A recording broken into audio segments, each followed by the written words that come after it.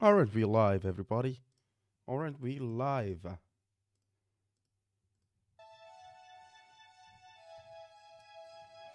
On this very special Valentine's Day.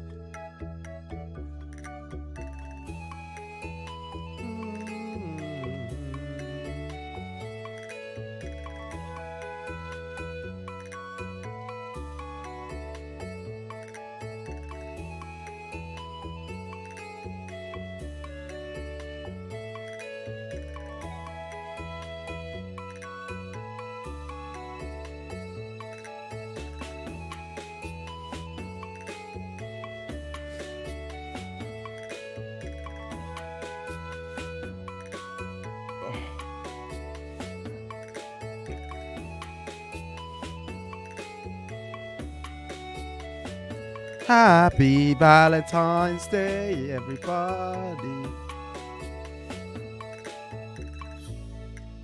How's my chat, chat, chat, chat, chat, chat, chat, chat, chat?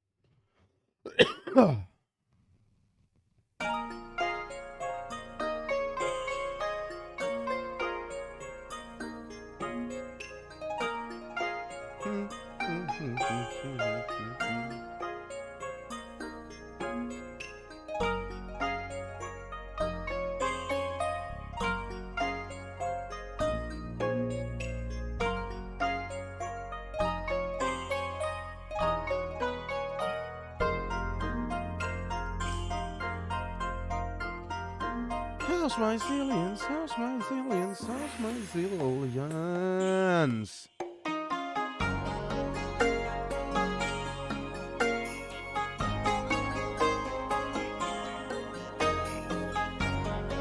How's my zillions?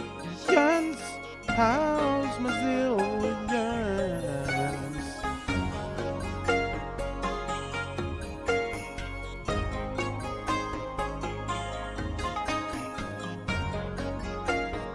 How's my zillions? How's my zillions?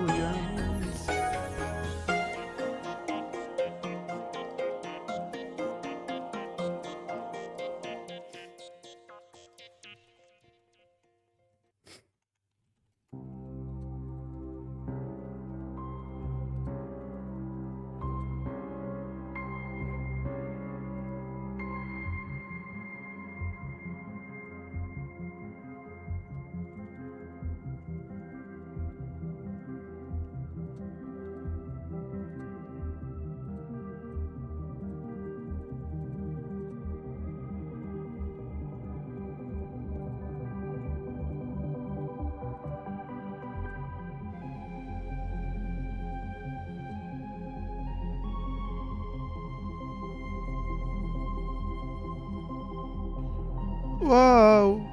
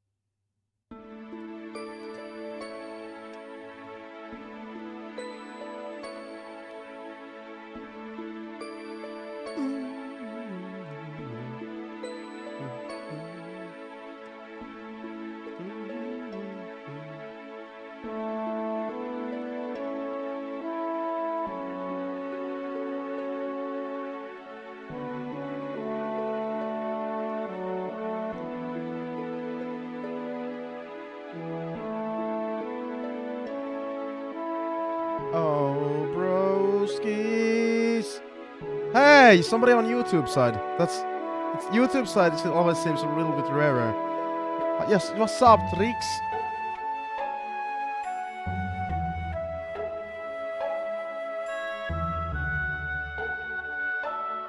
What's up, Olivia? What the heck?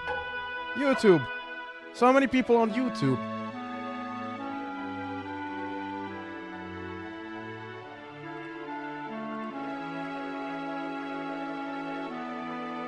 Alright.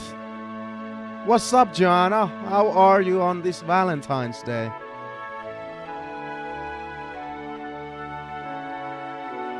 Don't be sad. Don't be sad if you don't have anybody. Just enjoy your friends, like how it is in Finland. So in the United States, Valentine's Day is like a romantic thing. In Finland, it's like a Friends Day, basically.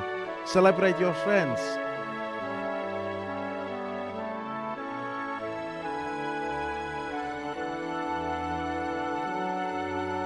What's up, Trix? What's up, Olivia?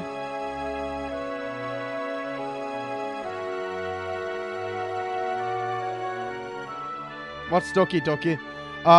It's an anime type of game. Except what the game doesn't tell you. It's basically a... I don't know if it's like a spoiler, but the game kind of reveals itself to be a horror game later on. Like, it goes from happy, typical anime game to a what the fuck am I playing?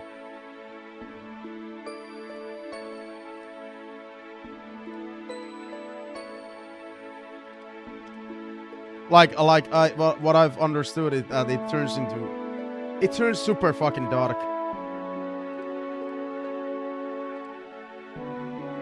Hey Jana, I just realized I never realized to ask you.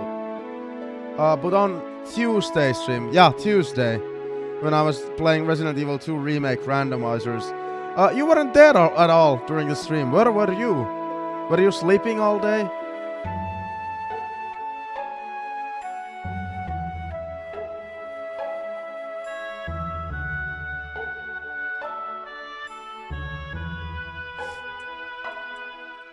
Yeah. No, yeah. Sorry, not Tuesday. Monday, Tuesday night. Yeah, you're correct. Yeah. On Tuesday I had an off day because, you know, the interview on Wednesday. I love horror games. Horror games are my number one thing. They are my number one thing. Even though I try to spice it up with variety, horror is my main focus.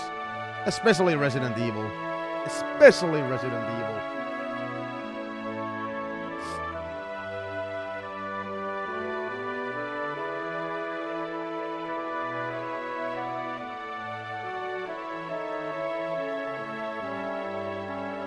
Babysitting. Grandma's dog. Oh, those dogs. You mean those dogs that always fucking barked at me? Like every fucking time? We have Valentine's Day themed music today. This only happens once a year, so I didn't see a reason to get a stream starting soon screen for Valentine's Day.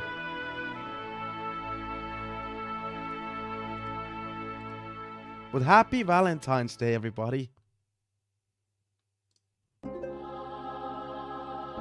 I've got coffee ready. I also have Prime in the freezer.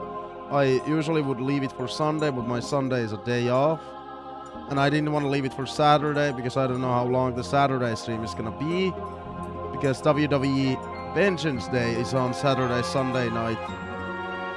So I'm kind of afraid for spoilers again. But I want to stream. I genuinely want to stream.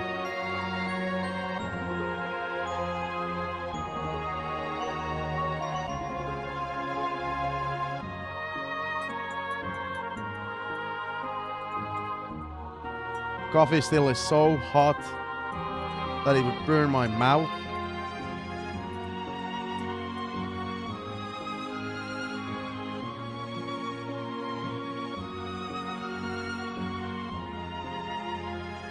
Happy Valentine's Day to you as well, Trix.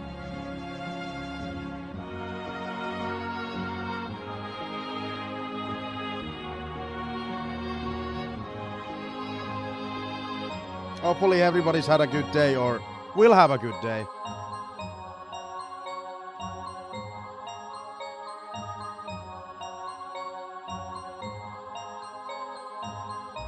Oh my god. Now I've done it. Now I've done it.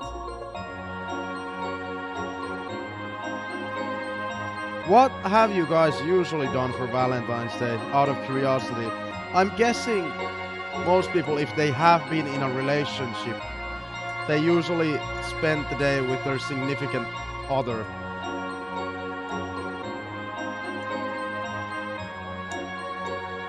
This is like ASMR, this coffee thing. Hang on. Yikes.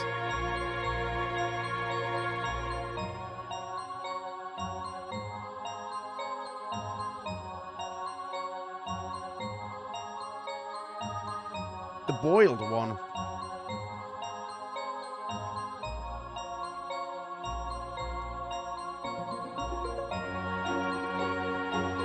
No, that doesn't sound familiar at all. I only decided to make my channel horror focused last year. Like, I'm playing Silent Hill franchise for the first time. Currently, that's on a little bit of a break. Because every week I do a wheel that decides the schedule / the themes for the week.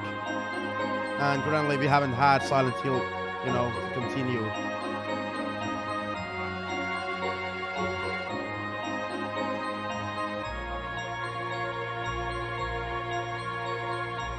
More ASMR. Oh god, it's burning my mouth. Oh.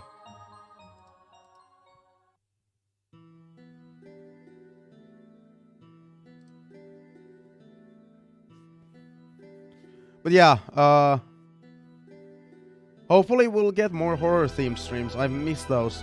The wheel has just been not kind to us. I kind of got the wheel idea from... Have you guys seen the Roll for Sandwich series on TikTok? Or, you know, how many... That Roll for Sandwich series spawned so many other series on TikToks. We have Roll for Cereal, Roll for Movie I saw once. I think that chick just kind of ended that show, which sucks because I thought she had something very unique with it. There was Roll for Barbecue, Roll for Noodles, Roll... Like, they spawned a huge... Like, people were in the comments were saying, it's a huge universe.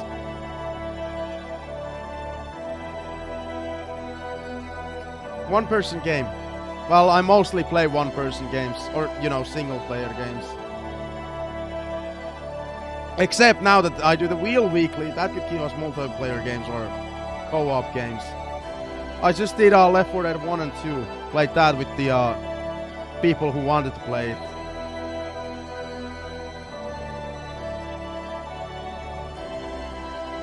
Oh yeah, I might open Steam now.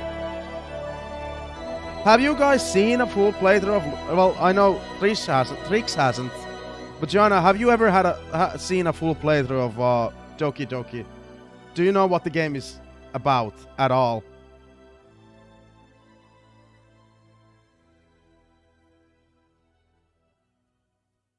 Because that...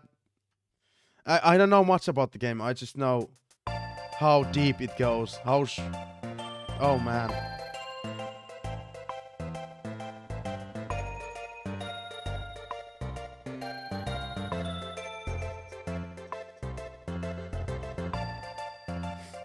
Hits you missed weekend deal. I missed weekend deals and I have Steam gift cards. Come on.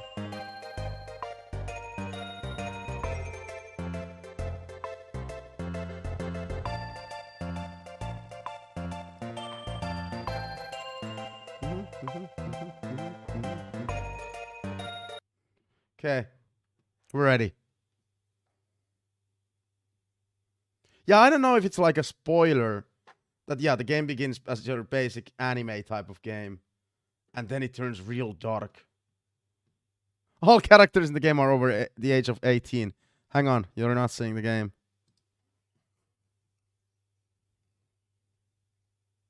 Is this one of those games that just... The game capture doesn't work?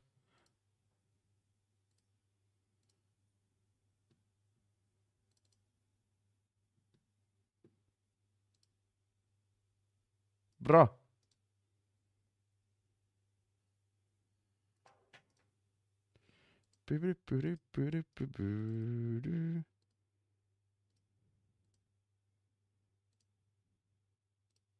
Okay, yeah, this is just one of those. No!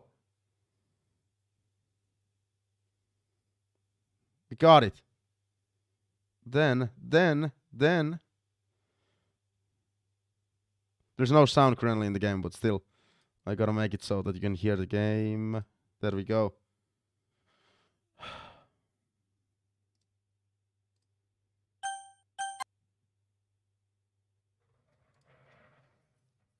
Okay. Trix BRB. Yeah. Metaverse. All characters in this game are over the age of 18.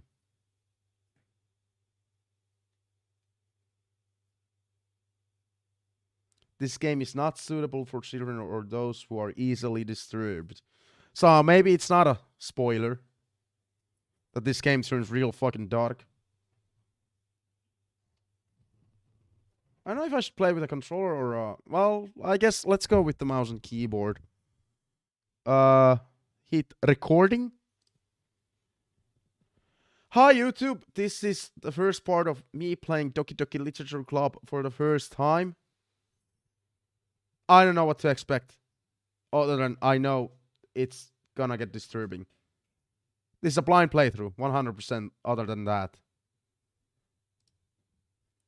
Individuals suffering from anxiety or depression may not have a positive experience playing this game. Joanna, you gotta go. Jana?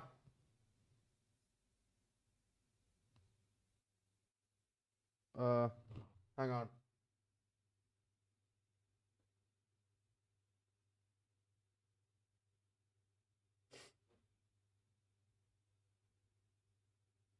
I don't know what's a good audio for this.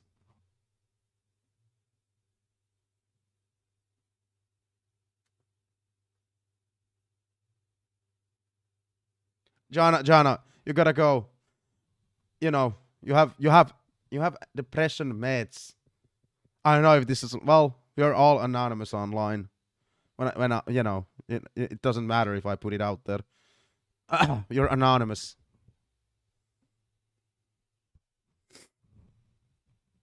Just Jana, listen. Let me take care of this.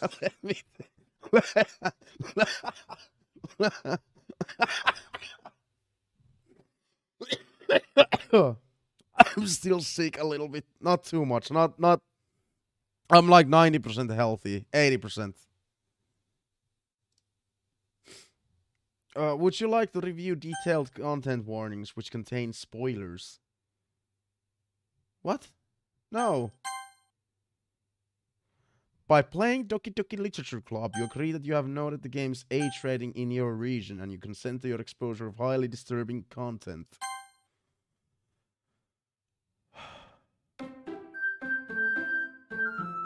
Again, the game starts like a basic anime game. Dude, it's so loud. Hang on.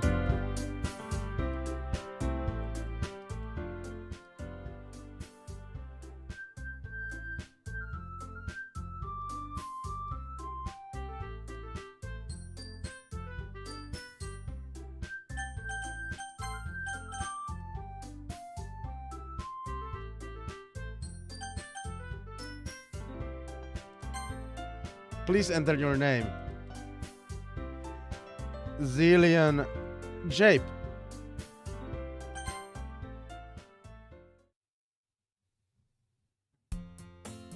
Hey! Oh, this is gonna be a lot of reading again. This is like playing Phoenix Wright. That's a franchise we're gonna continue when the wheel decides to keep. At some point, we're gonna continue it. Trust me. I see an annoying girl running toward me from the distance, waving her arms in the air like she's totally oblivious to any attention she might draw to herself. That girl is Sayori, my neighbor and a good friend since we were children.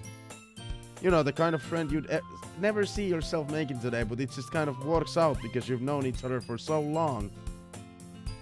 We used to walk to school together on days like this, but starting around high school, she would oversleep more and more frequently and I would get tired of waiting up. But if she's going to chase after me like this, I almost feel better off running away.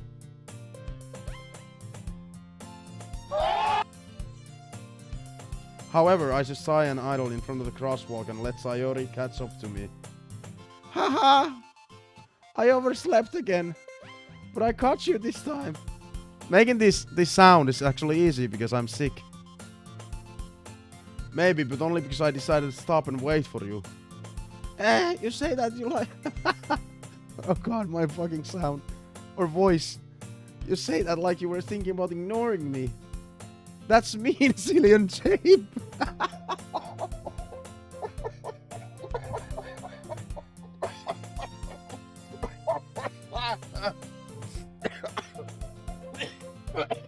Oh, I shouldn't have chosen ZillionJape. That's awful. Oh god.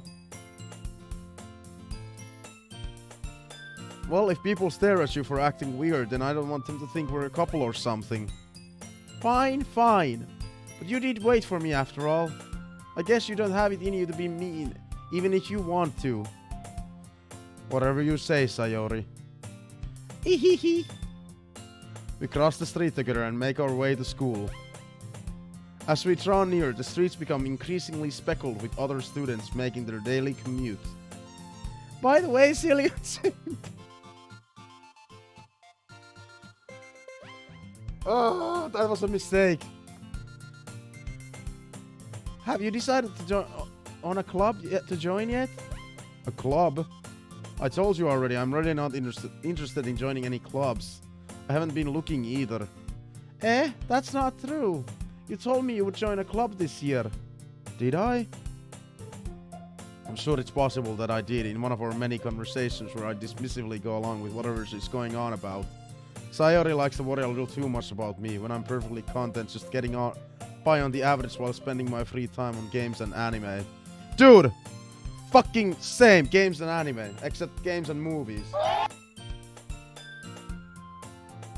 Uh-huh. I was talking about how I'm worried that you won't learn how to socialize or have any skills before college. Your happiness is really important to me, you know? And I know you're happy now, but I die at the thought of you becoming a NEET in a few years because you're not used to the real world. You trust me, right? Don't make me keep worrying about you. Alright, alright. I'll look at a few clubs if it makes you happy. No promises though, so I can save in the middle here.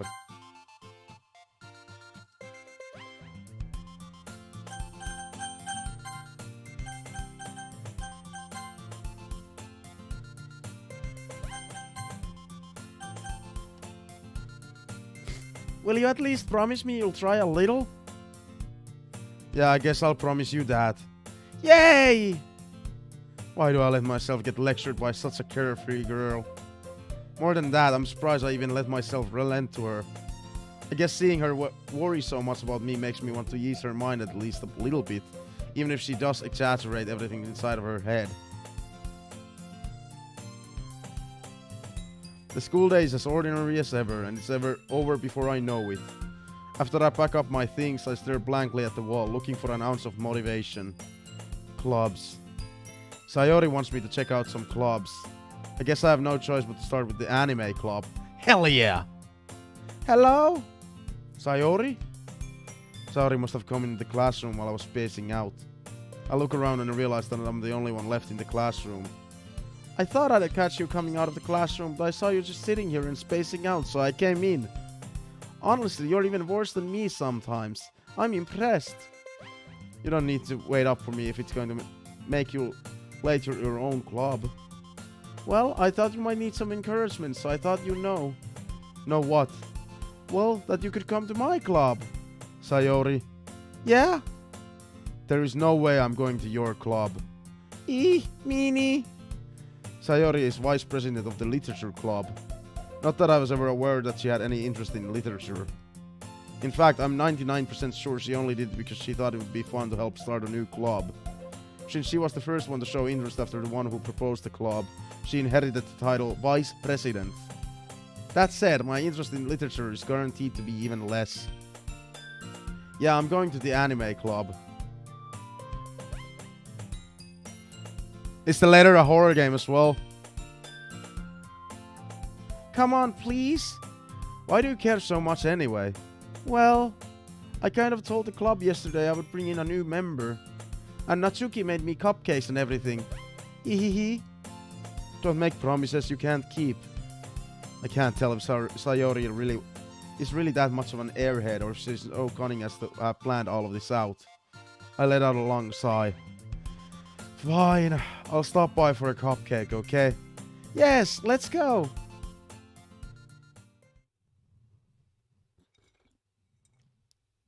Whoa, the letter sounds like something I could play on Valentine's Day. If that's the case. Because my coworker actually gave me this idea. What if every Valentine's Day you play some anime-esque like horror games? And thus today marks the day I sold my soul for a cupcake. I dejectedly follow Sayori across the school and upstairs, a section of the school I rarely visit. Sayori, full of energy, swings open the classroom door. Everyone, the new member is here. I told you, don't call me a new member. I glance around the room. Welcome to the literature club. It's a pleasure meeting you. Sayori always says nice things about you. Seriously, you brought a boy? Way to kill the atmosphere. Ah, ZillionJape.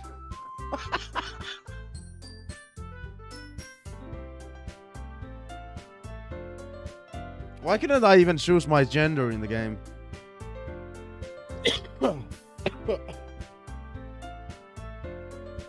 What a nice surprise. Welcome to the club. All words escape me in this situation. This club is full of incredibly cute girls. Gender neutral. Well, they just called me a boy. That's the thing. Like, I thought my character was gender neutral, but they called me a boy.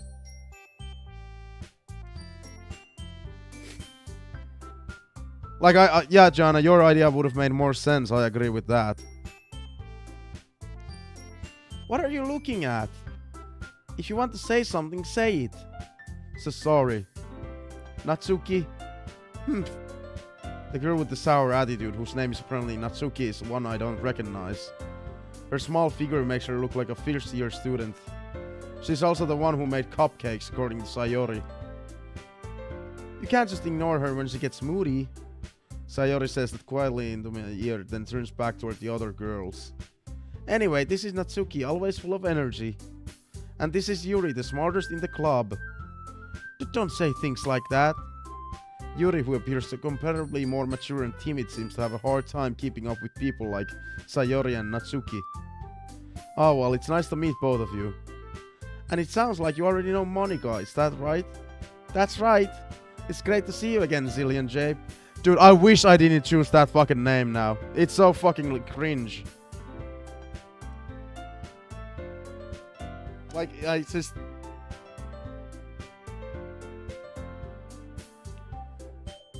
Oh, it's so cringe. I wish I had more of a natural name.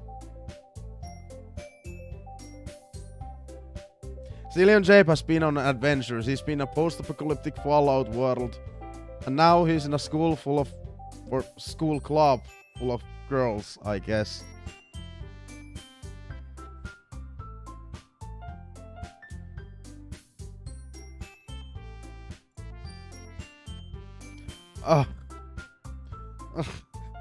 Monica smiles sweetly.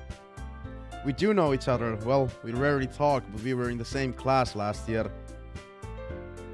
Monica was probably the most popular girl in class. Smart, beautiful, athletic. Basically, completely out of my league. So, having her smile at me so genuinely feels a little... You too, Monica? Come sit down, ZillionJape. Oh, okay, I gotta stop laughing at that. Oh. Sorry about that, babe. We made room for you at the table so you can sit next to me or Monica. I'll get the cupcakes. Hey, I made them. I'll get them. Sorry, I got a little too excited. Then how about I make some tea as well? Hey, I drink coffee. The girls have a few desks arranged to form a table. As Sayori mentioned, it's been widened so that there is one space next to Monica and one space next to Sayori. Natsuki and Yuri walk over to the corner of the room where Natsuki grabs a wrapped tray and Yuri opens the closet. Still feeling awkward, I take a seat next to Sayori. Natsuki proudly marches back to the table, tray in hand. I'm sorry if I'm butchering these names, by the way. Okay, are you ready? Ta-da! Whoa! Natsuki lifts the foil of the tray to reveal a dozen white fluffy cupcakes decorated that look like little cats. The whiskers are drawn with icing and little pieces of chocolate were used to make ears. So cute! I had no idea you were so good at baking, Natsuki. Well, you know. Just hurry and take one. Sayori grabs one first, then Monica. I follow. It's delicious! Sayori talks with her mouth full and has already managed to get icing on her face. I turn the cupcake around in my fingers, looking for the best angle to take a bite. Natsuki is quiet. I can't help but notice her sneaking glances in my direction. Is she waiting for me to take a bite? I finally bite down. The icing is sweet and full of flavor. I wonder if she made it herself. This is really good. Thank you, Natsuki. But why are you thanking me? It's not like Haven't I heard this somewhere before? Made them for you or anything? I thought you technically did. Sayori said, well, maybe. But not for you know, you, dummy. Alright. I give up on Natsuki's weird logic and dismiss the conversation. Yuri returns to the table carrying a tea set. She carefully places a teacup in front of each of us before setting down the teapot next to the cupcake tray. You keep a whole tea set in this classroom? Don't worry, the teachers gave us permission. After all, doesn't a hot cup of tea help you enjoy a good book? I guess. Don't let yourself get intimidated. Yuri's just trying to impress you. That's not... Insulted, Yuri looks away. I meant that, you know, I believe you. Is this gonna be a romance game? Well, tea and reading might not be a pastime for me, but I at least enjoy tea. I'm glad. Yuri faintly smiles to herself in relief. Monika raises an eyebrow, then smiles at me. So what made you consider the literature club? I was afraid of this question. Something tells me I shouldn't tell Monika that I was practically tracked here by Sayori. Well, I haven't joined any clubs yet, and Sayori seemed really happy here, so... That's okay, don't be embarrassed. Well, we'll make sure you feel right at home, okay? As president of the literature club, it's my duty to make the club fun and exciting for everyone. Monika, I'm surprised. How come you decided to start your own club? You could probably be a board member for any of the major clubs. Weren't you a leader of the debate club last year? Well, you know.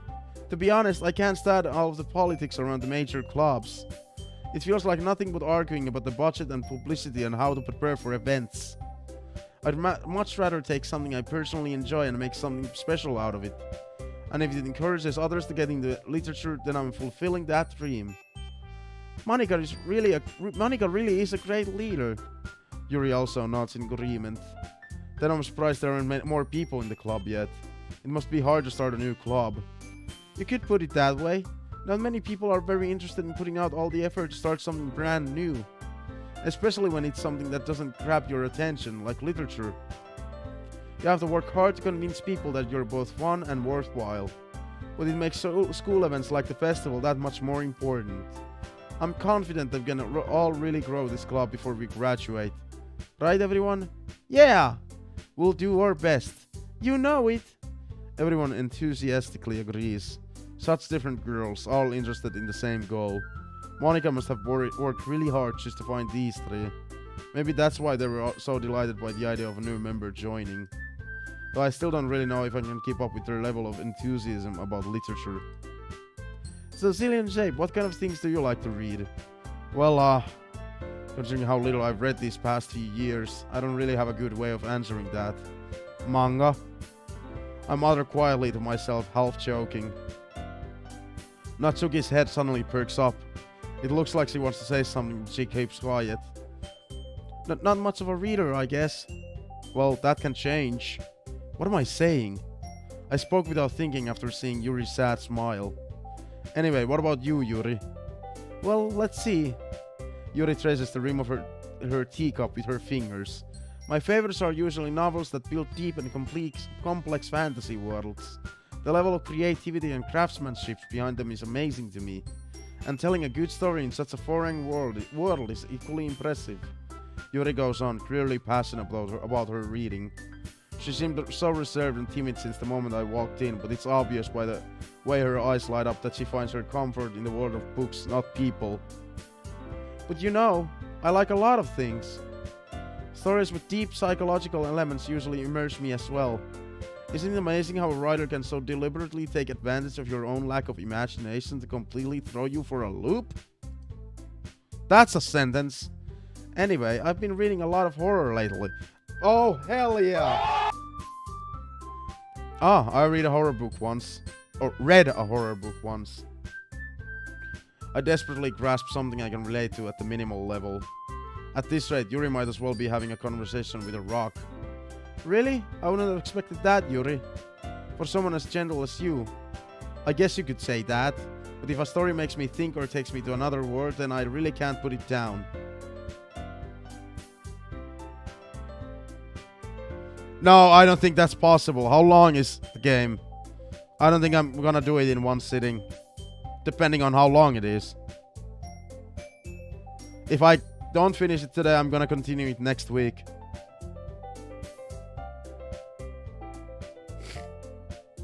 Surreal horror is often very successful at changing the way you look at the world, if only for a brief moment. I hate horror. Fuck you! Oh, why's that? Well, I just... Natsuki's eyes start over to me for a split second. Never mind. That's right, you usually like to write about cute things, don't you, Natsuki? What? What gives you that idea? 6 hours long. Yeah, we're not beating it today, then. You left a piece of scrap paper behind last club meeting. It looked like you were working on a poem called Don't Say It Out Loud, and give that back. Fine, fine. Hey, your cupcakes, your poems. Everything you do is just as cute as you are. Sayori slides up behind Natsuki and puts her hands on her shoulders. I'm not cute! Natsuki, you write your own poems? Well, I guess sometimes. Why do you care? I think that's impressive. Why don't you share them sometime? No! Natsuki averts her eyes. You wouldn't like them. Ah, not a very confident writer yet. I understand how Natsuki feels. Sharing that level of writing takes more than just confidence. The truest form of writing is writing to oneself. You must be willing to open up your readers, exposing your vulnerabilities and showing even the deepest reaches of your heart. Nothing has been spoiled other than I know it's actually a horror game. Do you have writing experience too, Yuri? Maybe if you share some of your work, you can set an example and help Natsuki feel comfortable enough to share hers.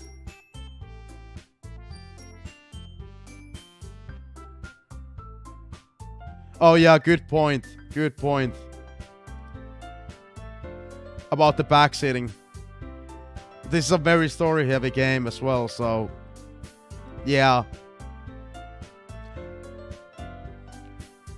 I guess it's the same for Yuri.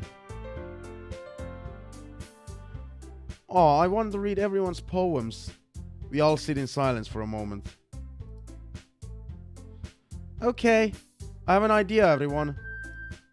Natsuki and Yuri look quizzically at Monika. Let's all go home and write a poem of our own. Then next time we meet, we'll share them with each other. That way everyone is even. Yeah, let's do it. Plus now that we have a new member, I think it will help us all get a little more comfortable with each other and strengthen the bond of the club. Isn't that right, ZillionJape? I hate that name. Like, I love it as my username online. But I wish I could have chosen something different.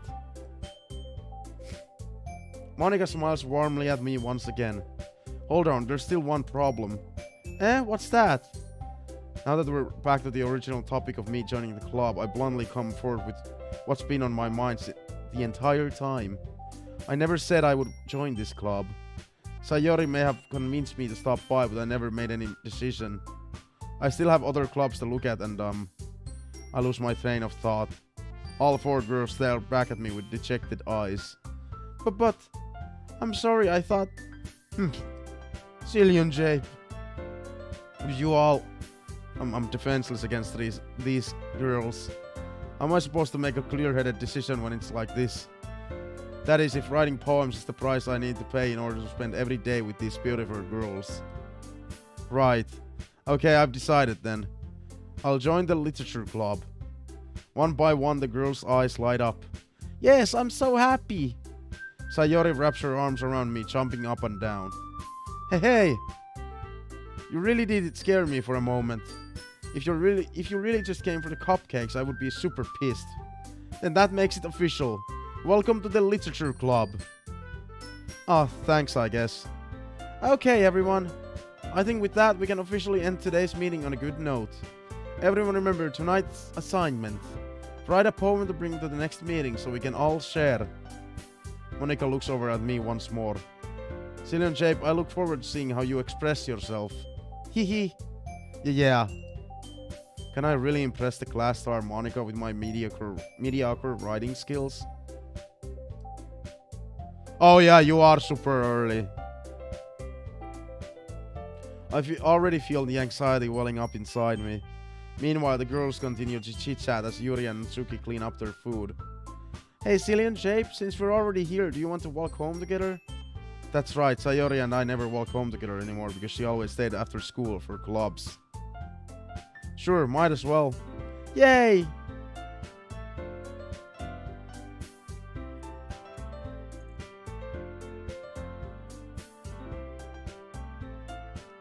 With that, the two of us depart the club room and make our way home.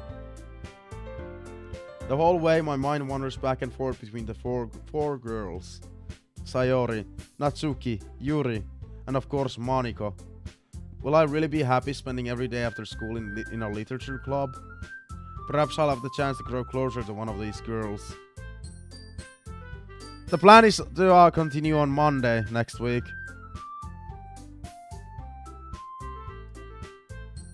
Alright.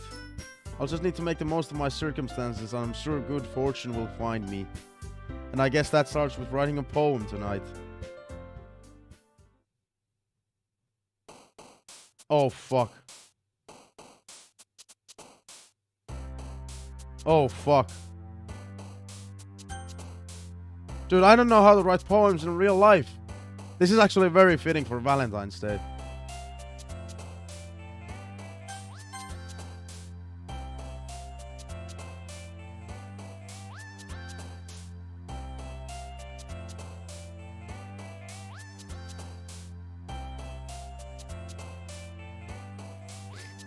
You used to write a lot of poems, really? Captive. Passion. Horror.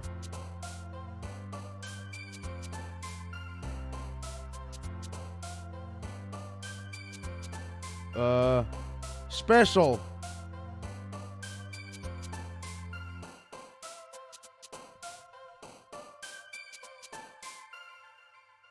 Adventure.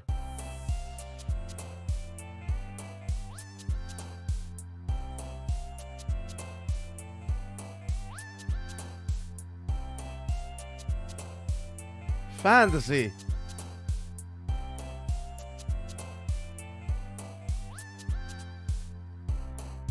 Candy. Lost.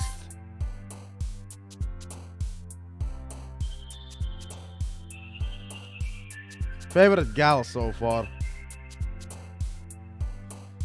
I don't even know.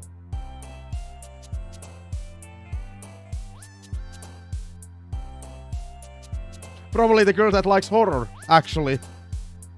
I'm bad with names. Because fucking horror. Horror, come on.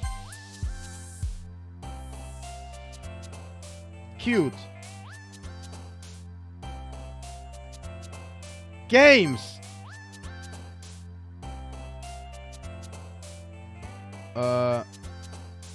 Nature. Vacation.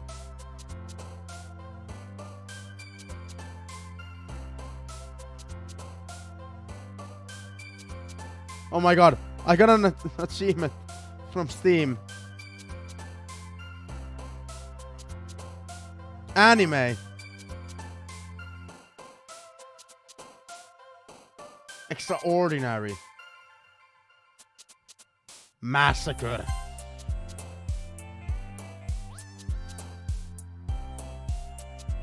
Music. Fun. Kawaii.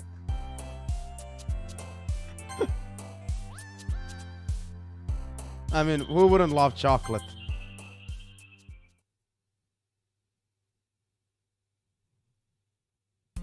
Oh god.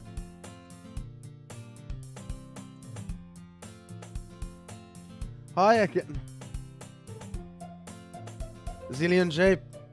Glad to see you didn't run away on us. Haha. Nah, don't worry. This might be a little strange for me, but I at least keep my word. Well, I'm back at the literature club. I was the last to come in, so everyone else is already hanging out. Thanks for keeping your promise, ZillionJape. I hope this isn't too overwhelming of a commitment for you, making you dive headfirst into literature when you're not accustomed to it. Oh come on, like he deserves any slack. Sayori told me you didn't even want to join in any clubs this year. And last year too. I don't know if you plan to just come here and hang out or what, but if you don't take us seriously, then you won't see the end of it. Natsuki, you certainly have a big mouth for someone who keeps her manga collection in the club room. Natsuki finds herself stuck between saying Monica and manga. Manga is literature! Swiftly defeated, Natsuki plops back into her seat. Don't worry, guys. ZillionJape always gives his best as long as he's having fun. He helps with the busy work without me even asking. Like cooking and cleaning my room. How dependable. Sayori, that's because your room is so messy it's distracting. And you almost set your house on fire once. Is that so? You two are really good friends, aren't you? I might be a little jealous. How come? You and ZillionJape can become good friends too. Sayori? As usual, Sayori seems oblivious to the weird situation she just put me into. Oh, Yuri even brought you something today, you know? Wait, Sayori! Me? Not really. Don't be shy. It's really nothing. What is it? Never mind. Sayori made it sound like a big deal when it's really not. Oh, what do I do? I'm sorry, Yuri, I wasn't thinking. I guess that means it's up to me to rescue this situation. Hey, don't worry about it. First of all, I wasn't expecting anything in the first place. So any nice gesture from you is a pleasant surprise. It'll make me happy no matter what. Is that so? Yeah, I won't make a big deal if you don't want it to be. Alright. Well, here. Yuri reaches into her bag and pulls out a book. I didn't want you to feel left out, so I picked out a book that I thought you might enjoy. It's a short read, so it should keep your attention, even if you don't usually read. And we could, you know, discuss it if you wanted. That sounds like a date! How is this girl accidentally being so cute? She even picked out a book she thinks I like, despite me not reading much. Yuri, thank you, I'll definitely read this. I enthusiastically take the book. Phew! Well, you can read it at your own pace. I look forward to hearing what you think. Now that everyone's settled in, I expected Monica to kick off some scheduled activities for the club. But that doesn't seem to be the case. Sayori and Monica are having a cheery conversation in the corner. Yuri's face is already buried in a book. I can't help but notice her intense expression, like she was waiting for this chance. Meanwhile, Natsuki is rummaging around in the closet. Let's go, Yuri! Oh my god, hey Opaliskis, it's been fucking ages since I've seen your name again. You're probably busy in the weeks. Like Monday to Friday. I have a winter break next week. Man, it looks like no one wants to be bothered today. I slumped down into the nearest desk. Jobbies. That's the best word for job. How am I supposed to occupy myself with something literature related by myself like this? I guess I could always read some of the book Yuri gave me, but I'm feeling a little too tired to read. I could probably fall asleep right now. I close my eyes and end up listening on Sayori's conversation with Monica. They're probably gonna seem really lame compared to all the other clubs though. Well, we can't give up. The festival is our chance to show everyone what literature is all about. The problem is that the idea of literature club sounds too dense and intellectual. But it's not like that at all, you know. We just need a way of showing that to everyone. Something that speaks to their creative minds. That doesn't solve the problem though. What do you mean? Even if you come up with the most fun thing ever, nobody will come in the first place if it's a literature event. Opaliskis, this was the perfect game to choose for Valentine's Day. See, this game sends you that, I don't know if you know anything about this game. It sends you that this feeling that it's a typical anime girl game, whatever, but it's actually a horror game. The game warns you when you start the game. Are you sure you wanna play this game? You need to be over 18. Don't play this game if you have depression or anxiety. So, we're into some heavy shit.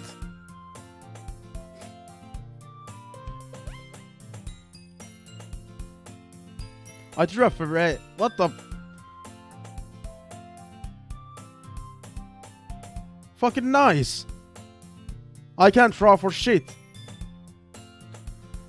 So it's more important to figure out how to get people to show up in the first place, you know? And after they come, we can do the thing to speak to their creative minds. What's this? Sayori is taking this really seriously. It's rare to hear her deliberating like this. Huh, that's a good point. In that case, do you think food will do the trick? Food always does the trick! Well, what kind? I guess we could... Cupcakes! If I see pictured poops... Dude! No! Because YouTube... Daddy YouTube will get mad and then they will ban my account. Aha, good thinking. Natsuki would love to do that. Ah, you're right. Natsuki makes me the best cupcakes. That works out perfectly. That wasn't why you suggested it? Cupcakes speak to my creative tummy. Cupcakes it is then. I'm hungry. Anyway, we still need to work out the details of the event itself. I find myself smiling. In the end, Sayori is still her usual self. But therein lies the unexpected reason I admire her. Unlike me, who has trouble finding any motivation at all, Sayori can put her mind to things and make them come to life. I suppose that's why I end up letting her get on my case about things. I can't help but wonder what it would be like to see the world through her eyes. Coffee time? Before my coffee gets fucking cold. Why is she right next to my fucking face? Wow! I open my eyes to find Sayori's face filling my vision. I nearly fall out of my chair. Sorry. Wait. Actually, I'm not sorry at all. It's your fault for sleeping like that. This isn't the napping club. Does our school have a napping club? You're staying up late again, aren't you? Now that you're in a club, you're gonna have less time for anime, you know?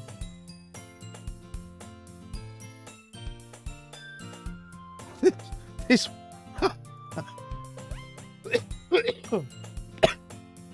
These fucking characters. I'm sorry, I'm still sick.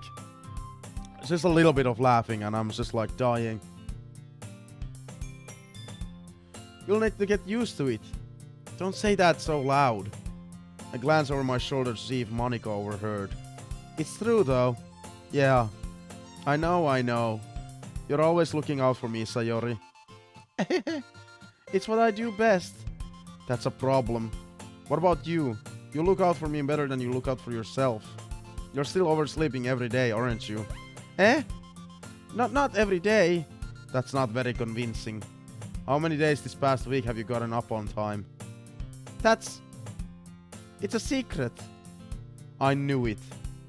Come on. At least give me the benefit of the doubt. I can't even do that. Look, Sayori, it's written all over you. Eh? Sayori glances around at herself. How is it written all over me? You were clearly in a rush this morning. Look, your hair is sticking out all around here. Ah! I run my fingertips down the side of Sayori's hair, trying to straighten it out. Man, you really need a brush for this. My hair is just really hard to get right. I won't fall for that. There's more than just your hair. Look, your bow isn't straight either. And there's a toothpaste stain on your collar right there.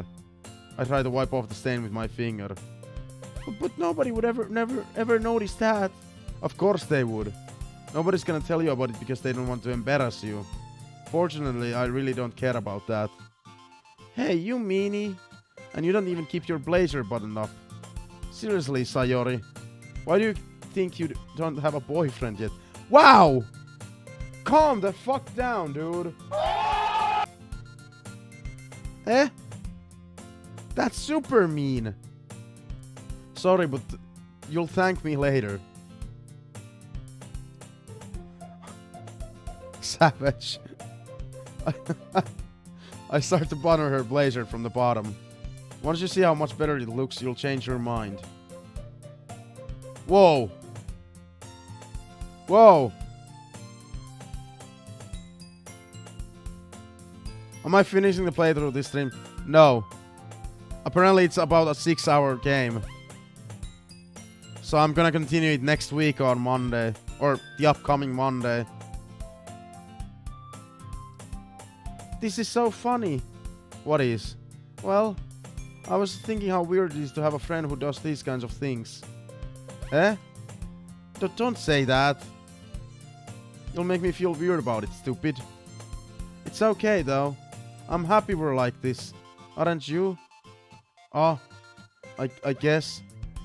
Hey, be careful. The button might come off. Why is this one so hard to close? What am I playing? I want to do this every year for Valentine's Day now. This is a good Valentine's Day tradition. Oh. Oh my god. Oh my god. Hey! Who's taking photos? I struggle to fully close the button near her chest. Does this thing even fit you properly? Hehehe. It did when I bought it. Sigh. If you ever buttoned it, you would have noticed sooner that it doesn't fit you anymore. What are you smiling about?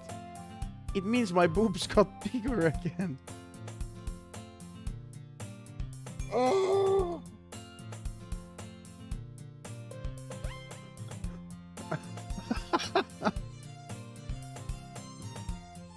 Oh god. Oh, this game is awesome. Fucking tea. Don't say that out loud.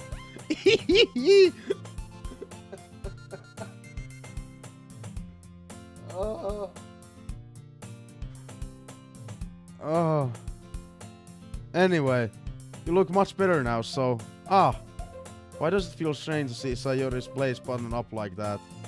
But it's so stuffy. Ooh, it's not worth it at all. Sayori hastily unbuttons her blazer once more. So we didn't even close... Oh my god. Phew. That's so much better. Sayori puts her arms out and twirls around. So if I keep it unbuttoned, then I won't get a boyfriend, right? What kind of logic is that?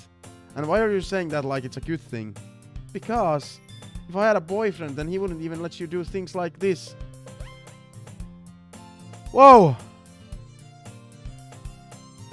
Whoa!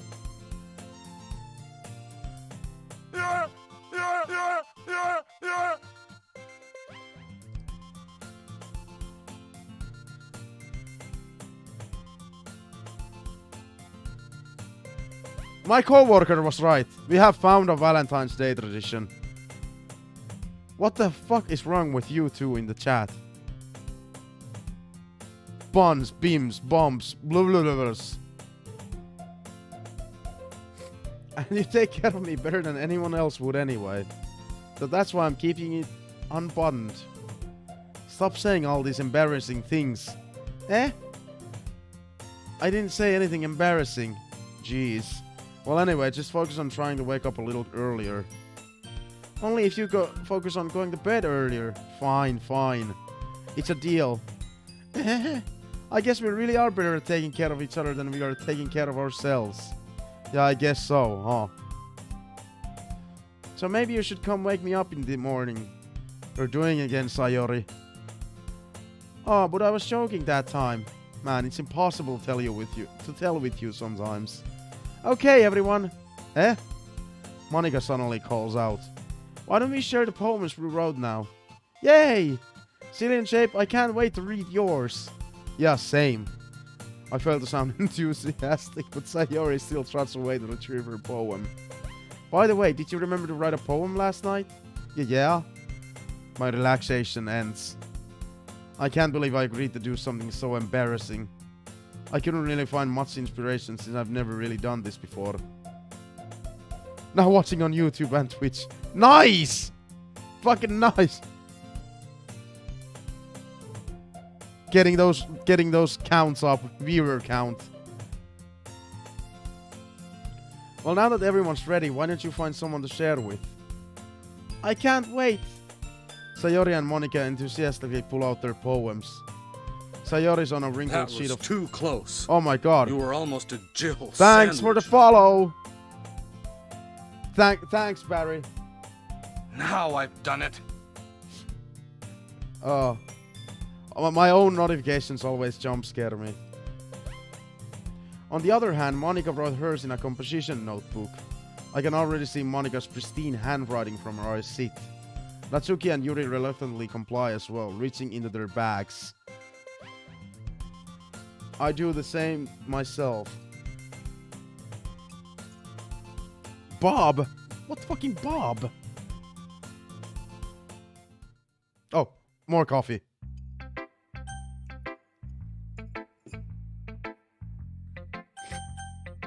Oh, of course we're gonna go with Yuri. That's our love of the game. You wanna know...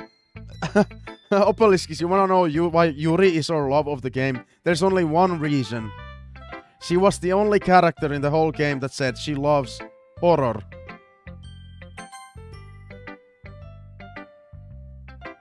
Yeah, coffee's the fucking best. I have coffee on every stream. I don't remember the last time I've missed a stream. Yuri seems the most experienced, so I should start with her. I can trust her opinion to be fair. Coffee.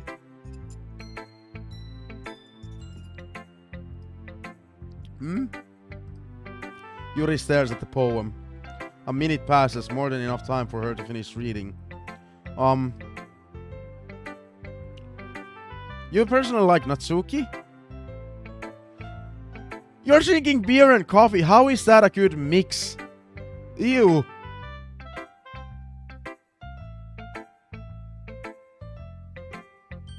Yeah, that's what I was asking at the same time. Ew. Natsuki, yeah, Natsuki is also very good. But Yuri liked horror. I fucking love horror movies and games, so you know, horror. Oh, so sorry. I forgot to start speaking.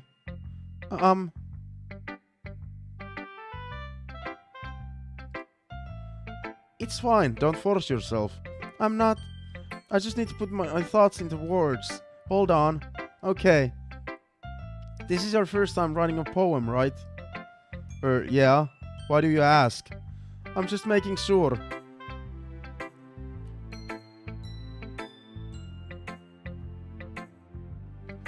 I guess that it might be after reading through it. Ah, so it's that bad. No!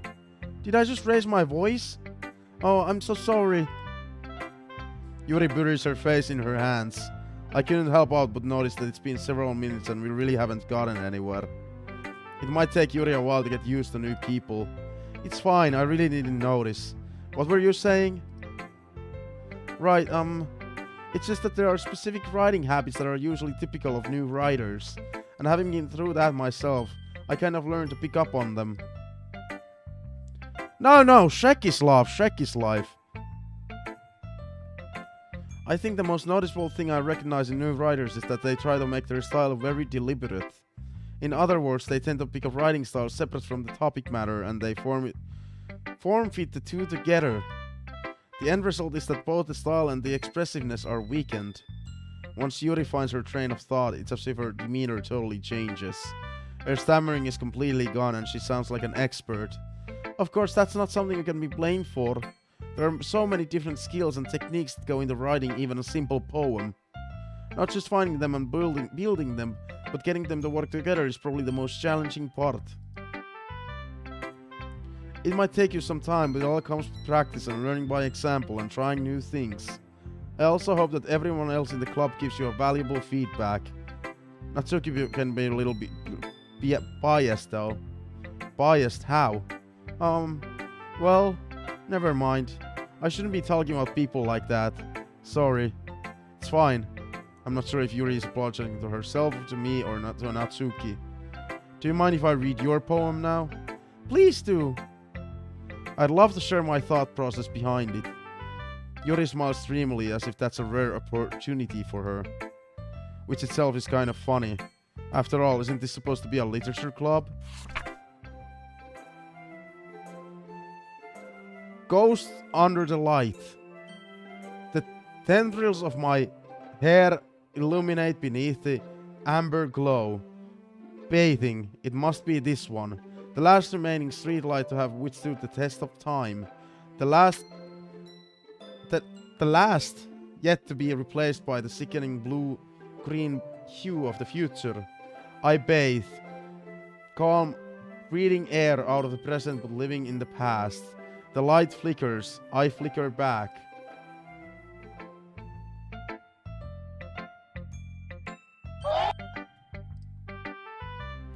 I'm sorry, I have such a terrible handwriting. What? Actually, I was thinking that. I couldn't read that. I'm not good at reading. What's that writing style called? I've forgotten what it's called in English. But it took you a long time to read. Oh shit, sorry. Ah. Well, I just don't read scripts very often. I actually think your handwriting is pretty. Eh? That's a relief.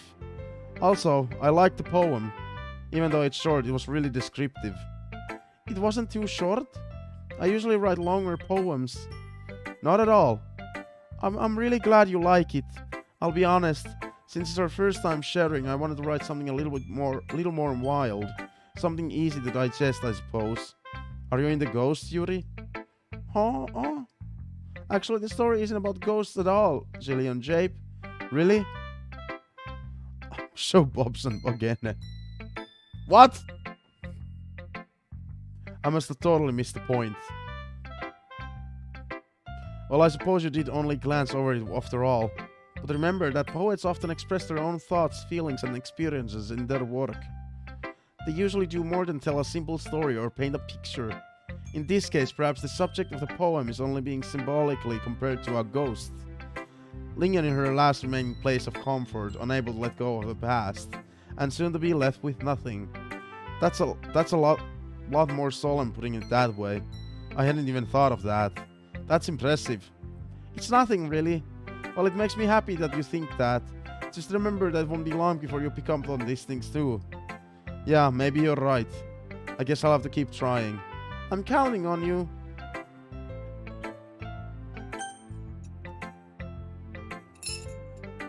Let's go with our second best bay.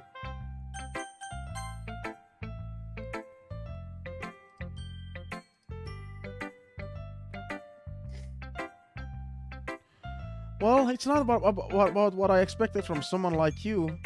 That's a little blunt. Well, excuse me. It's not like I said it was bad. It just didn't invoke any emotions. So basically, it's not cute enough for your tastes. Do you want to get smacked?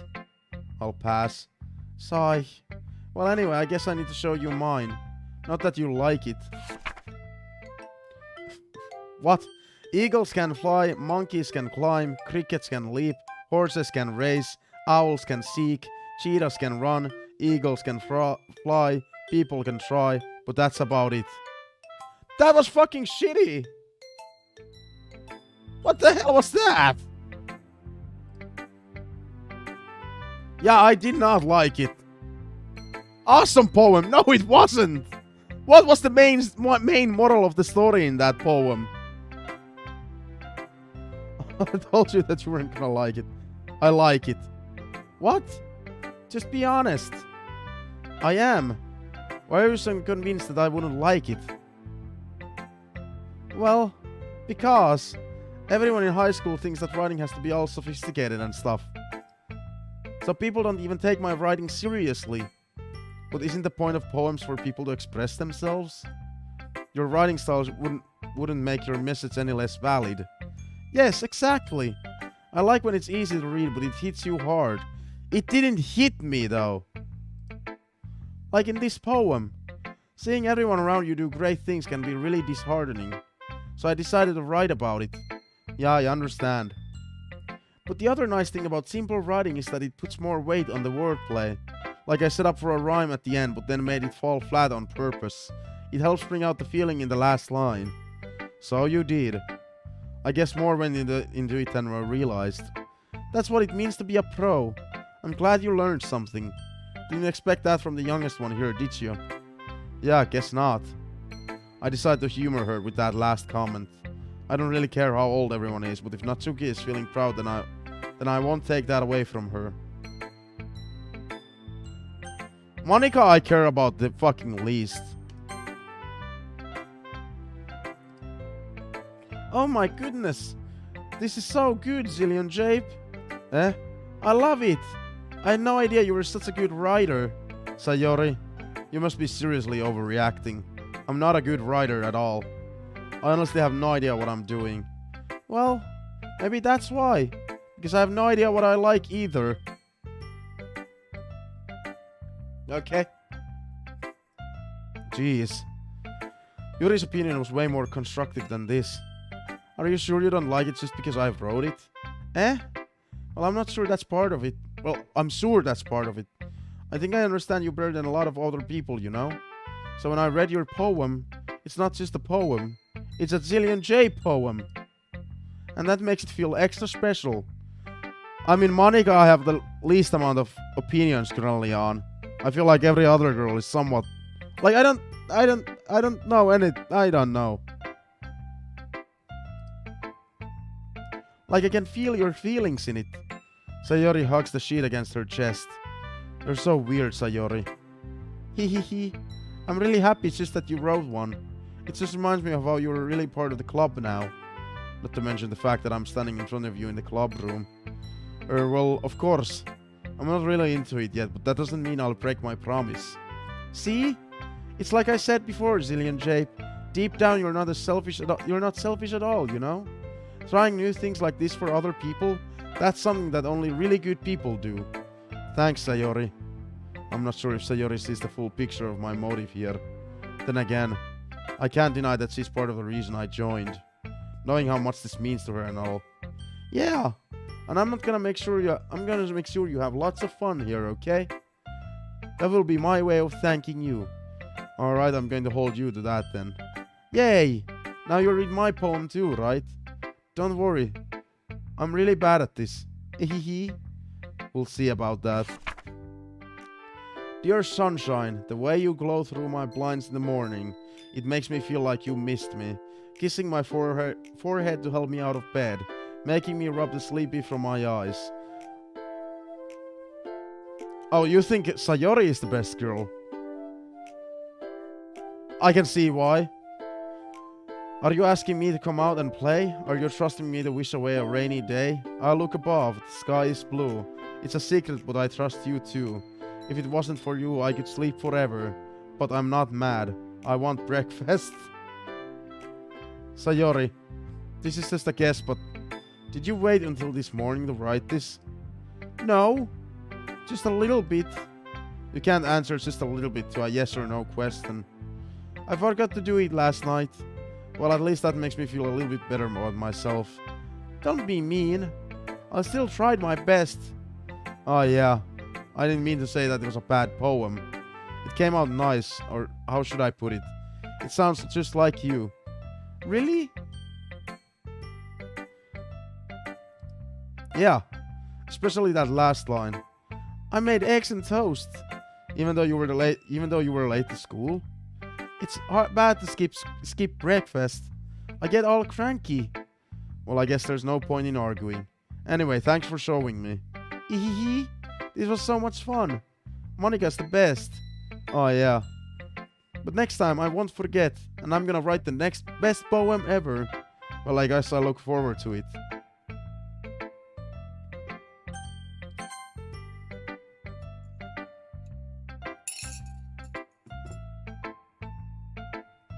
Hi, ZillionJape. Having a good time so far? Oh yeah. Good, glad to hear it.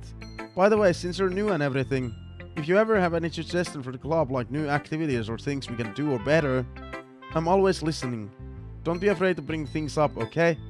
Alright, I'll keep that in mind. Of course, I'll be afraid to bring things up. I'm much better off just going with the flow until I'm more settled in. Anyway, want to share your poem with me? It's kind of embarrassing, but I guess I have to. Ahaha! Don't worry, ZillionJape. We're all a little embarrassed today, you know? But it's that sort of barrier that we'll all learn to get past soon. Yep, that's true. I hand Monica my poem. I like this one. It makes me think of something Sayori would like. Is that so? You and Sayori are really good friends, right?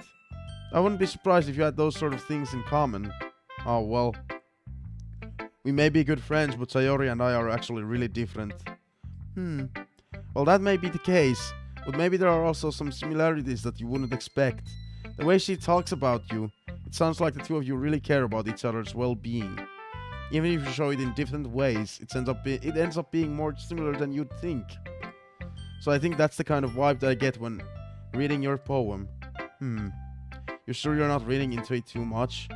I could be. Oh gosh, I sound like Yuri. But in any case, Sayori's writing has kind of a general feel to it. I can tell that she likes exploring them with emotions like happiness and sadness. Who knew that someone is so happy would enjoy sad things too? Yeah, that's totally unexpected. Well, to each their own. And you shouldn't be afraid to experiment a little bit either. I'm sure I'll end up trying different things a lot. It could take a while before I feel comfortable doing this. That's okay. I'd love to see you try new things. That's the way to find the kind of style that suits you. Everyone else might be a little bit biased toward their own kinds of styles, but I'll always help you find what suits you the most. So don't force yourself to write the way everyone else wants you to write. It's not like you have to worry about impressing them or anything. Ha ha ha. Ha ha ha. Anyway, do you want to read my poem now? Don't worry, I'm not very good. You sound pretty confident for someone who claims to be not very good. Well, that's because I have to sound confident. That doesn't mean I always feel that way, you know? I see. I don't. Well, let's read it then. Hole in wall. It couldn't have been me. Hole in wall, Silent Hill 4? See, the direction of the spackle protrudes. A noisy neighbor, an angry boyfriend. I'll never know, I wasn't home. I peer inside for a clue. No, I can't see. I reel, blind like a film left out in the sun. But it's too late. My retinas already scorched with a permanent copy of the meaningless image. It's just a little hole. It wasn't too bright. It was too deep, stretching forever into everything. A hole of infinite choices. I realize now that I wasn't looking in. I was looking out, and he on the other side was looking in. So what do you think? Fucking shit! No, it was good. It's very freeform, if that's what you call it. Sorry, I'm not really the right person to ask for feedback. It's okay. Yeah, that kind of style has gotten pretty popular nowadays. That is, a lot of poems have been putting the emphasis on the timing between words and lines. When performed out loud, it can be really powerful. Haiku poems. I've read about them, but I don't exactly remember what haiku poems are. I like, that's a very familiar term, but I just can't remember what those are. What was the inspiration behind this one? Well, I'm not sure if I know how to put it. I guess you could say that I had some kind of epiphany recently. Yeah, there are different kind of poems, yeah. I guess all of these poems that we've read are different kind of poems. It's been influencing my poems a bit. An epiphany? Yeah, something like that. I'm kind of nervous to talk about deep stuff like that because it's kind of coming on strongly. Maybe after everyone is better friends with each other. Anyway, here's Monica's writing tip of the day. Sometimes when you're writing a poem or a story, your brain gets too fixated on a specific point. If you try so hard to make it perfect, then you'll never make any progress. Just force yourself to get something down on the paper and tidy it up later. Another way to think about it is this. If you keep your pen in the same spot for too long, you'll just get a big dark puddle of ink. Haiku is a 5-syllable preceded by 7 syllables and then another 5 syllables called the 5-7-5 format. It shapes into a little song of sorts. That is fucking cool. I know nothing about poems, so learning that little fact is fucking amazing. So just move your hand and go with the flow. That's my advice for today. Thanks for listening. I drank my coffee. I need a drink. I'm reading so much. Be right back in like 2 to 6 seconds.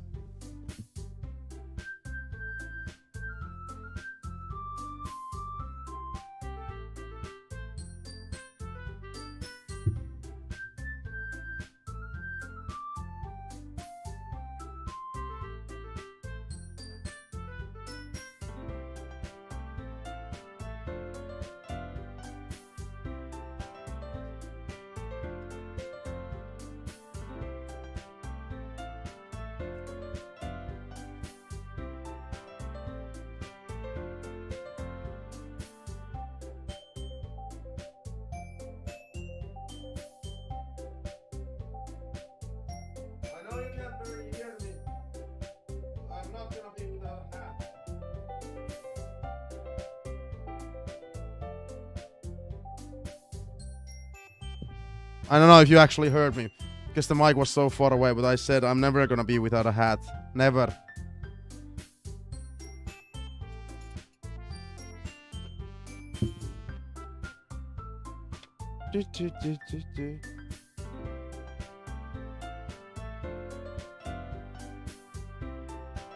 Phew.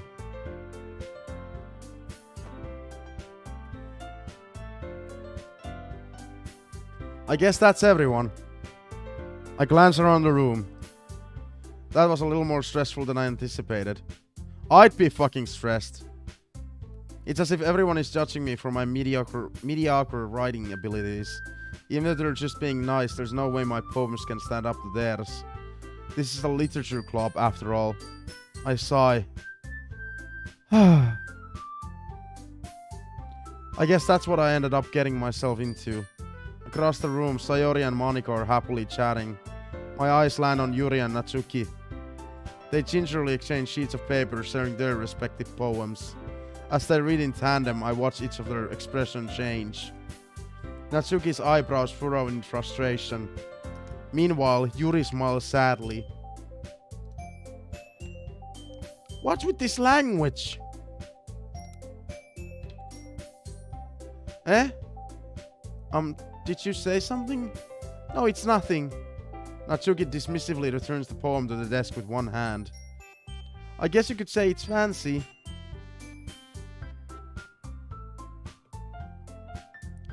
Ah, thanks. Yours is cute. Cute? Did you completely miss the symbolism or something? It's clear about the feeling of giving up. How can that be cute? I know that. I just meant the language, I guess. I was trying to say something nice. Eh? You mean you have to try and hard to come up with something nice to say? Thanks, but it really didn't come out nice at all. Well, I do have a couple of suggestions. If I was looking for suggestions, I would have asked someone who actually liked it.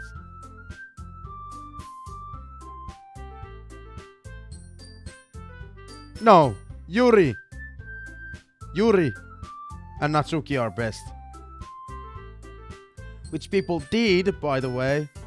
Sayori liked it, and ZillionJape did too. So based on that, I'll gladly give you some suggestions of my own. First of all, excuse me. I appreciate the offer, but I've spent a long time establishing my writing style. I don't expect it to change anytime soon unless, of course, I come across something particularly inspiring. Which I haven't yet.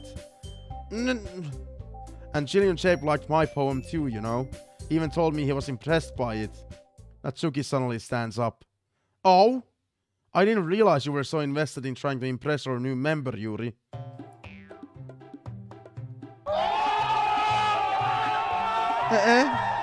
That's not what I... You're just... Yuri stands up as well. Maybe you're just jealous that ZillionJape appreciates my advice more than he appreciated yours. Huh? And how do you know he didn't appreciate my advice more? Are you that full of yourself? Oh, fuck. No. If I was full of myself, I would deliberately go out of my way to make everything I do overly cutesy. Ooh.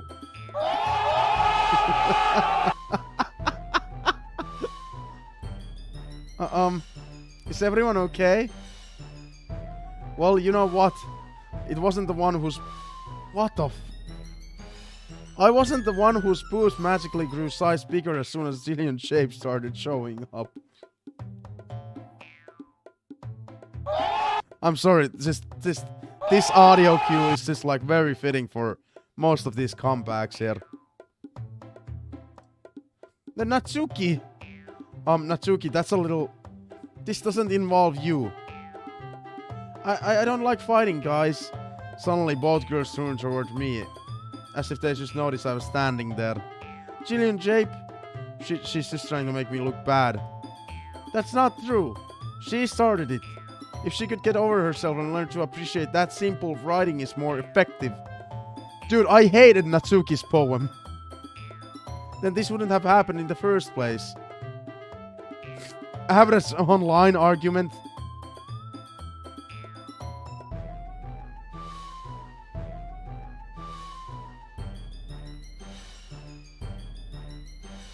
I think these girls have better comebacks than in an online argument. In online argument, it's more like, hey, I like PlayStation. Oh, you like PlayStation, you fucking faggot?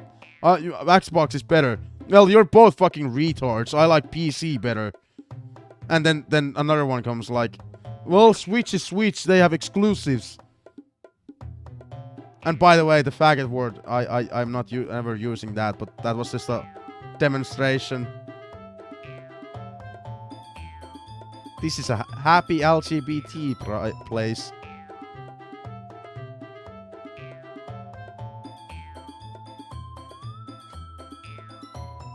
What's the point in making your poems all convoluted for no reason? Because poems usually have a deeper meaning.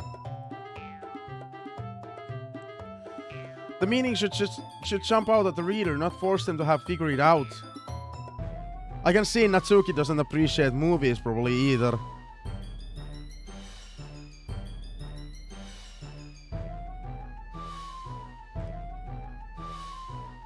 Help me explain that to her, ZillionJape. But wait, there is a reason we have so many deep and expressive words in our language. It's the only way to convey complex feelings and meaning the most effectively. Avoiding them is not only unnecessarily limiting you to yourself, it's also a waste. You understand that, right, ZillionJape? Well? How did I get dragged into this in the first place? It's not like I know anything about writing. Whoever I agree with, they'll probably think more highly of me. So of course that's going to be... Help me, Sayori! I'm sorry, it's not even that Yuri is our main love of the game right now. But I just generally agree with Yuri. Natsuki, you're right that I liked your poem. See? Wait, that's not an excuse for you to be so mean. You shouldn't pick a fight just because someone's opinion is different. That's not what happened at all. Yuri wouldn't even take my poem seriously. Oh. My voice. I understand. Yuri? Eh? You're a seriously talented writer. It's no secret that I was impressed. But well, But here's the thing. No matter how simple or refined someone's writing style is, they're still putting feelings into it and becomes something really personal. That's why Natsuki felt threatened when you said her poem was cute. I see.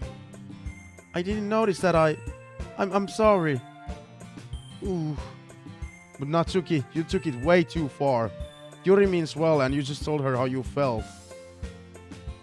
Oh, and if you just told her how you felt, then this wouldn't have happened in the first place. Are you kidding? That's exactly what I did. It was her that... Natsuki, I think that's enough. You both said some things that you didn't mean. Yuri apologized. Don't you think you should too? Natsuki clenches her fists. In the end, nobody has taken her side. She's trapped, at this point being defiant only because she can't handle the pressure. I end up even feeling bad for her. Sometimes when I'm hurt, it helps to take a walk and clear my head. Sayori, she doesn't need to. You know what? I'm going to do that. It'll spare me from having to look at all your faces right now. Without warning, Natsuki snatches her own poem up from the desk and storms out. On her way out, she crumples up the poem with her hands and throws it in the trash. Yikes! Well, nobody wanted to be that mean. Fucking yikes. Jesus fucking Christ. Natsuki! She really didn't need to do that. I look across the room. Yuri has her chin buried in her hands while she stares down at her desk. I gingerly approach her and sit in an adjacent chair. Sigh. Everything alright? I'm so embarrassed. I can't believe I acted like that. You probably hate me now. No, Yuri.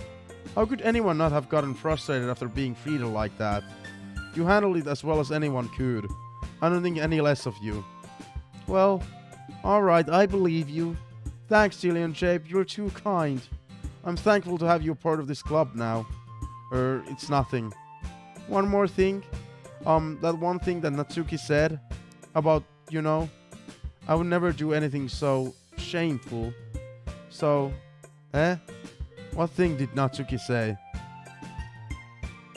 Well, never mind that. I'm going to make some tea. Oh, good idea. Make enough for more than one person, okay? Yeah.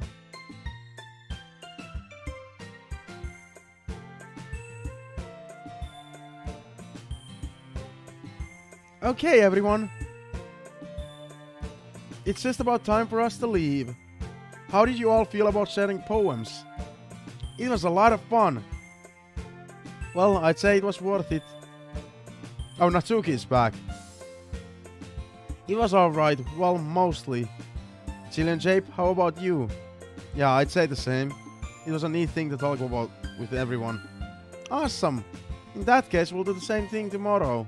And maybe you'll learn something from your friends too. So your poems will turn out even better. I think to myself, I did learn a little more about the kinds of poems everyone likes. With any luck, that means I can at least do a better job impressing those I want to impress. I nod to myself with newfound determination. ZillionJape, ready to walk home? Sure, let's go. Hehehe. Sayori beams at me. It truly has been a while since Sayori and I have spent this much time together. I can't really say I'm not enjoying it either.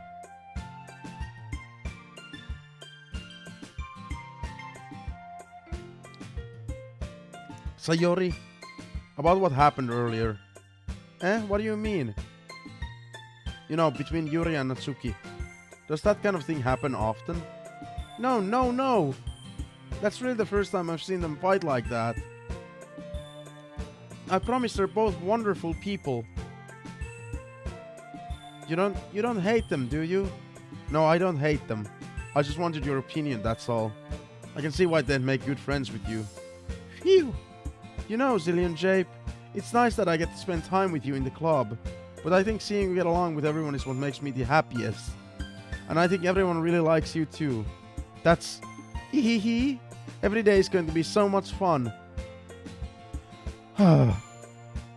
It looks like Sayori still hasn't caught me on the kind of situation. I mean... Sure, being friends with everyone is nice, but does it really need to stop there? Hehehe. We'll just have to see what the future holds, Sayori. I pat Sayori on the shoulder. I said that more to myself than to her, but it's easy to use Sayori as an internal monologue sometimes. Okay. Yeah, let's do this.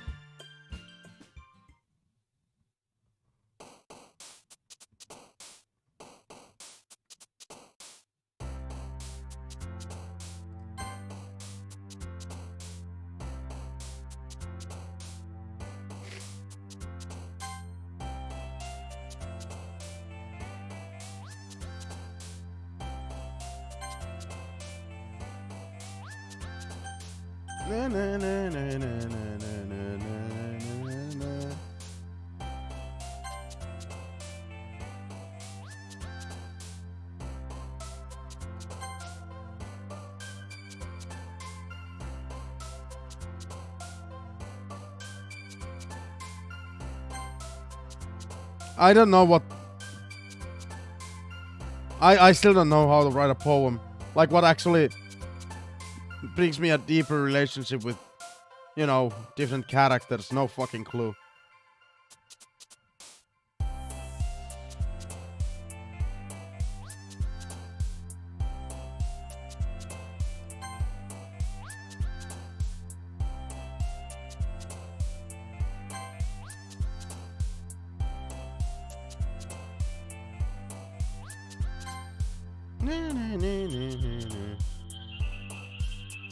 Boop. Joanna and Obeliskis, there's a boop option. Climax.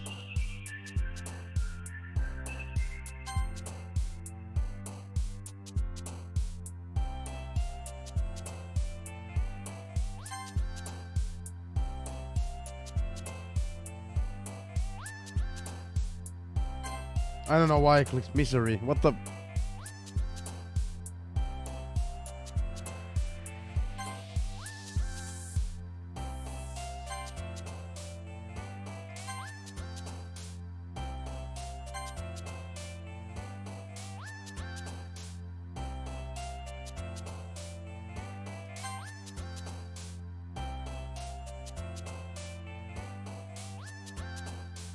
Your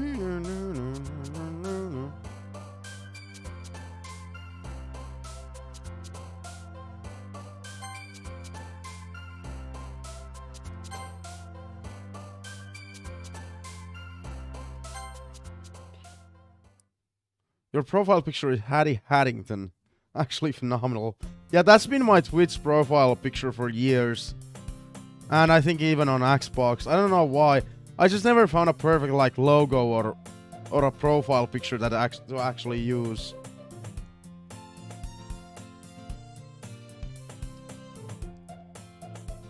Another day passes and it's time for the club meeting already. I've gotten a little more comfortable here over the past couple of days. Entering the club room, the usual scene greets me. Hi, ZillionJape. Yo, Sayori. Looks like you're in a good mood today. Ehehe. Joanna. Ehehe. I'm still not used to you being in the club, that's all. I see. That's a pretty simple thing to get you in a good mood. But I guess it's always the simple things with you anyway. Speaking of which, I'm kinda hungry. Will you come with me to buy a snack? No thanks. Eh? That's not like you at all. I have my reasons. Why don't we take a look at your purse, Sayori? Eh? Why that all of a sudden? No reason, really. I just wanted to look at it. Uh-huh. Sayori nervously retrieves her coin purse. She fumbles with the latch and gets it open. Then she turns it upside down and lets its contents spill onto the desk. Only 2 small coins fall out. I knew it. I can see right through you, Sayori. That's not fair. How did you even know? It's simple. If you had enough money in the first place, you would have bought a snack before coming to the club room. So either you're not hungry and want an excuse to take a walk, or you plan to conveniently forget that you spent all your money so that I would lend you the sum. But there's one more thing. You're always hungry, and so that only leaves the one option. Wah! I give up. Don't make me feel guilty. If you feel guilty, that means you deserve to feel guilty. Aha. Yuri suddenly giggles. Eh? I didn't notice that she was listening in. Her face is in her book, as always. Aha. I wasn't listening or anything. It was just something in my book. Yuri! Tell ZillionJape to let me borrow some money. Don't get me involved like that, Sayori. Besides, you should only buy what you can responsibly afford. And frankly, after pulling a mischievous little stunt like that, your suffering is fair enough retribution. Did I just... I didn't mean that. I got too absorbed into my book. Ooh. I really like when you speak your mind, Yuri. It doesn't happen much, but it's a fun side of you. There's no way you could think that. You were right, though. I did something bad and now I have to accept the retribution. That... Still, coming from you, Sayori. I guess there's a little devil inside of all of us, isn't there? Ehehe. Don't let her fool you. Sayori knows exactly what she's doing. After all, she told you guys she was bringing me to the club before she even told me. But you wouldn't have come if it weren't for the cupcakes. So I had to trick and Chuki into making them. Come on, give me more credit than that, Sayori. Ehehe. Out of nowhere, something smacks Sayori in the face and tumbles onto the desk. Plop! Kyow! Ow! What was... A cookie! Sure enough, it's a giant cookie wrapped in plastic. Yo, what's up, Monix? No, not Monix. Monica! What the fuck? S and A, completely different letters. Is this a miracle? It's because I paid my restitution. Retribution. Actually, that one almost worked. I was just gonna give it to you, but then I heard you blab about the cupcakes. It was totally not worth seeing your reaction, though. Nanatsuki, that's so nice of you. I'm so happy. Sayori hugs the cookie. Jeez, just eat it. Sayori rapidly tears open the wrapper and takes a big bite. So good. Sayori suddenly claps her hands over her mouth. Whoa, it's Monica from Doki Doki. Wait, it's the same Monica. What are you doing in the chat? Monica, earlier I said you're my least favorite in the game. I'm sorry. I've been much long. You're going through a lot over just one cookie. Natsuki takes a bite of her own cookie.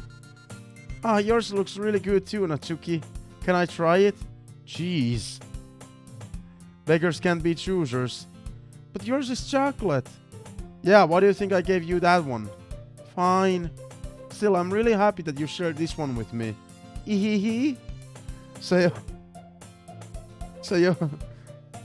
Sayori gets out of her seat and goes behind Natsuki, then wraps her arms around her. Oh, jeez.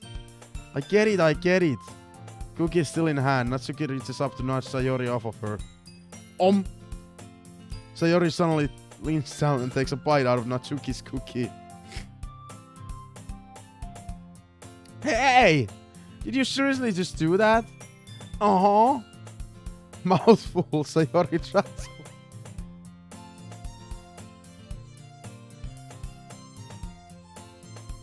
Oh boy.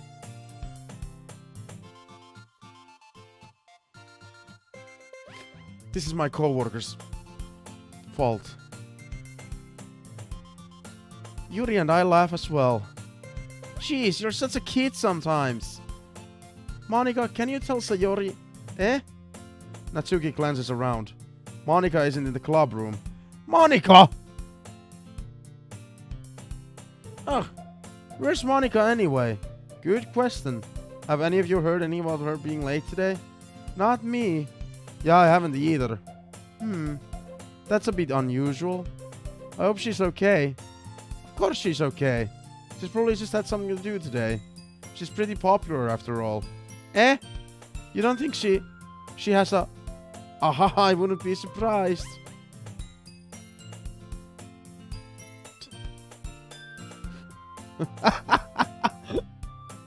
The only thing, I wish I was a better voice actor. Like, I wish I could add my own voices, Blabman, to like every character. That I can't do. Especially since I'm sick. She's probably more desirable than all of us combined. That's true. Excuse me? Suddenly, the door swings open. Sorry, I'm super sorry. Ah, there you are. I didn't mean to be late. I hope you guys weren't worried or anything. Eh? Monica chose the club over her boyfriend after all? You're so strong-willed. But boyfriend? What on earth are you talking about? Monica quizzically glances at me. Oh, never mind that. What held you up anyway? Ah, well, my last period today was study hall. To be honest, I kind of just lost track of time. Haha. That makes no sense, though. You would have heard the bell ring at least. I must not have heard it since I was practicing piano. Piano?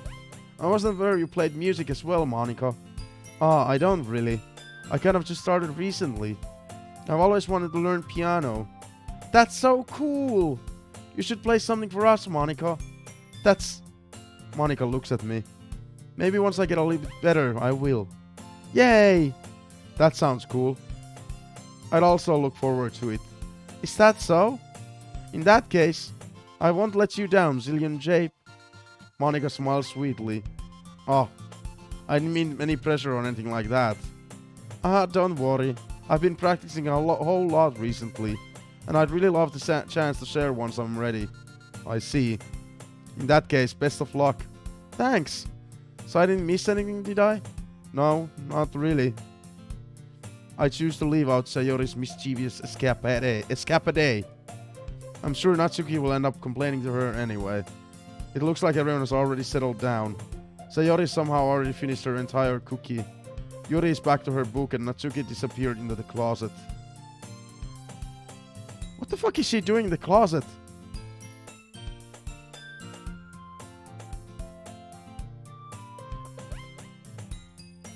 Yeah, I think the game already knows Yuri is our number one.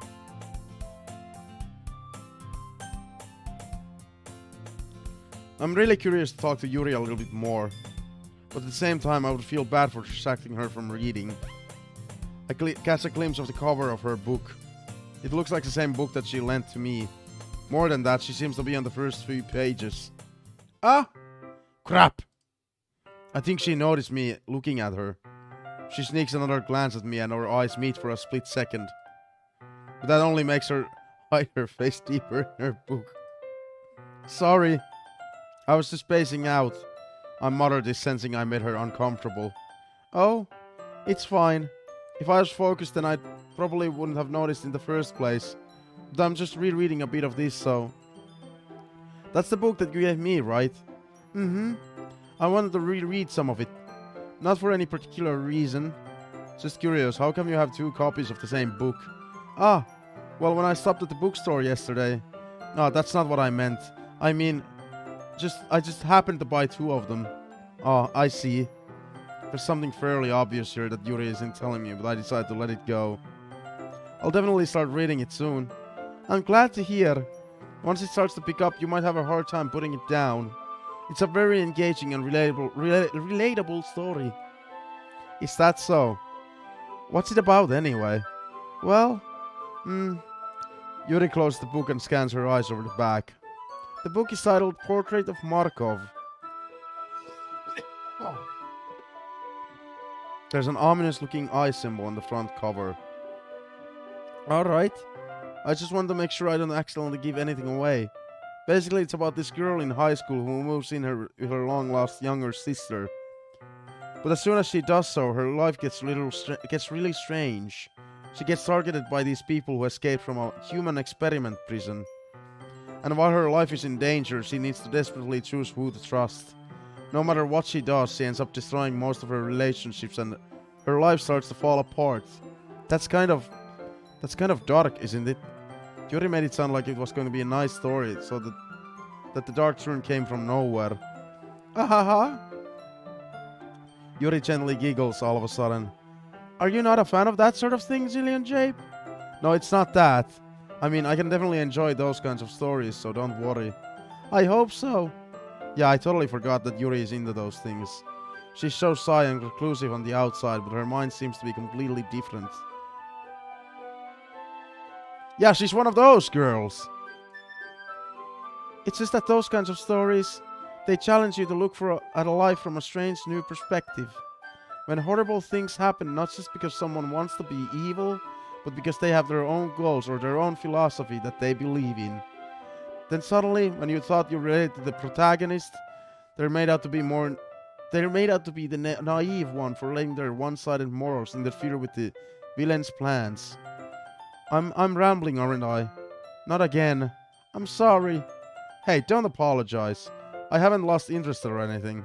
Well, I guess it's alright then. But I feel like I should let you know that I have this problem.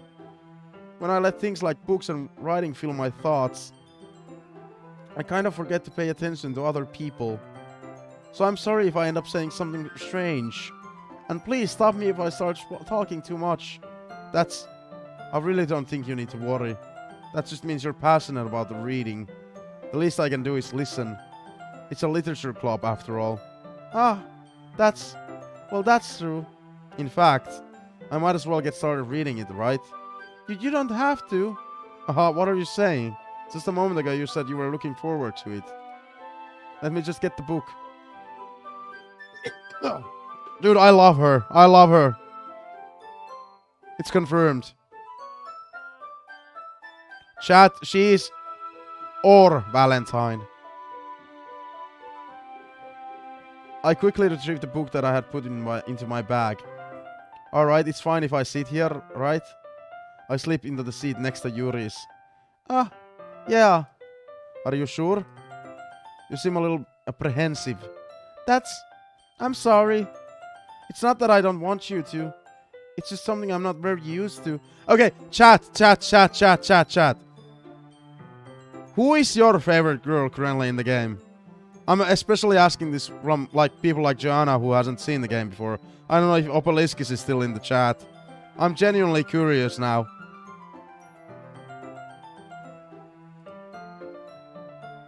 That is, reading in company with someone. I see. Well, just tell me if I end up distracting you or anything. Oh, alright. I open the book and start the prologue. I soon understand what Yuri means about reading in company. Oh, Trix says Yuri as well. Thanks, Trix. Yeah, like, she likes horror, but she's still shy. I know, like, horror. The kind of thing she likes, that's amazing. It's as if I can feel her presence over my shoulder as I read. It's not particularly a bad thing. Maybe a little distracting, but the feeling is somewhat comforting. Yuri is in the corner of my eye. I realize that she's not actually looking at her own book. I glance over. It looks like she's reading from my book instead. So sorry. I was just... Yuri, you really apologize a lot, don't you? I do? I don't really mean to. Sorry. I mean... Aha! Here, this should work, right? I slide my desk until it's up against Yuri's, then hold my book more between the two of them. Dude, it's the romance is beginning. It's starting.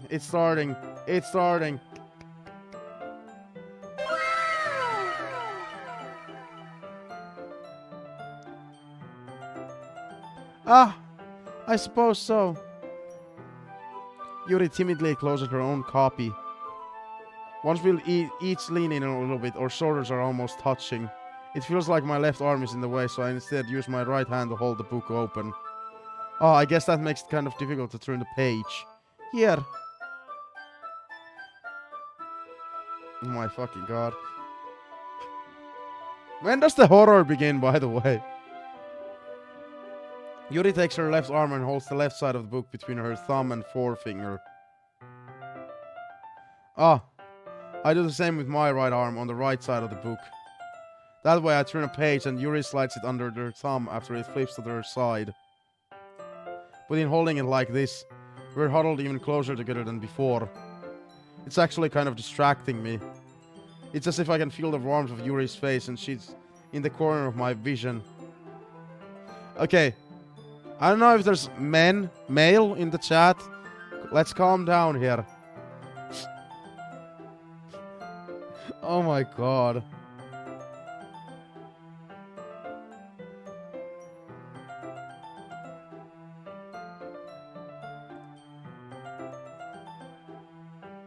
Like, I don't know anybody's gender other than Jonas and Opaliskis if he's still there. Are you ready? To turn the page.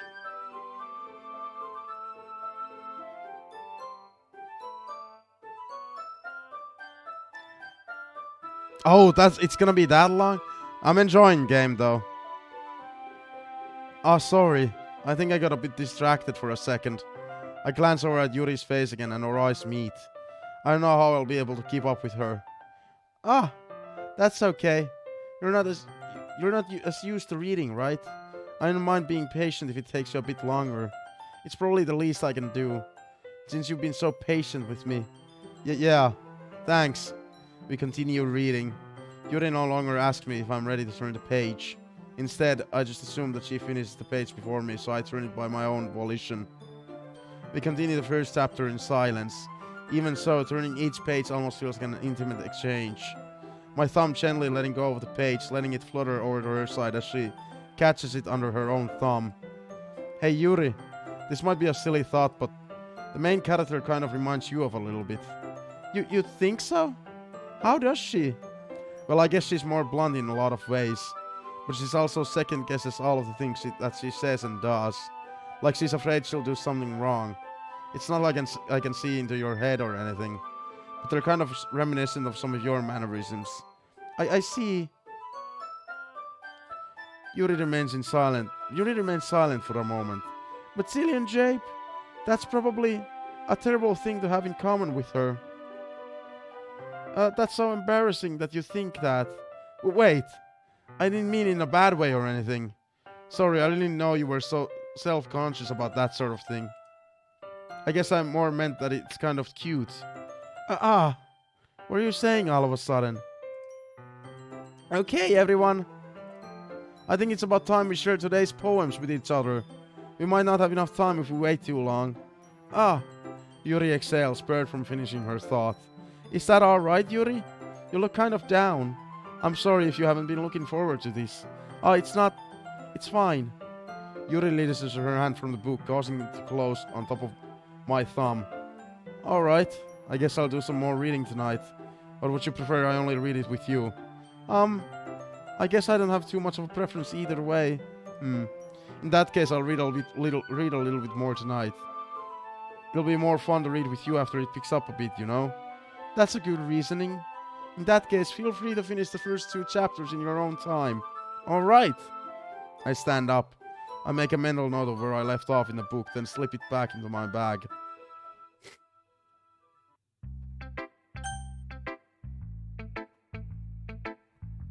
Yuri!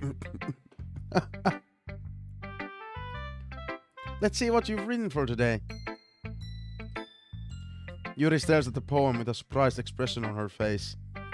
Do you like it? ZillionJape? How did you pick up on this so quickly? Just yesterday I was telling you the kind of techniques worth practicing. Maybe that's why. You did a good job explaining. I really want to try giving it more imagery. Yuri visibly swallows. Even her hands appear sweaty. I'm not used to this. Used to what? I don't know. It's fine, take your time. Yuri breathes and collects her thoughts. I know that Yuri likes to think before she speaks, so I offer that patience to her. Yeah, just being appreciated like this, I guess. It probably sounds really stupid, but seeing someone motivated by my writing, it just makes me really happy. Are you saying you've never shared your writing before? Yuri nods. Really? I don't believe it. I only write for myself. And besides, people will just laugh at me. Do you really think that? Again, Yuri nods. Oh, even your close friends? Yuri doesn't respond to that. I wonder why. Anyway, do you want to share the poem you wrote today? Yeah, I do. If it's with you. What do you mean if it's with you? The raccoon. This is a long one. It happened in the dead of night while I was slicing bread for a guilty snack. My attention was caught by the silvering of a raccoon outside my window. That was, I believe, the first time I noticed my strange tendencies as our unfounding human? I don't fucking know. This text is hard to read for me. I gave the raccoon a piece of bread, my subconscious well aware of the consequences. Well aware that a raccoon that's fed will always come back for more. The eating beauty of my cutting knife was the symptom. Or enticing. I think it's enticing. The bread, my hungry curiosity. The raccoon, my wage? Yeah, this is the hard text for me to read. The moon increments its face and reflects that much more light off of my cutting knife. The very same light that glistens in the eyes of my raccoon friend. I slice the bread, fresh and soft. The raccoon becomes excited. Or perhaps I'm merely projecting my emotions onto the newly satisfied animal.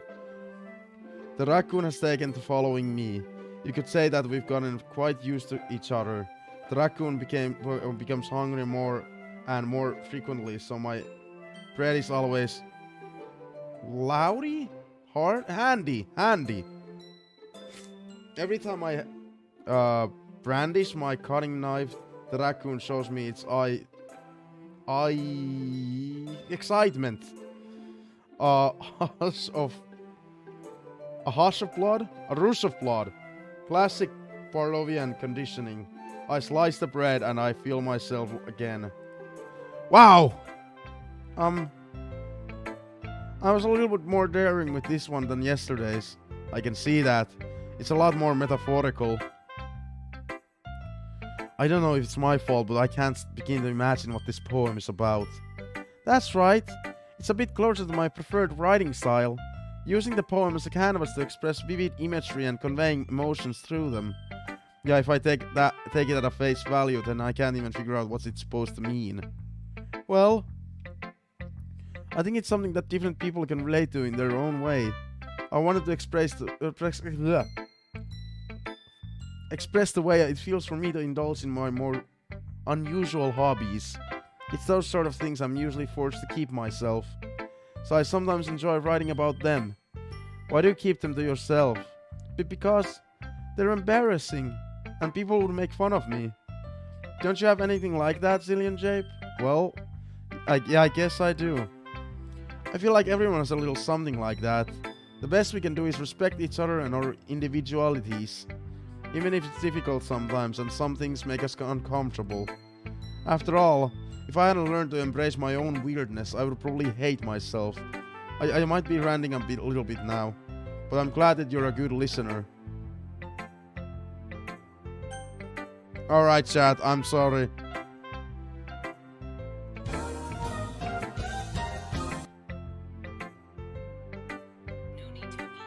Siri, shut up!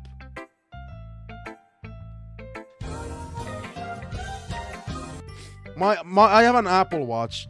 Siri likes to speak to me fucking frequently.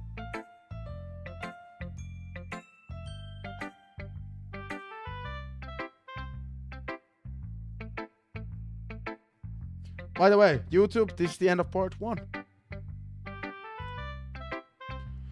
Yeah, I'm recording these playthroughs to YouTube as normal videos as well. I know they can be later found in like stream forms, but I like the video format better.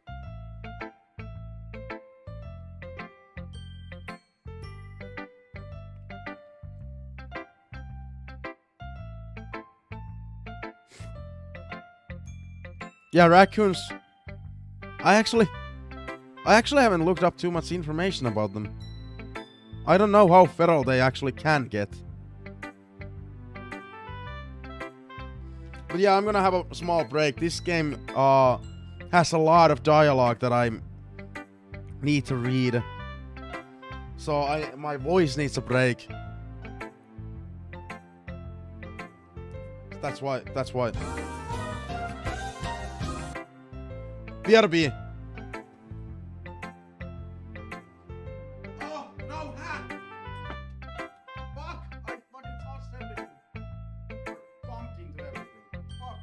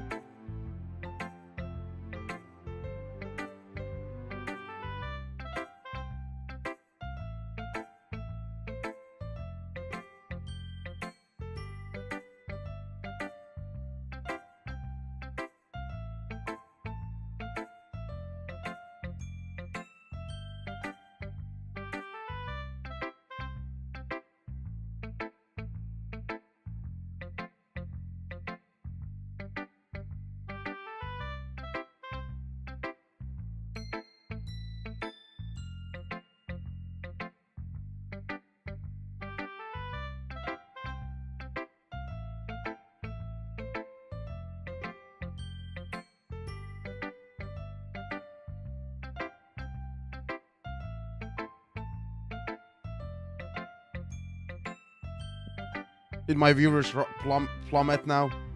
Usually they plummet when I take a break, which sucks.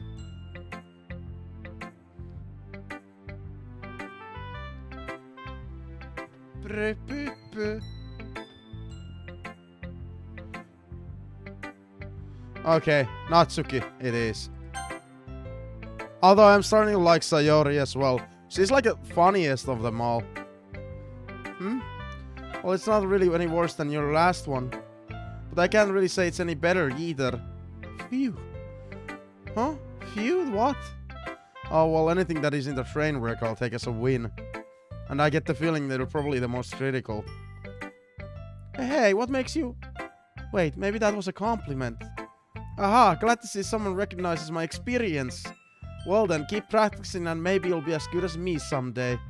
That's something tells me Natsuki completely missed the point. Come to think of it, this kind of reminds me of Sayori's poem from yesterday. Eh, you think so? Yeah, well, I guess you've been friends with her for so long, you might be on the same wavelength. But you never really struck me as her type. Sayori has a type, all of a sudden? Well, I don't know, but honestly, how can someone so, fluffy spend so much time with someone like you? It's like she's dragging around a dead weight. That was a little unnecessary. But think of it this way, if it weren't for me, she would probably just fly away like letting go of a balloon. You could say we each take care of each other in our own way. Whatever it is, I don't get it. Oh yeah, I guess I'm supposed to show you my poem. Here. Ah, Flabman, you're amazing. I love all of you, chatters. I fucking love all of you. Amy likes spiders. You know what I heard about Amy? Amy likes spiders. Icky, wriggly, hairy, ugly spiders. That's why I'm not friends with her. Amy has a cute singing voice. I heard her singing my favorite love song. Every time she sang at the chorus, my heart would pound to the rhythm of the words. But she likes spiders. That's why I'm not friends with her. I have a coworker who has spiders as pets. Ugh, I don't like spiders either. One time, I hurt my leg really bad. Amy held me up and took me to the nurse. I tried not to let her touch me. She likes spiders, so her hands are probably gross. That's why I'm not friends with her. Amy has a lot of friends. I always see her talking to people. She probably talks about spiders. What if her friends start to like spiders too? That's why I'm not friends with her. It doesn't matter if she has other hobbies. It doesn't matter if she keeps it private. It doesn't matter if it doesn't hurt anyone. It's gross. She's gross. The world is better off without spider lovers. And I'm gonna tell everyone. That sounded like an attack. Not bad, right? It's quite a bit longer than yesterday's. Yesterday's was way too short. I was just warming up. I hope you didn't think that was the best I could do. No, of course not. Anyway, the message is pretty straightforward in this poem. I doubt I have to explain it. Sometimes you can explain complicated issues with much simpler analogies. And it helps people realize how stupid they're being. Like anyone would agree that the subject of this poem is an ignorant jerk. Do you know people like that? Of course, it's about how everyone thinks That doesn't matter, it can be about anything. I've wrote it to be easy to relate to. Everyone has some... Dude, I forgot the YouTube recording!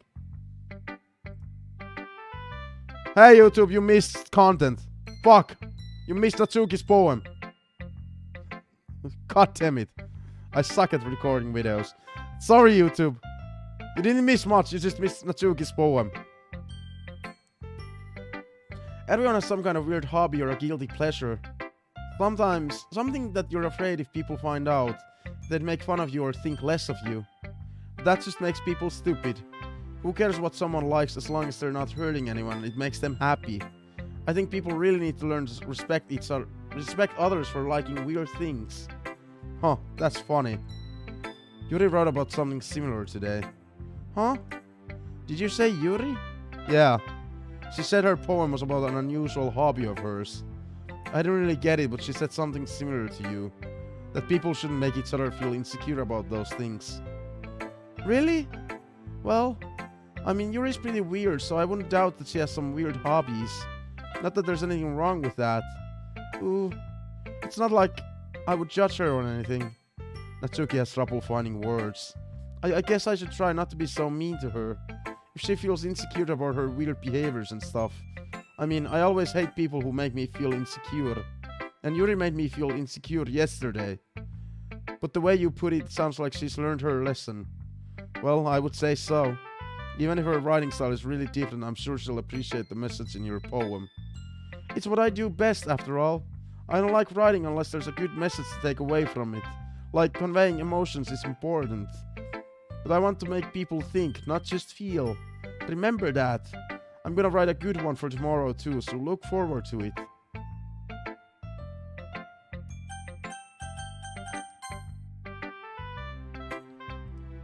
Ooh, I like this one, ZillionJape. It has some nice feelings in it. Ah, I'm glad. Still though, your tone makes it sound like you liked yesterday's poem better. I guess you caught me. Sometimes you know me a little too well for my own good. Well, don't just try to be nice about it. If I'm doing a bad job, then I'd rather just hear it. No. I still like this one, I promise. You know, I wouldn't lie to you, ZillionJape. Never ever. Yeah, I guess so. What made yesterday's poem so great compared to this one, then? Well, I'm not very good at figuring out if poems are good or bad. But that's why I just go by my heart. If it makes me feel things, then it must be a good poem. I'm not sure that's exactly how it works. Then again, I guess conveying feelings is a pretty important part of this whole thing. Yeah, maybe. Honestly, I don't even know what kind of writing you like in the first place. Yeah, me neither. Ugh. Why don't you at least try giving it some thought? Aw, you want to write something for me? That's so sweet. Yeah, right. But you're always thinking about other people. You need to think about yourself once in a while. If you don't, you might end up getting hurt at some point. Eh? Well, I don't really know what you mean, but I'll try to keep that in mind. I should save it in case I don't know if this game has crash issues, but just in case the game ever crashes. Or something happens with my computer. I don't really know what you mean, but I'll try to keep it in mind. Well, whatever. Anyway, let's see. I guess I like happy poems. Wait, sometimes I like sad poems too. Sometimes a little bit of both. There's a word for that, right? What's the word I'm looking for? Bittersweet. Yeah. I like things that are happy and things that are sad. Happy and sad? I can't see you liking something sad, Sayori.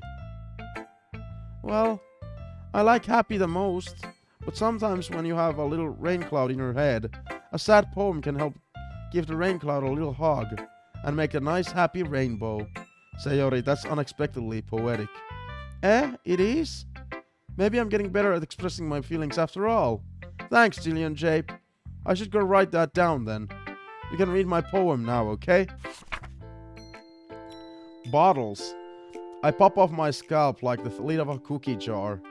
It's the secret place where I keep all my dreams.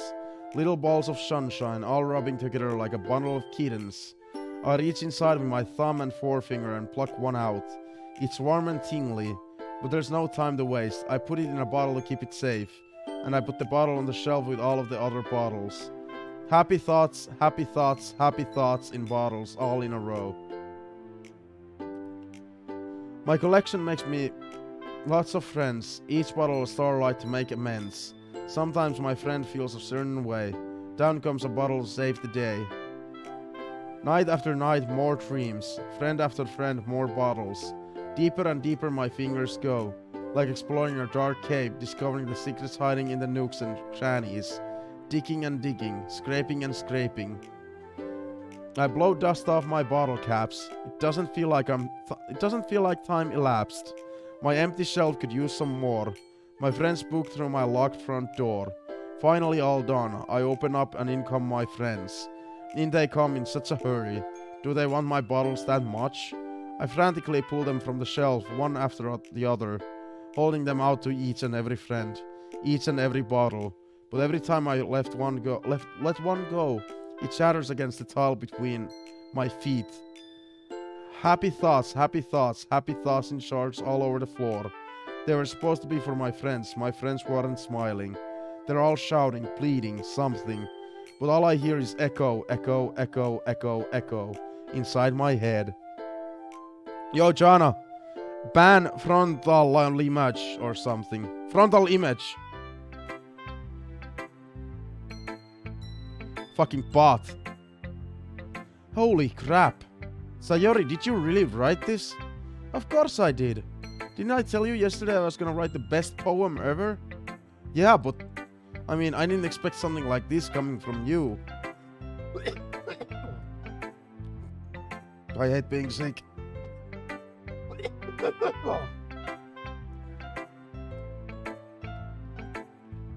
And I've been really in touch with my feelings recently. I see that. It's almost kind of creepy. Creepy? Well, not exactly. Maybe because I'm so used to you being cheerful. Well, never mind. I'm thinking too hard about it. The point is, it came out good, so you should be proud of it. Aw, thanks. I feel like I was meant to express myself this way. It even helps me understand my own feelings a little bit better. Writing is like magic. You've gotten pretty passionate about this, huh? I hope you keep it up. Yeah! Writing's the best. I'm gonna keep writing until I die. Don't get ahead of yourself. Sayori's always had a habit of getting obsessed with something before dropping it no more than a week later. I wonder if this is one of those times. But seeing the passion in her eyes makes it hard for me to be pessimistic.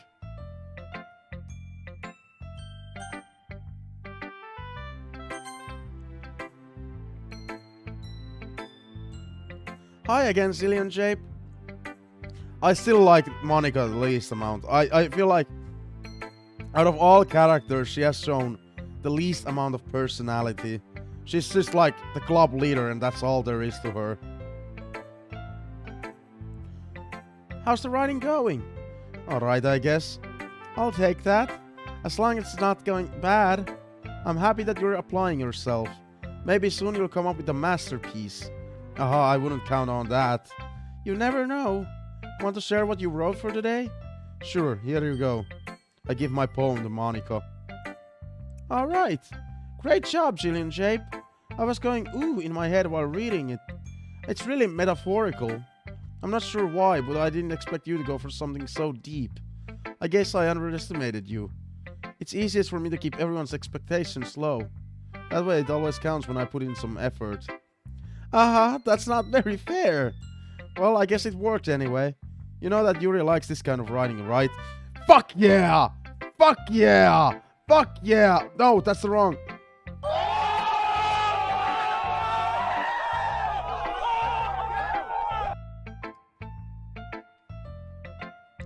Writing that's full of imagery and symbolism.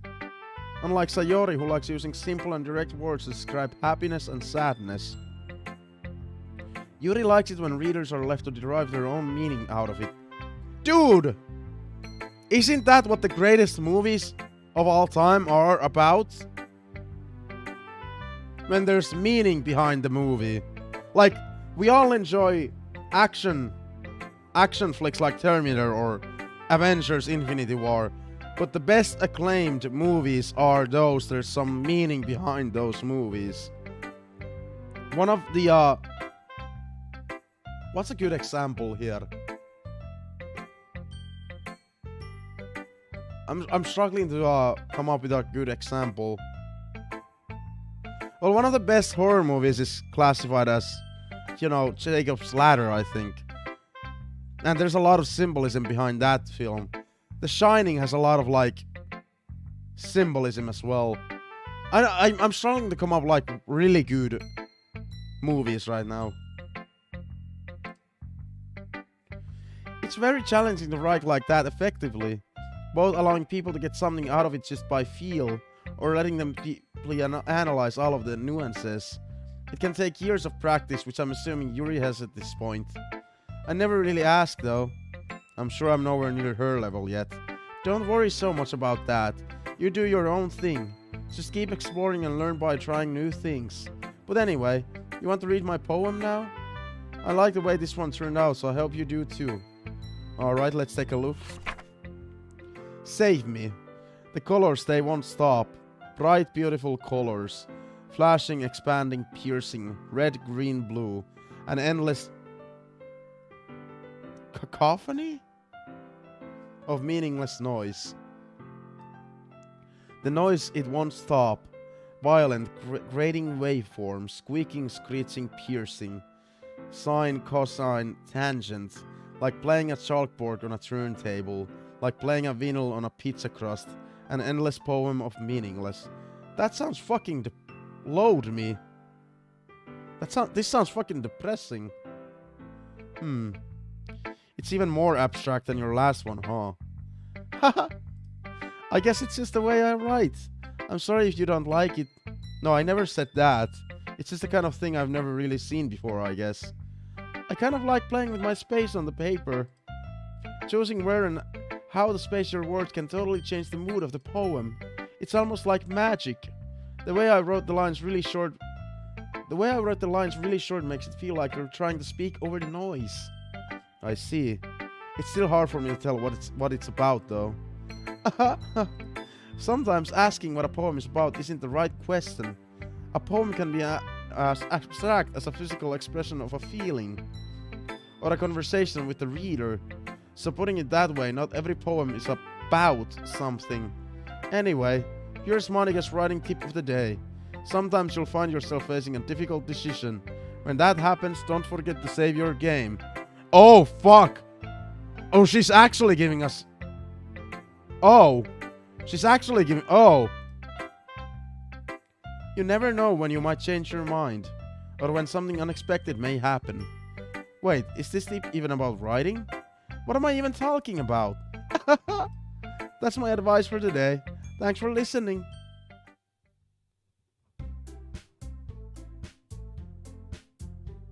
Okay, everyone.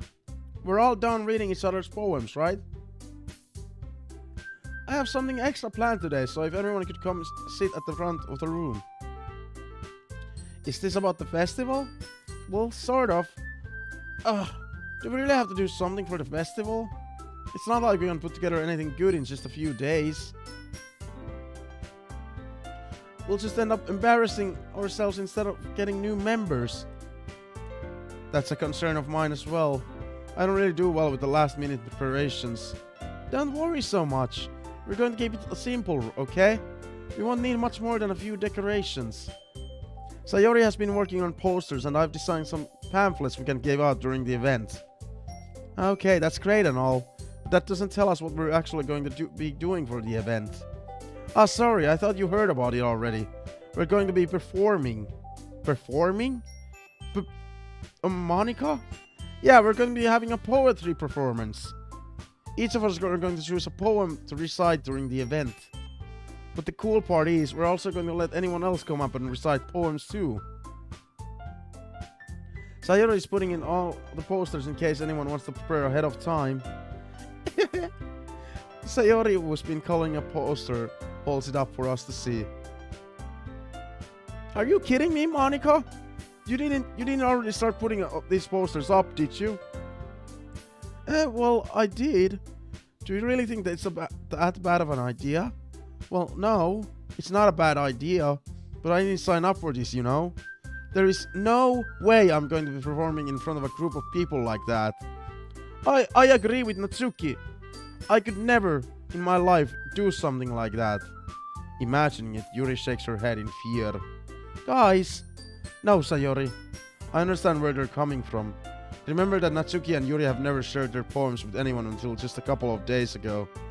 It's a lot to ask for them to recite their poems out loud to a whole room full of people. I guess I kind of overlooked that, so I'm sorry. But I still think we should give it our best. We're the only ones responsible for the fate of this club. If we start the event and each put a good performance, then it will inspire others to do the same. And the more people who perform, the better we'll be able to show everyone what literature is all about. Yeah! It's about expressing your feelings, being intimate with yourself, finding new horizons, and having fun. That's right! And it's those reasons that we're on in this club today. Don't you want to share that with others? To inspire them to find the same feelings that brought you here in the first place? I know you do. I know we all do. And if all it takes is standing in front of the room for 2 minutes and reciting a poem, then I know you can do it. Natsuki and Yuri remain silent. Sayori looks worried. I guess that leaves me no choice. I agree. I don't think it's too much to ask. I think that Sayori and Monika have been trying really hard to get new members. The least we can do is help them out a little bit. Well, maybe, but... It looks like Natsuki doesn't have any arguments left. Oh, okay, fine. I guess I'll just have to get it over with. Alright. Phew. Thanks, Natsuki. What about you, Yuri? Yuri dejectedly glances around everyone else's expectant faces. I guess I don't really have a choice. Haha, that's everyone! You're the best, Yuri. This club is seriously going to be the death of me.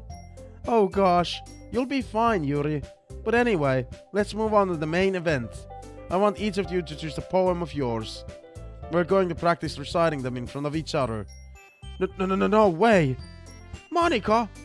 This is too sudden! Well, if you can't recite your poem in front of the club, how do you expect to do it in front of strangers? Oh no. Don't worry. I'll start off to help everyone feel a little bit more comfortable. Can I go next? Of course. Now let's see. Monika flips through her notebook to the specific poem she has in mind for herself. She then stands behind the podium. The title of this poem is The Way They Fly. Monika begins reciting her poem. Her clear, confident voice fills the room. More than that, her inflection is pristine. She knows exactly how to apply emotion behind each line she recites, bringing the words to life. Is this something she's done before, or is she simply unnatural? I glance around me. Everyone has their eyes on Monika. Sayori looks amazed. Yuri has an intense expression on her face that I don't understand. Finally, Monika finishes the recitation. The four of us applaud.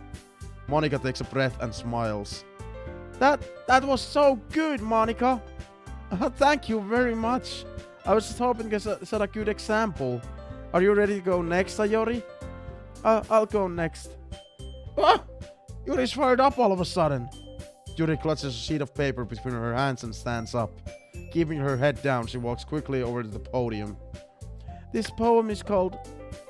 Yuri anxiously glances at each of us. You can do it, Yuri. It's called After the Image of a Crimson Eye. Yuri's voice shakes as she starts reading the poem. Just a moment ago, she practically refused to do this. Why is she suddenly putting in so much effort? She just wants to get it out of the way.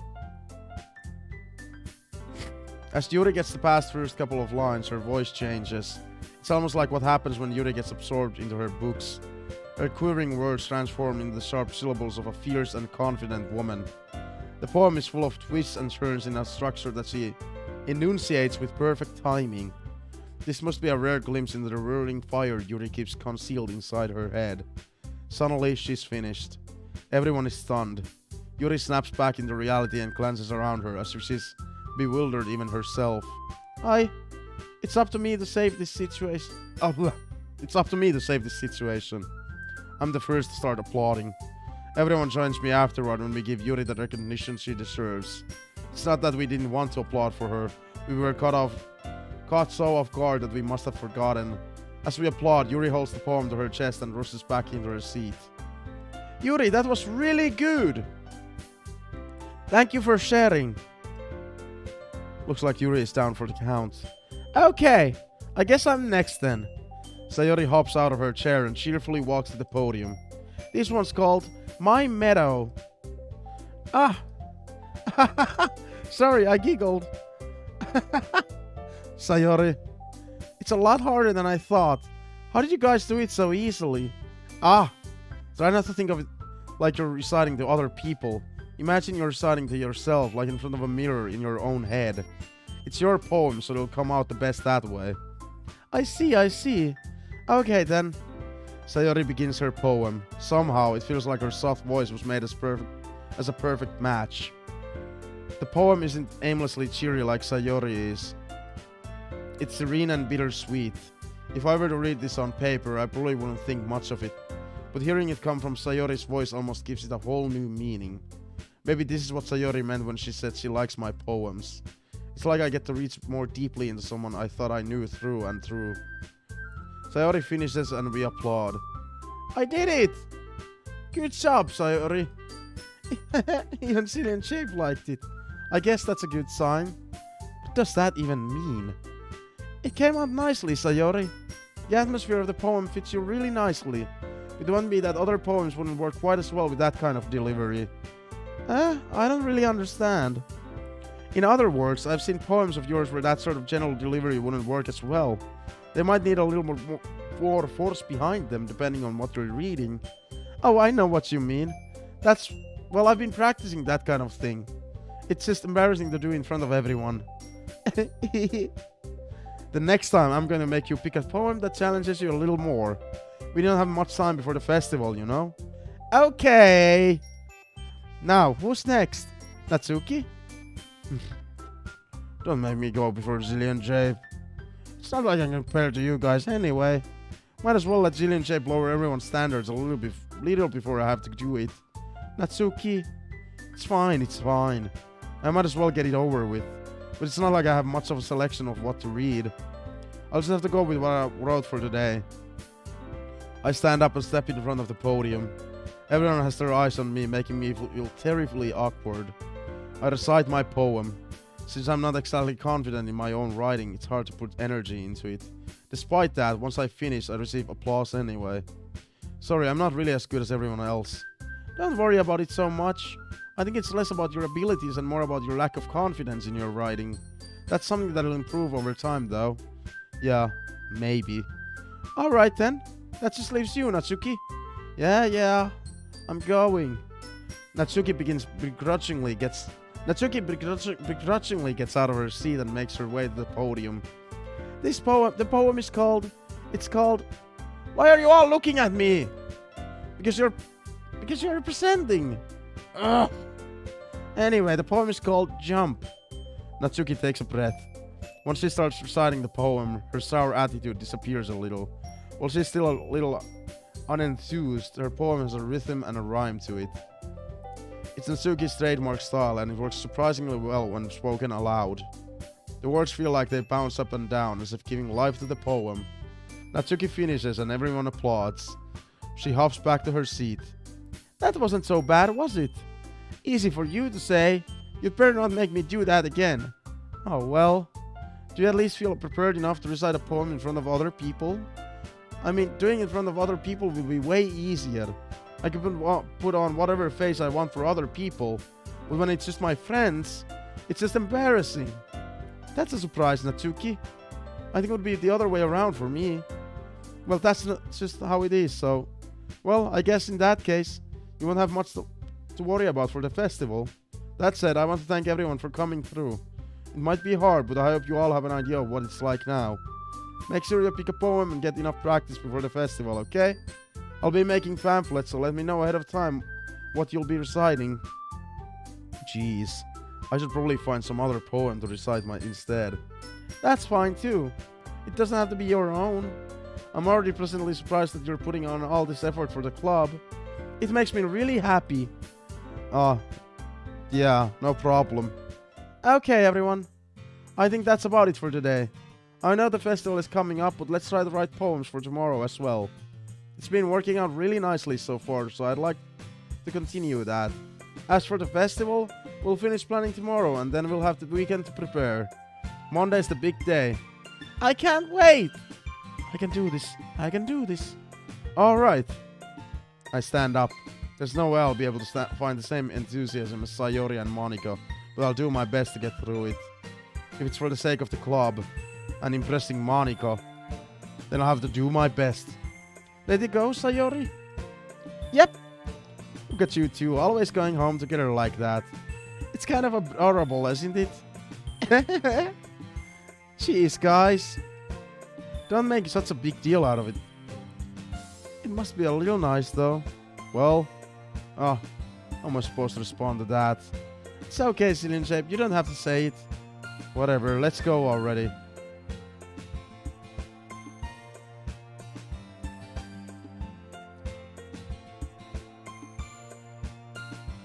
I walk home with Sayori once more.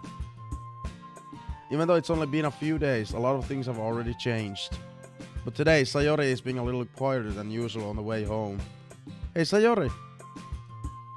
Sorry, I was spacing out. Ah, no wonder. I was thinking about something from earlier. I like how we get to... I mean... Sayori fumbles with her words. So let's just say that one day Yuri asked me to walk home with you.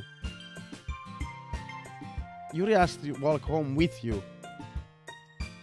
Huh? What would you do? What kind of question is that? You're kind of putting me on the spot here.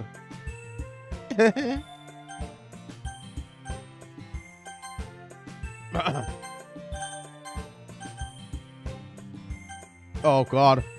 We're gonna hurt her feelings. Sorry about that, babe. We're gonna hurt her Sorry feelings. about that, babe. Sorry about that, babe. Sorry about that, babe. Oh my god. Now I've done it. Walking home with Yuri. Oh. Why does the thought of that make my heart pound? I mean, given how hard it is for her to socialize, I would feel awful turning her down, so... Isn't she so beautiful and smart? That has nothing to do with what I just said. So you admitted it. Jeez. There's not even any point in speculating something that's never going to happen. Well, maybe. But I just like to think about it. It's not long before you won't need me anymore, you know? Need you? Sayori, I can't figure out how you're seeing things in your head right now. Sorry. Everyone is different. Nobody in the club is a replacement for you. If you say so. The conversation trails off and I'm left feeling awkward. But that's kind of her fault for trapping me with such a weird question. I can't just lie to her. If there's something that makes her happy, I would hate to take that away from her. That's why I said there's no point in speculating. Then again, the festival is only a few days away. Who knows what will happen in that time. Poem game.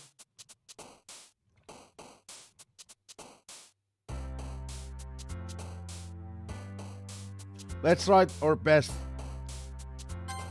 You know, Yuri. Yuri! Fuck.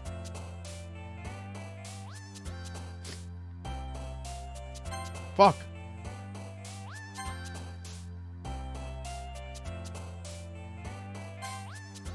Yuri. Yuri. Yuri. Just Yuri. Yuri. Yuri. Yuri. Again, I'm just doing a poem to please Yuri, that's all.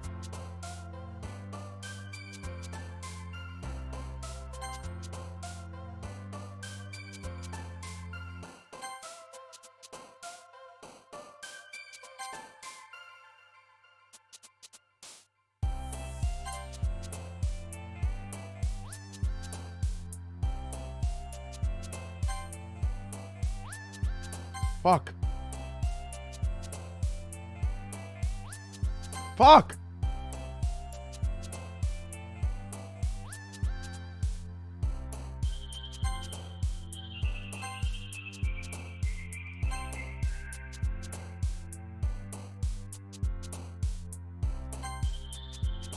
Yeah, every other female is just going away.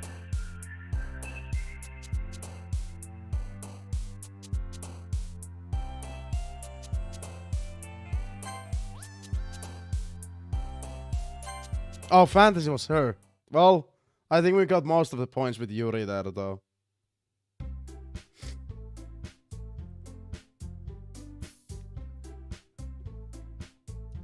Oh, man.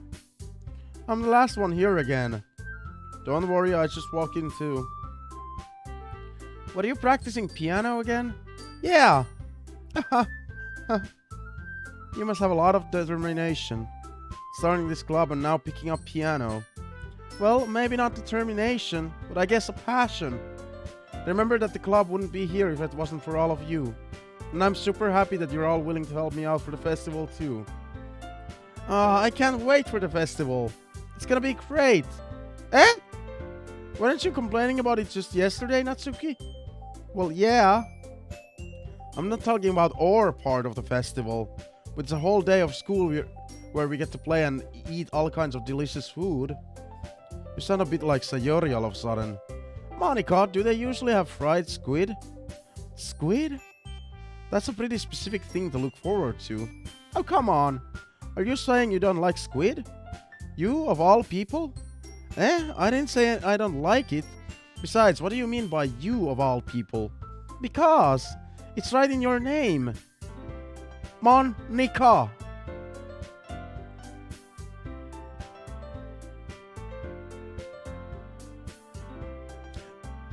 So, I've got a question for people who have played the game.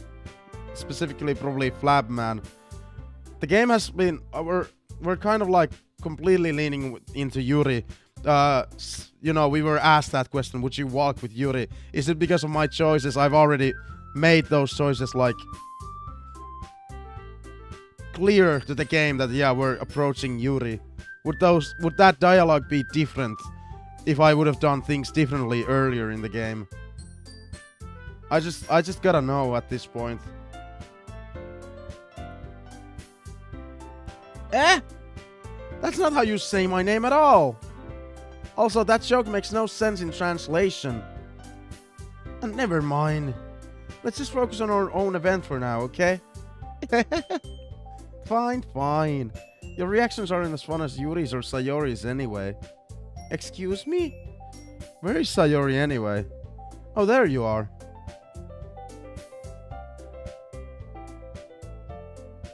Oh, that one is just guaranteed. Oh. Okay, so would we have... Okay, another question. Would we have had that book section with Yuri earlier? If I wouldn't have made it clear already in the game that that's the girl we're approaching. I just gotta know these things because I don't know if I'm gonna replay the game.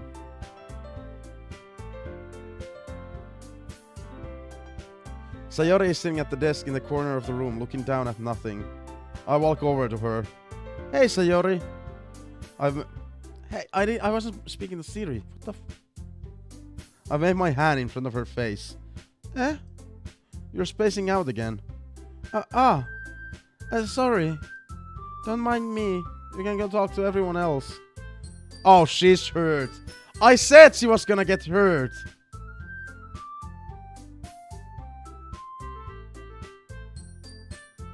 I said she was gonna get hurt.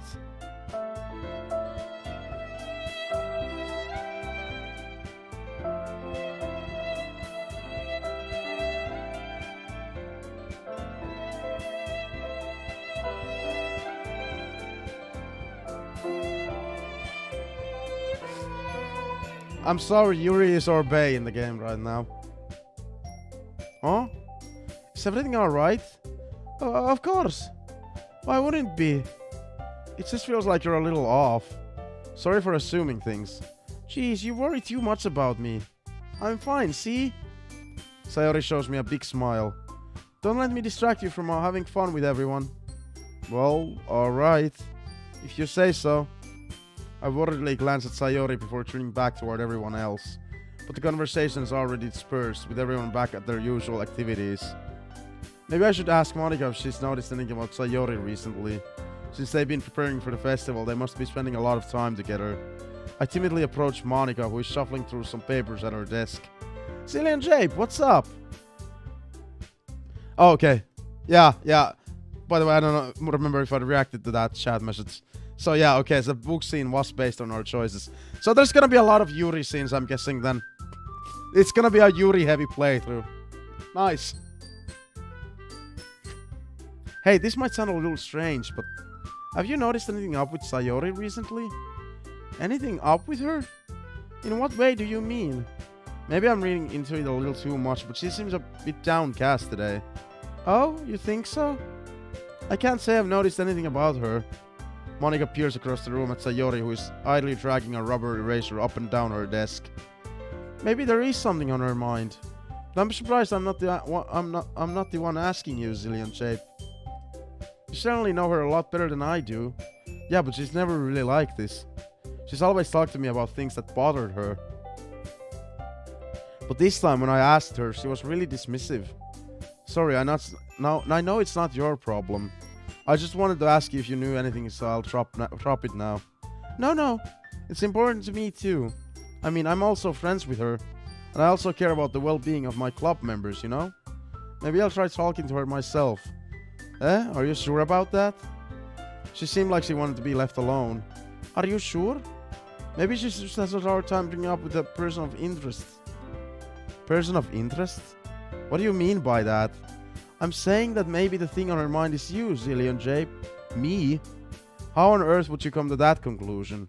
Well, I probably shouldn't say too much, but Sayori talks about you more than anything else, you know? She's been so much happier ever since you've joined the club. It's like an extra light was turned inside of her. What? No way. Sayori is always like that. She's always been full of sunshine. It's not any different now than it always has been. You're so funny, ZillionJape. Have you thought about maybe you've always seen her as so cheerful? Because that's just how she is when she's around you? I said too much. I'm sorry, what do I know, anyway? I didn't mean to jump to conclusions, so you just forget about what I said. I'll try to talk to her, so try not to think about it for now. Alright. Monika smiles meaningfully. I know she said to forget about it, but I already know that I won't be able to get her words out of my head. Kind of sucks, we're like putting her in a friend zone. I feel like if this was real life, Sayori would be the person you'd probably end up being together with. You've been friends forever and dude, this main protagonist hasn't seen the signs that she's interested in you? Seriously? Monika stands up from her desk and walks across the room to where Sayori is sitting. I watch her kneel down next to Sayori and gently talk to her, but she's keeping her voice so quiet that I can't hear her from here. I sigh and sit myself down. I know Sayori told me not to worry about her and to have fun with everyone else, but that's impossible to do when she's behaving like this. Exactly how much do I care about her that I'm letting this weigh me down so much? Now it feels like I'm the one behaving out of the ordinary. But there's nothing I can do besides wait for Monika. Why does it feel like I'm being watched? I glance around the room. Suddenly I noticed Yuri peering at me from her book, but she looks away just as quickly with a flustered look on her face. I realize that she won't get anywhere like this. I've never really seen Yuri approach anyone or start a conversation on her own accord, so I have no choice but to approach her myself. By now it's a little easier for me to do that. I stand up from my desk and sit in one next to her own. I didn't mean to bother you or anything. Relax, you didn't even do anything. But I could tell that you wanted to be alone with your thoughts. Alone with my thoughts? How were you even able to tell I was thinking like that? Well, it's something that I do a lot, so it wasn't hard for me to spot based on your posture and expression. Not that I was staring or anything. I didn't do anything creepy like that. In any case, I guess you were right. I'm sorry if I caused you any concern. Don't apologize. Your troubles are only the concern of those who willingly share in that concern. Of course, there are certainly those who find the most comfort in keeping to themselves. But if you could prefer to share what's on your mind, then I would be glad to listen. It's really not that big of a deal. I was just feeling a bit uneasy about Sayori. Sayori? Yeah, she seems a little off today, but when I asked her about it, she didn't want to admit it to me. So I can't help but wonder if something happened to her.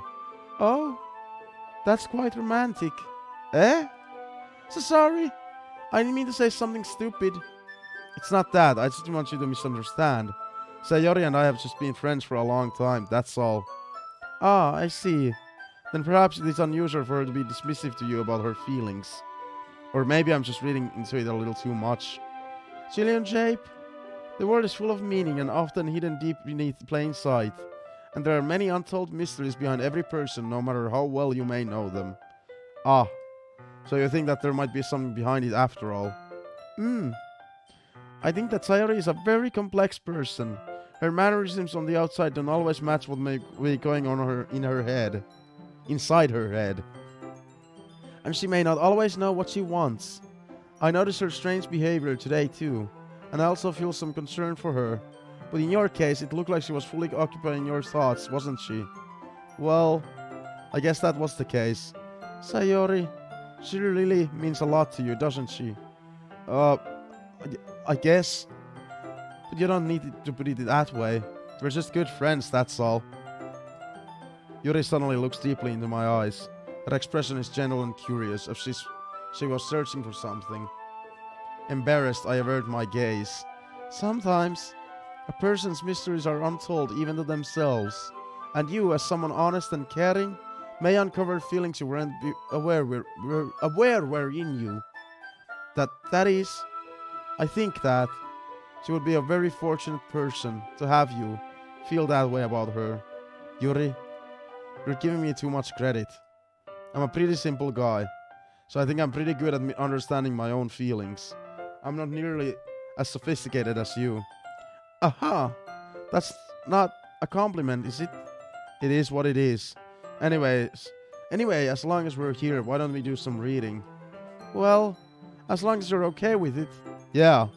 I shouldn't be taking my mind off this whole thing anyway. I should be taking my mind off this whole thing anyway. Why don't we go ahead and get started? Yes, let's.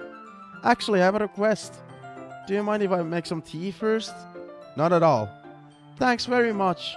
If there's one thing that can make my reading time here any better, it's a nice cup of tea. Not to mention for yourself as well. Yuri stands up and makes her way to the closet. I follow and watch as she retrieves a small water pitcher from the shelf, the kind with a filter inside. Can you hold this for a second? Sure. Yuri hands me the water pitcher and also fetches an electric kettle. I'm going to plug this at the teacher's desk and then we'll get some water. She walks past me and sets the kettle down on the teacher's desk. I simply watch her movements. To my surprise, the way she moves really contrasts her speaking mannerisms, especially because of her long legs. Yuri appears elegant and methodical. Okay, may I have the water pitcher? Thanks, I'll be right back.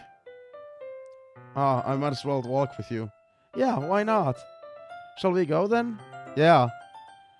Where are you two off to? Yuri was going to make some tea, so...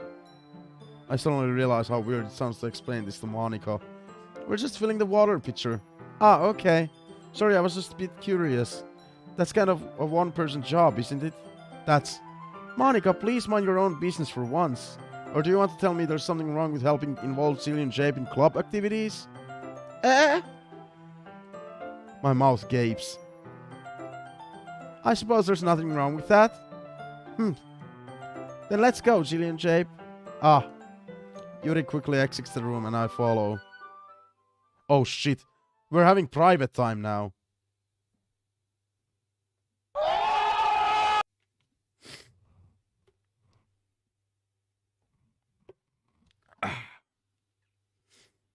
Once in the hallway, she suddenly puts her forehead against the wall.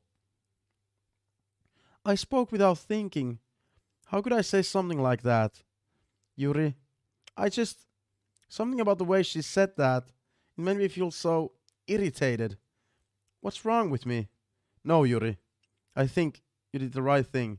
I wasn't expecting it, but it's also not right for Monica to judge people like that. Yuri got sassy. ZillionJape, how come even when I do something bad, you're being nice to me? Because nothing that you do is as bad as you make it seem in your head. Nobody's perfect. Fucking, that's correct. We have emotions and we can't always hide them away. But you always amplify things in your head.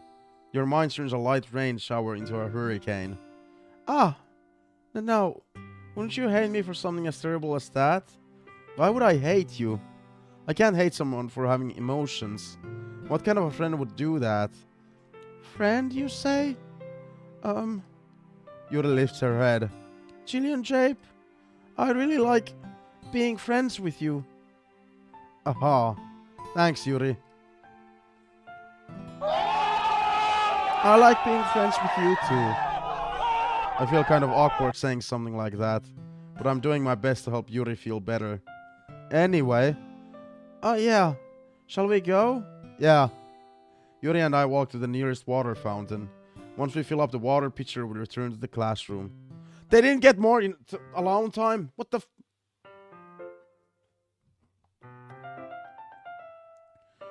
ZillionJape, do you like Kolong tea? No, oolong tea.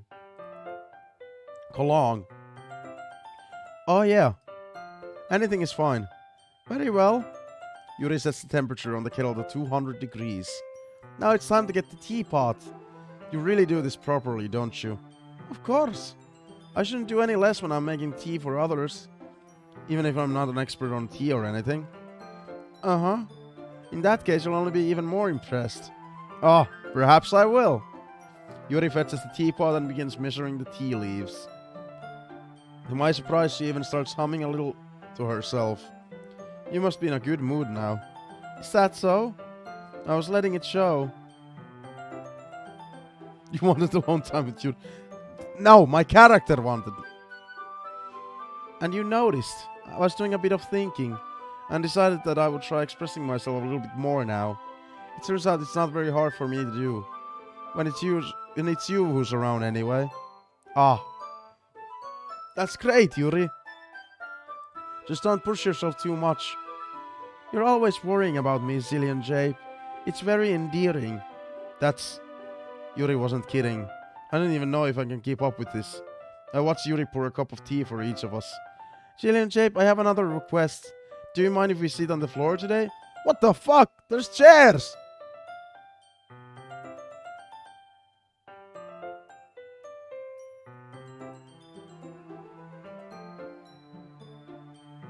I have this. Why's that? It's a little bit easier on my back. I can read with my back against the wall rather than bending over at my desk. Ah, sorry, I didn't realize. No worries. I just have my back pain fairly regularly, so I do my best to manage it. Is that so? I wonder why that is. It's most likely because your posture, right? Always hunched over like that while reading. Yes, I have a terrible reading posture, so that's why we should sit on the floor. Fair enough. I'll go ahead and get the book. I'll retrieve the book from my bag. Ah, I have some chocolate as well. Dude! Did you read the first fucking chapters you promised to read? Like, reading a book is not hard. It is hard if you have too many hobbies like I do, like playing video games, streaming, watching anime, reading manga, reading comics, reading books, listening to music, watching wrestling.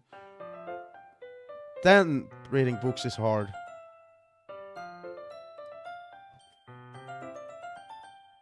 It's a bag of small chocolate candies that I kept hidden from Sayori's candy radar. I take it since it'll go well with the tea. Yuri and I then sit against the wall, teacups at our sides. As if in sync, we assume the same reading position as last time, each holding one half of the book. Except this time, our bodies are even closer to each other.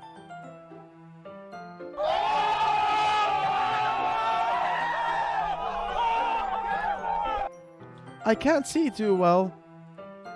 Yuri slides closer until her shoulders are touching. How am I supposed to focus on reading like this? Yuri was always kind of cute, but when she's being less apprehensive, it's almost more than I can handle. Your teacup.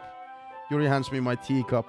Holding it in my hand, that's not holding the book, I end up in a position that makes it even harder to focus. Because now I need to worry about making sure I don't accidentally touch her chest.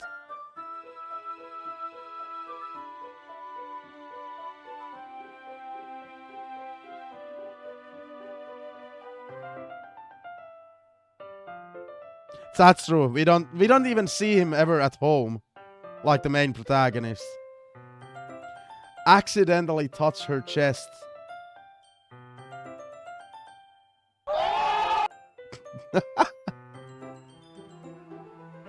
Meanwhile, Yuri hasn't noticed a single thing. She wears her intense reading expression, and I can only presume the world around her has faded away.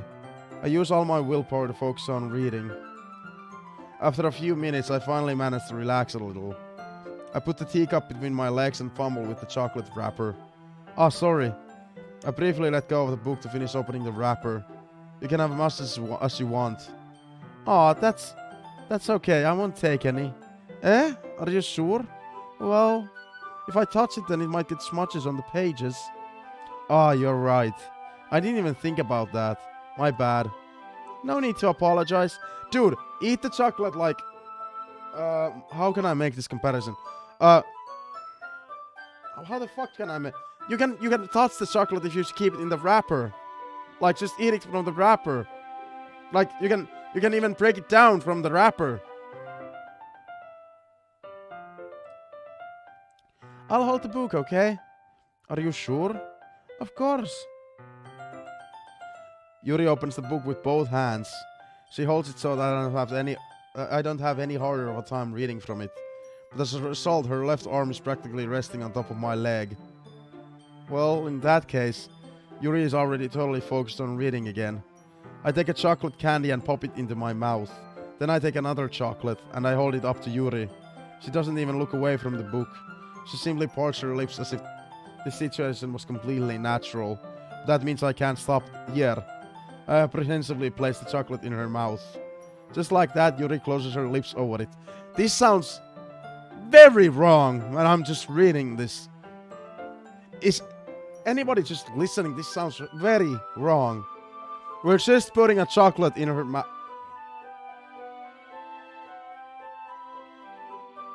Oh my god.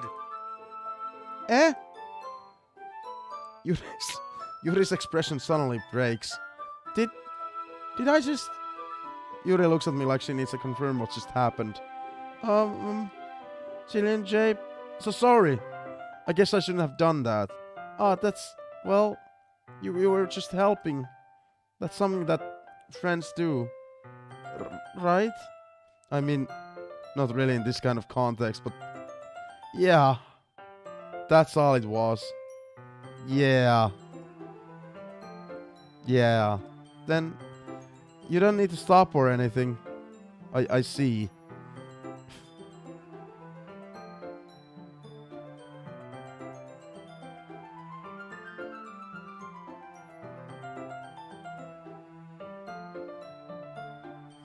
I wanted to play this game for years. Worth it. The situation has gotten really tense. Yuri tries to return to the book, but I can tell just by her expression that even she can't focus now. My heart is pounding. I nervously take another chocolate between my fingers, but this time Yuri's eyes meet mine. How did it even come to this? Yuri doesn't avert her gaze. I notice her chest rising and falling with the rhythm of her breaths. I raise my arm. Ah! Like before, Yuki parts her lips, but it's different this time. I take the chocolate and place it in her mouth. Oh. Oh. Oh my god. What the fuck am I playing?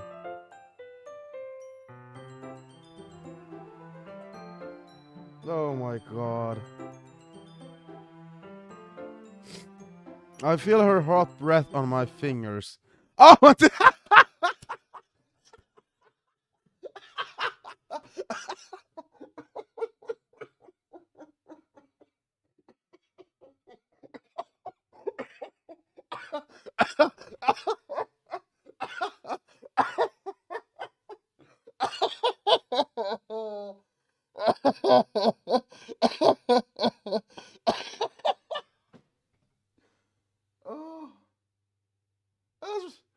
Oh my god, that's amazing.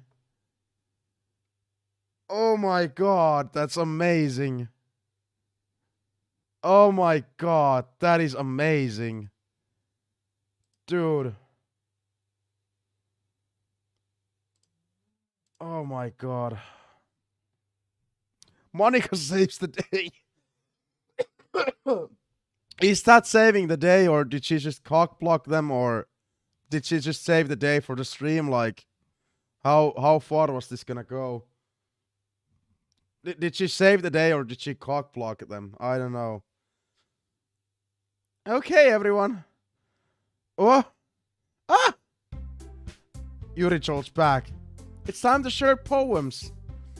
ZillionJape, you can help Yuri put away the tea stuff, right? Yeah, of course. Okay, thanks. The spell is abruptly broken. I'll take care of the cups. Yeah. Yuri picks up the teacups from the floor. I pick up the bag of chocolates. In the end, we hastily clean up without as much as a word between us. I get the feeling this is something neither of us will have the courage to bring up.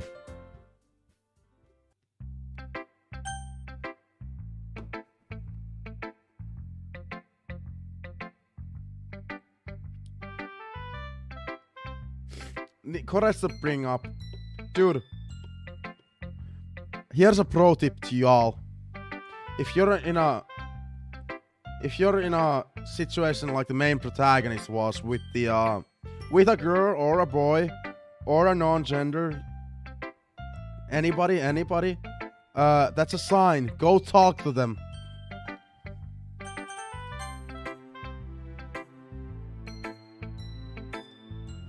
ZillionJape, your writing has only improved in these last few days. Every poem you've shown me has been nothing short of spectacular. I can really feel the emotions. I'm a little envious even. I don't think it ever came to me this naturally. Yuri, that's the wrong way to put it. This never did come natural to me. But I've been able to improve so much thanks to you. You're really the example I was chasing after. Is that so? Yuri gently smiles to herself. This feeling, I'm so glad I get the chance to share my writing. I never thought it would feel like this. I remember you mentioning that yesterday. I can't believe that you're so good at something and you've never even shared it with anyone. It's kind of shame. Maybe, but it's not like I really had a choice. What do you mean? Well, Yuri smiles sadly. ZillionJape, during lunchtime, I eat by myself. Did you know that? It's a great time to find a quiet spot and do some reading. In fact, I always have some books with me. You could say I really enjoy reading. Well, that's one way to put it anyway. But books are so full of amazing and inspiring people. People you want to fall in love with. Or people you just know would make a really good friend. Cheerful people who always put a smile on your face. Or deep thinkers and problem solvers who discover the mysteries of life. So when you look at it that way, I'm surrounded by friends every day. You know? So you like to go into the fantasy world, okay? And those friends don't laugh at me. They don't tease me for spacing out all the time. They don't make fun of my body type. And they don't hate me for acting like a know-it-all. People say that about you? I'm not a know-it-all, ZillionJape. It's the opposite. I don't know anything. I don't know how to talk to people. I don't know how to make people see me as normal. Nothing is normal. I don't even know how to make myself happy. I have all these feelings. And all I can do with them is read and write. But it wasn't until now that I started sharing it with you that I really understood what was missing all this time. But I haven't really done anything. No, that's wrong. Just being patient and respectful, that's really important to me. I know I'm a difficult person, ZillionJape. I speak too slowly, I second guess myself all the time, I read too deeply into things, but every time, you've always treated me just like anyone else. It's so rare that I feel comfortable with myself when I talk to others. But that's why every time I talk to you, I just feel really happy. I see.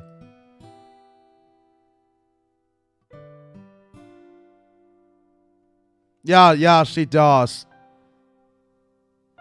Like, I don't know. I have a feeling a lot of these types of like girls exist.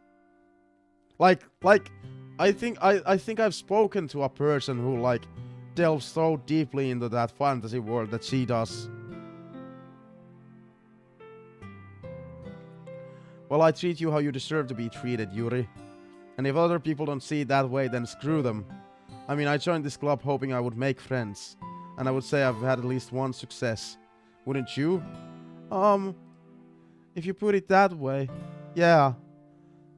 We really are friends now, aren't we? Just getting red.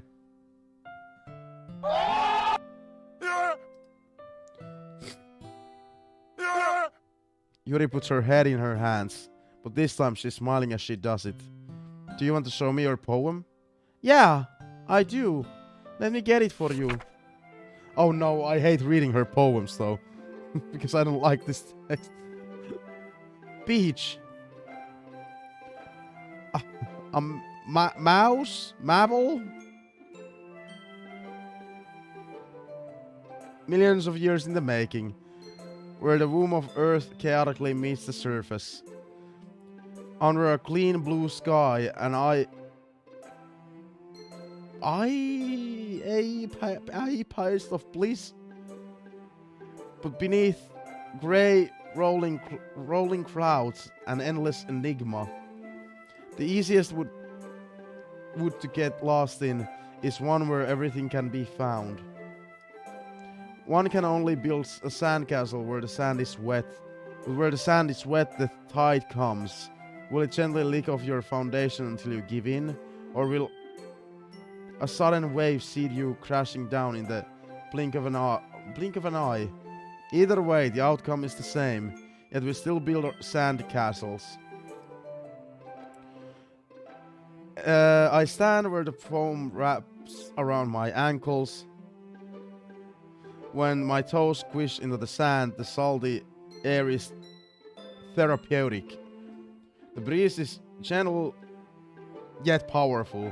I sink my toes into the ultimate boundary. Life tempted by the foamy tendrils?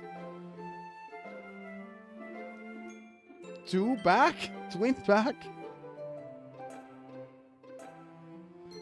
No, you don't need to. I'm trying my best reading this. And I abandoned my piece to avoid of the shame. Drive forward, and I refuse to earth forever me. Dude, I don't like that style. I remember that the beach is a kind of insane thing to write about, but I did my best to take a metaphorical approach to it. You say that like you didn't even want to write about it. Oh, you haven't heard? After yesterday, Natsuki and I, well, it was amusing that we wrote about something similar in such different ways. So Natsuki wanted us to write about the same topic as each other again. I suppose to better compare the differences in our writing styles or thought processes. Anyway, it was her idea. Knowing her, it's no surprise that she'd want to do something like that. She probably just wants to show off. It's not like I have particular interest in her writing style. I just went with her request. But, well, I suppose it's not so bad to write about something simple on occasion. It can be refreshing, you know? It's good for me to calm my thoughts once in a while. Yeah, I think I agree. Thanks for sharing.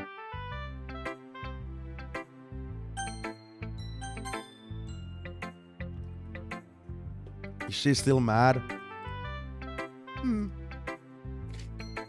Yeah, she's still... I'm sorry! It's nice, I guess. Come on, I can already tell you don't like it. Well, you don't need to worry about what I think.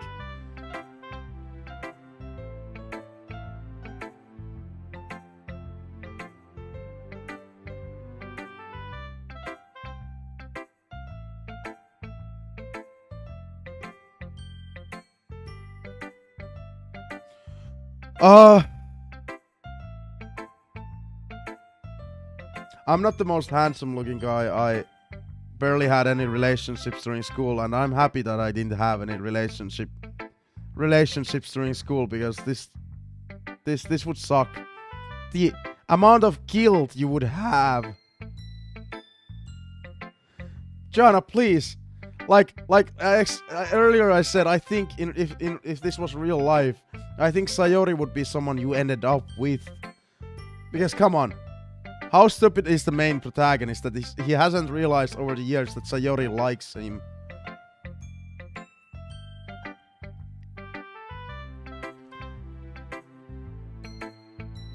I like it actually. But I can understand the I hate this speech point as well. it's kind of like gaslighting, isn't it? Like, she's making us feel so fucking guilty. So goddamn guilty. Like, let's take this the other way. Let's spin this the other way around. We've been friends forever, apparently. Yet you have never dared to approach the main protagonist. Hey, I like you. And seeing inside our main protagonist's head, he has always considered her as cute as well. So, if she would have said something like years ago, or however long they've known each other, they could have been together forever ago. Now, only now, when he's interested in somebody else, he's like, you don't care about me. After all, you wrote this for someone else, didn't you? Probably Yuri. Stop! Stop! I just explained this. Eh? I didn't write this for anyone specifically. Maybe. That's not really what I meant though. But it's okay. You're making new friends just like I was hoping. That makes me really happy. And you're happy too, right? In this club? Well, of course I am. Good. That's all that matters to me. Thank you, ZillionJape. Stop!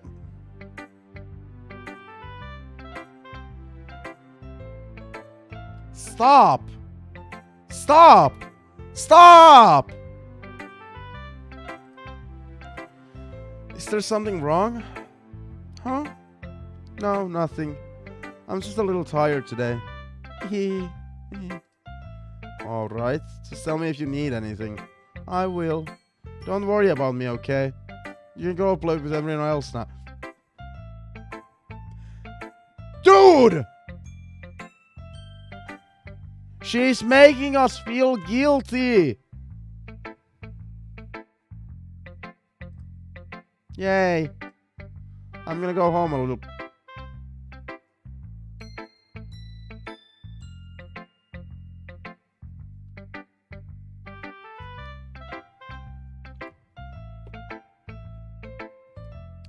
Sayori? Tell Monica I wasn't feeling well, okay? I'll see you tomorrow. Before I can say anything else, Sayori cheerfully walks out of the classroom, humming to herself. But imagine from her perspective, though, the guy she has a huge crush on, apparently, is just on the fucking ground with one of the other chicks, and he's putting chocolate into her mouth very romantically. Oh my god.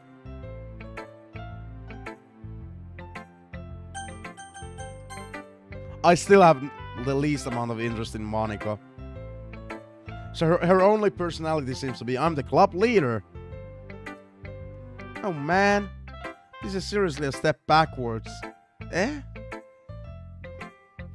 I liked your last two way better than this one.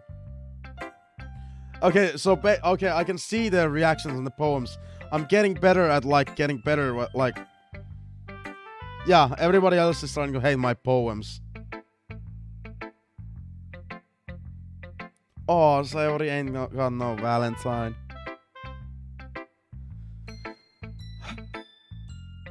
I mean, I guess I can't be mad at you for trying different things, as long as you're not just trying to impress Yuri or something like that. Gross. Okay. Like you said, I'm allowed to try new things. Why are you so emotionally invested in my poems anyway? Is that more of a compliment to me? Eh? No, gross. It's not like I care. It's just that one of us in this club has to make sure you're not slacking off. Really? Well, what if you ended up just scaring me away? That's, it's not like you would actually do that. Yeah, you're right. It's kind of fun to hang out here, even if I have to put up with you. Didn't we? Yeah, dude, we didn't even see Sayori's poem, did we?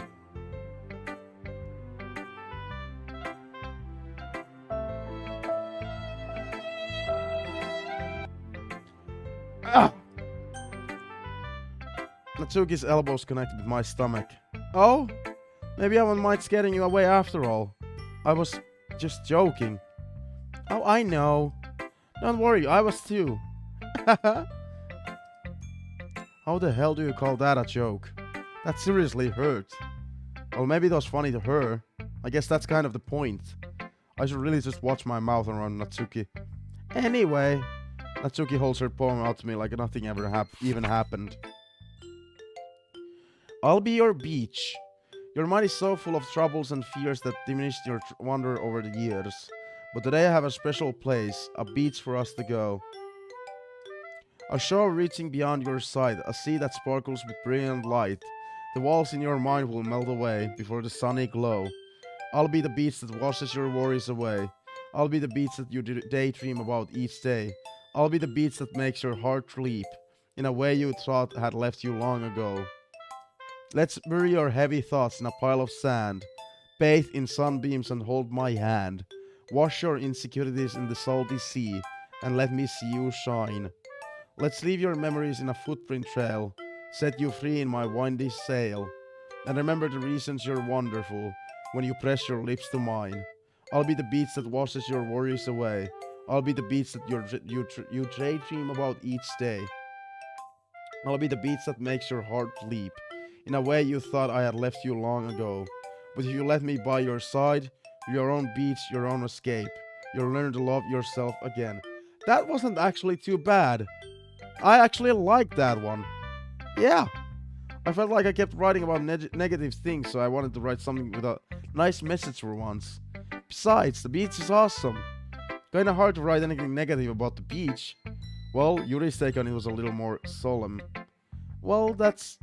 Geez, she's better not have said anything about mine. Bad anything about mine. After all, she was the one who wanted us to write about the same topic. Oh, you can really see her doing that too. Making us write about a simple topic then trying to impress me by coming up with something all fancy. Well, it's not like I care. I just did it anyway. I mean, I guess mine ended up being kind of metaphorical too. That was like the first wholesome poem so far, honestly. Yeah. Yeah, finally Natsuki did a metaphorical one. Is she trying to fucking impress me? But there's nothing wrong with doing that once in a while. Oh, I skipped a dialogue, I think. Oh, what? What? No!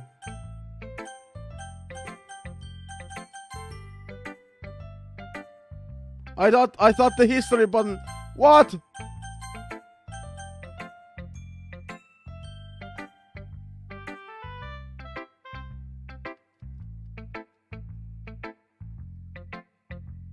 Okay, we can read things here.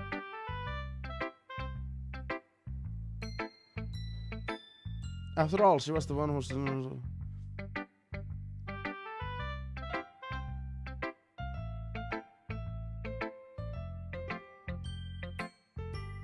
At the very least, it was good practice. Oh, I just missed that. Okay. Woo! Didn't miss anything else. Woo!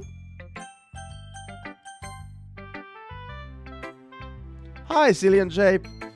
Here we go, the most boring character. Seriously! Who was it earlier who said like Monica was their favorite? Again, the only personality she has shown to us is I'm the club leader. Yay! Have you thought about what you want to submit to perform at the festival? Well, being in this club is one thing, but performing in front of a bunch of people, I'll have to give it some more thought. Okay, no pressure. But whatever you do, I'm sure it turned out great. It would also make me happy to see. Anyway, let's take a look at today's poem. Sure.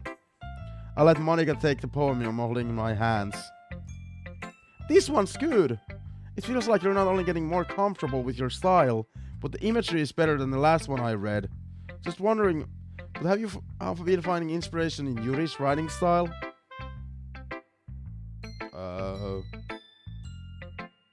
No.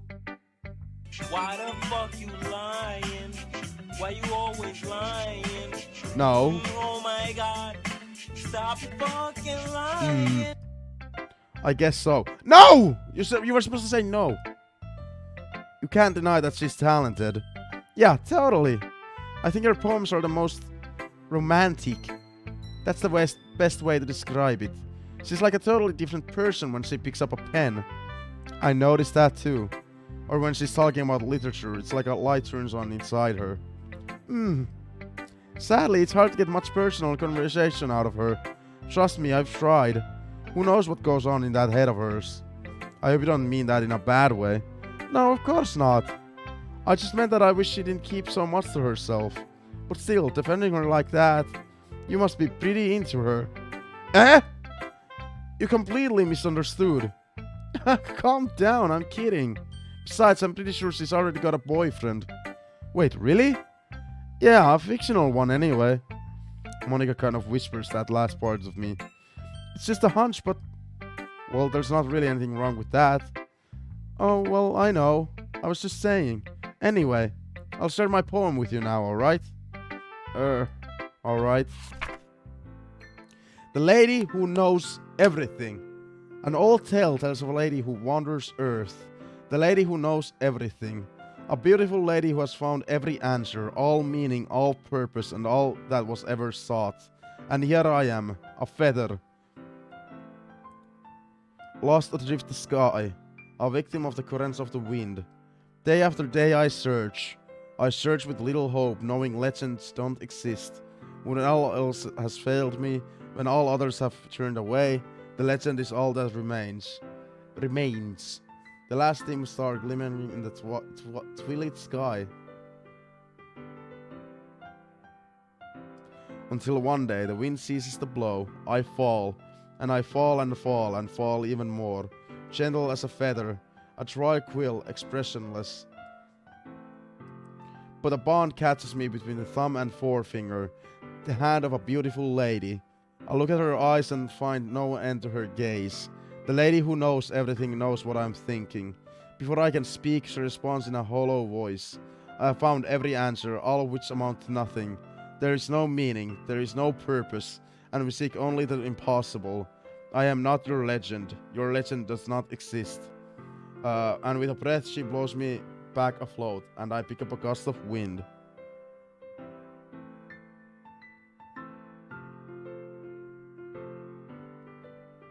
I'm probably gonna be streaming until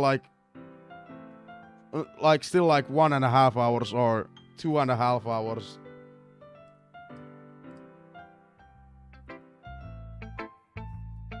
That's the plan. My time in my country is 3:27 a.m. I usually stream until 5 or 6 a.m. It always depends. You know, I feel like learning and looking for answers are the sort of things that give life meaning. Not to get too philosophical or anything. It was kind of on my mind, so that's what I wrote about. I see. I never really put much thought into it. In a way, it's almost paradoxical. Because if we had all the answers, wouldn't the world start to lose its meaning? You know, there's one thing I noticed. It seems like everyone in the club prefers writing about things that are more sad than happy. Yeah, I have an all sleep schedule because my work shifts usually start around 4:15 p.m. I have a shitty job. Usually, most of my work shifts start at 4:15 p.m. and end at 8:15 p.m. It's not a good pay. The place sucks. It's not a full-time contract. So yeah, I basically have almost like free time 24/7.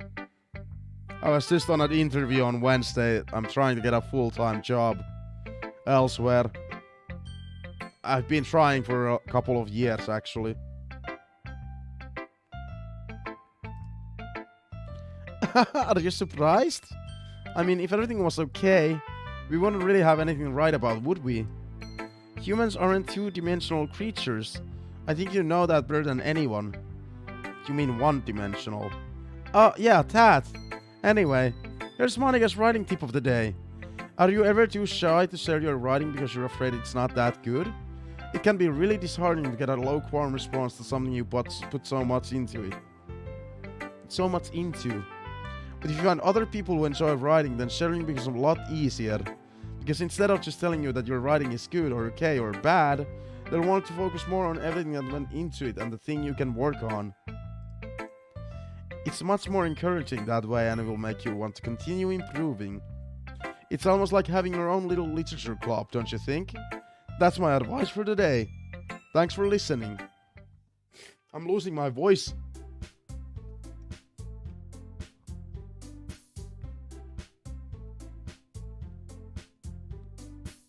Okay, you three. We're all done sharing poems, right? Although, maybe I should end at 5 AM today. I just remembered. I have a Hero Quest session with a couple of my co-worker friends. And it's gonna be at 1:30 PM tomorrow. Yeah. So 5 AM was probably when I'm gonna put a stop to the stream. We're all done sharing poems, right? Why don't we start figuring out... Hold on a second. Is it just me, or did you say something strange just now? Eh? Something did sound a bit unusual. That's right. You deviated from your usual catchphrase when addressing the club. Catchphrase? I don't have a catchphrase. Jeez. Why is the mood so weird today? Look, even Yuri isn't immune to it. Stagnating air is common foreshadowing that something terrible is about to happen. In your books, maybe. Look, the only thing different is that Sayori isn't here. Ah! It seems you're right. Sayori always helps lighten the mood a little bit, doesn't she? It's almost like everyone's balance is thrown off a little when she's not around. Where the heck did she run off to, anyway? I thought she just went to pee. Natsuki, please show some decency. Oh, come on. Oh, she actually wasn't feeling too well and went home early. Is that so? I hope she's alright. Oh, by the way, well, I wish the best for you. Yeah, Flabman, I've tried so many years now to get a full-time contract in the same type of job that I do currently. It's just moral. Well, I've just given up on it, basically. Like, apparently the interview went fine on Wednesday, but it's just like, I don't even want to bring my hopes up. Seriously? Of all the times to not go home with her, you pick up times she's not feeling well? So much for you two being all lovey-dovey. Oh no. First of all, stop misunderstanding my friendship with Sayori. And second, she's kind of been avoiding me today, so I didn't want to force it. Who? That curious expression coming from Yuri, of all people. Calm down, guys. I talked to her earlier and everything is fine. What did she say? Anyway, we need to figure out the rest of the festival preparations, so let's decide what everyone will be doing this weekend. I already know what I'm doing. That's right. Natsuki will be making cupcakes. We want need a lot of them and different flavors. Can you handle that all by yourself, Natsuki? Challenge accepted. And as for myself, I'm going to be printing and assembling all the poetry pamphlets. Sayori will be helping me design them. And as for you, Yuri, you can... Guys! Can you help me come up with something for Yuri? I'm useless. No. That's not it at all. You're the most talented person here, you know? And now Natsuki's pouting too. Jeez, even I can tell now. I guess I never gave Sayori enough credit, but I can tell things are even harder on you when she's not around. Ah, that may be the case. But if I can't also be a leader of my own, then I won't grow as a person. So Yuri, you have a beautiful handwriting, you know? So you should make some banners and decorations to help set the atmosphere. Atmosphere? About that, I love atmosphere. Yuri's expression suddenly changes as she stares at her desk in focus and starts nodding to herself. Your mind is already racing, I see. That's great! You'll be a wonderful help, Yuri. But anyway, that just leaves you, ZillionJape. The one who is truly useless. Don't say that. In fact, both Natsuki and Yuri have pretty heavy tasks to handle. It'll probably go a long way to give one of them a hand. You could always help me out as well. I would really be really appreciative of that. That's... Is Monica suggesting I spend the weekend with one of my club members? How on earth are they going to respond to a suggestion like that? I suppose I wouldn't mind a bit of help. Well, even if you don't know how to bake, there's always some dirty work I could give it to you. It's not like Monica's going to give me a choice, and you shouldn't be sitting on your butt anyway. Natsuki tries to mumble a bunch of excuses like that. If I recall, Natsuki, you mentioned that you would like to handle the baking on your own. Yuri just wants me. She just wants me. Yeah, come on! This dialogue is different, depending on how you play the game. Right? This dialogue is different. Because Yuri just wants to hang out with me. Come on. Like in one of the versions, probably one of these characters isn't even here. Or maybe they are. Or, no, maybe they aren't, because if I would have been more nice with... You know. ZillionJape may not like to be around if you only make him out to be a nuisance. So therefore, he may be more suited to assisting with the decorations. Hold on, I never said that. How hard could it be to make a few decorations anyway? Sounds more like you're just making excuses for ZillionJape to... What are you saying? It will be extremely meticulous work. And baking isn't? Just what do you think? Guys, let's settle down for a moment. In the end, I think it's up to ZillionJape to decide how he'd like to contribute.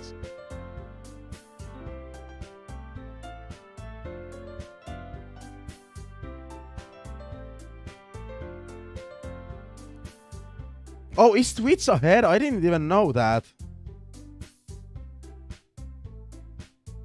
Huh. That's... Oh. Besides, he hasn't really gotten the chance to spend any time with me yet, you know? So I'm sure he's interested in... You literally just said... I'm surprised as well. Sorry. I was just saying it though. Jeez. Can we just settle this already? Yeah. ZillionJape, you're okay with this, right? In the end, it's up to you. Ah, of course. Very well. In that case, everyone looks straight at me. But of course, I'm going to go with... Yeah, I'm wondering. Like, if I would have had a different relationship with Sayori, would she be in this conversation? But like, we have made it so obvious who we're hanging out with. And they're really asking who I wanna go hang out with. Well, I'll probably be most useful helping out Yuri.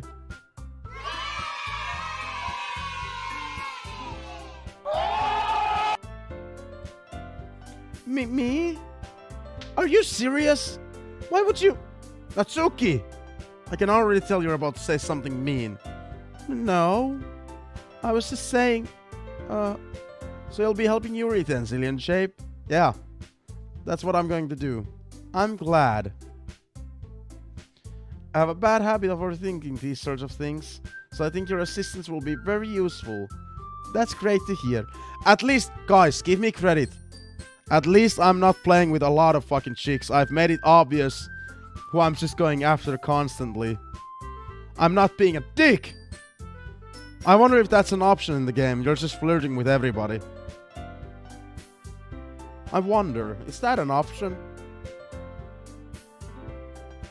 Just piss everybody off. Natsuki, will you be able to handle the baking yourself? I mean, yeah. I already said I would be fine. Okay. Everyone can tell that Natsuki is feeling a little sour. So is that everything we needed to go over?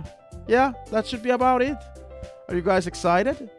Well, excited may not be the right word, but I suppose I'm looking forward to it a little bit. Do you feel the same way, ZillionJape? Me? I guess you could say I'm interested to see how it'll turn out. That's good enough for me. What about you, Natsuki? They have not made me care about Monica at all. I guess this would have been a chance to actually get to know her, but like... Natsuki! What? Why is everyone yelling at me? I didn't even do anything. No, that's not what I meant at all. Yuri anxiously glances between everyone in the room. I'm sorry for this. I don't really know why ZillionJape picked me.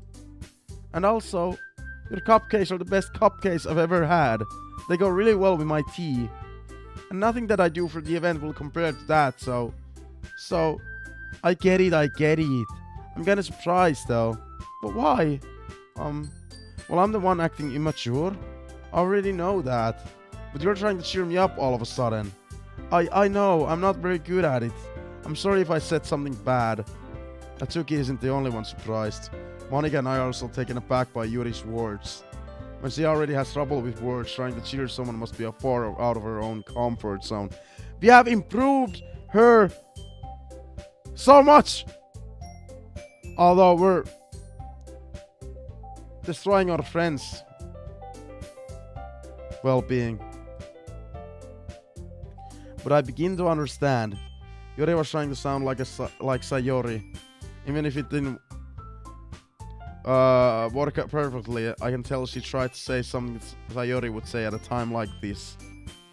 Yo, what's up, Bendukst?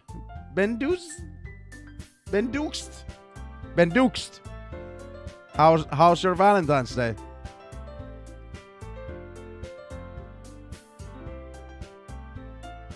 I think it's really funny that you... Good point. I don't think you would fall like...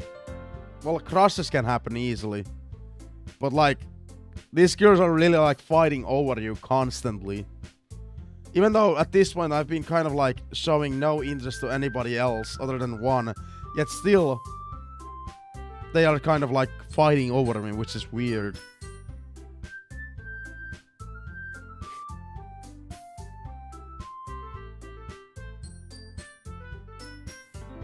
But yeah, what's up, Bendukst? How's your Valentine's Day?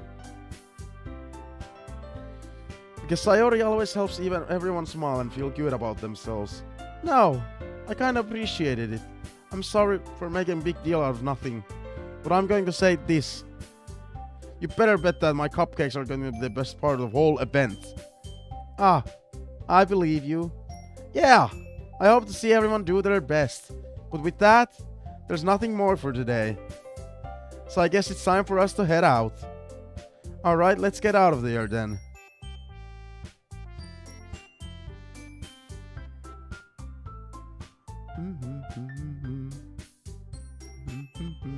Everyone packs their things. I start to follow Monika and Natsuki out the door as they chat between each other. I turn around. Sorry. I realized that I didn't have any way of contacting you this weekend. Oh, you're right. I can't believe that slipped my mind. Should I give you my phone number?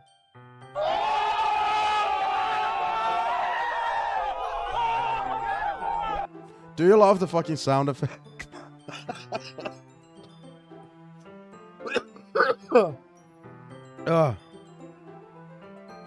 I think that would be the best way, yes.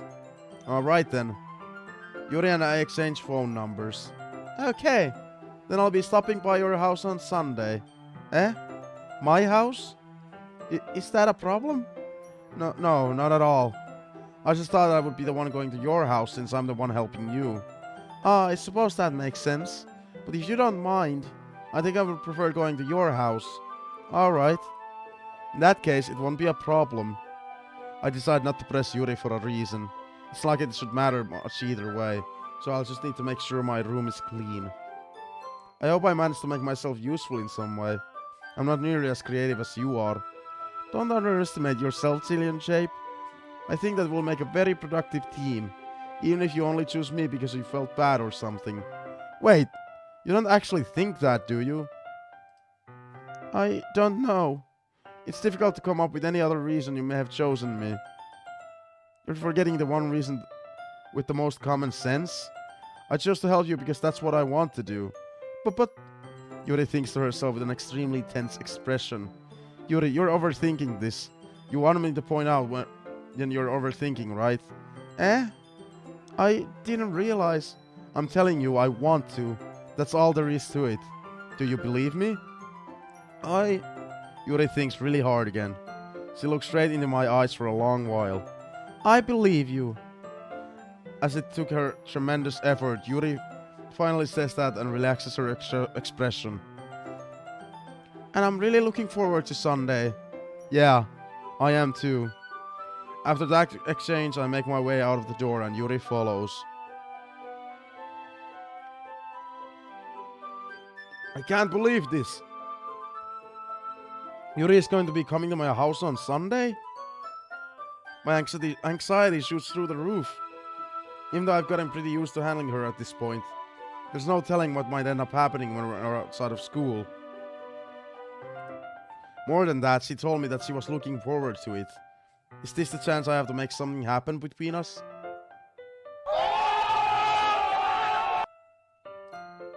Or is it too early for that? Only time will tell. But until 10, I won't be able to take my mind off of it. I seriously can't wait.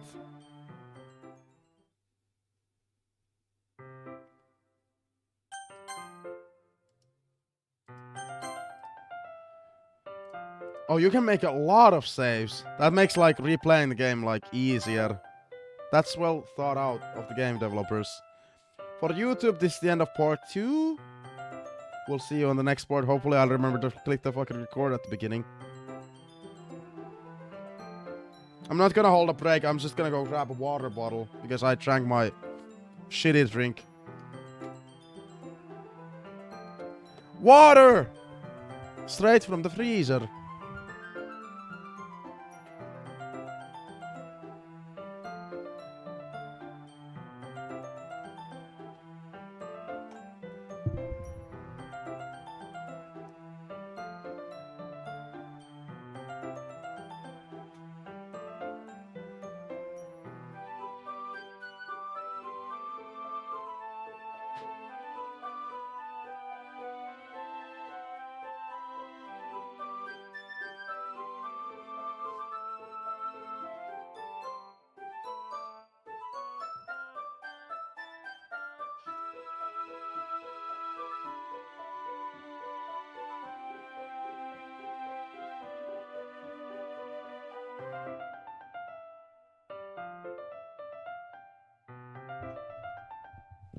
Okay, yeah, I've decided that I'm gonna end the stream by 5 AM, so 1 hour and 15 minutes from now.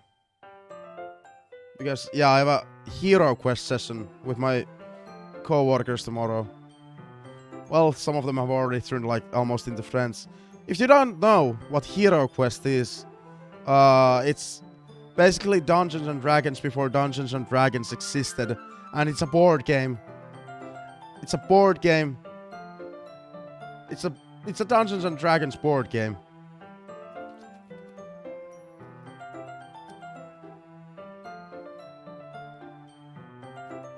Plus, we're gonna go eat.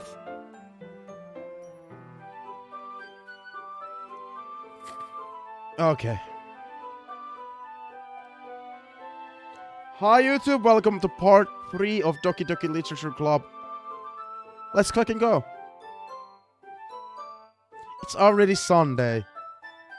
I like that the currently we're getting a little bit different gameplay. Usually it's been class, poem, class, poem, class, poem. Apparently we're now gonna have something a little bit different. I've been getting increasingly anxious about Yuri's upcoming visit. And by the way, I can't wait to see where this game is heading to. What are the horror elements gonna be? Because this game had a huge warning at the beginning, saying, you know, you should be careful. I'm just like wondering where is the storyline gonna be leading to. I love the fact that I don't know anything about the plot. I keep telling myself there's no reason to be nervous, but it doesn't help much. Yuri is clearly an introvert and also an intimate person in general. There's no doubt that she'll open a little bit when it's just the two of us. Meanwhile, we've been texting. We've even been texting occasionally. She was extremely apprehensive at first, but it wasn't long before I was already learning more about her. But putting Yuri aside, I haven't heard a thing from Sayori since she left the club early the other day. It's not like we text each other all the time or anything, But I've been worried about her in the back of my mind. Between what Sayori said and what Monica said, is it really okay for me to put Sayori's feelings aside when she might need me?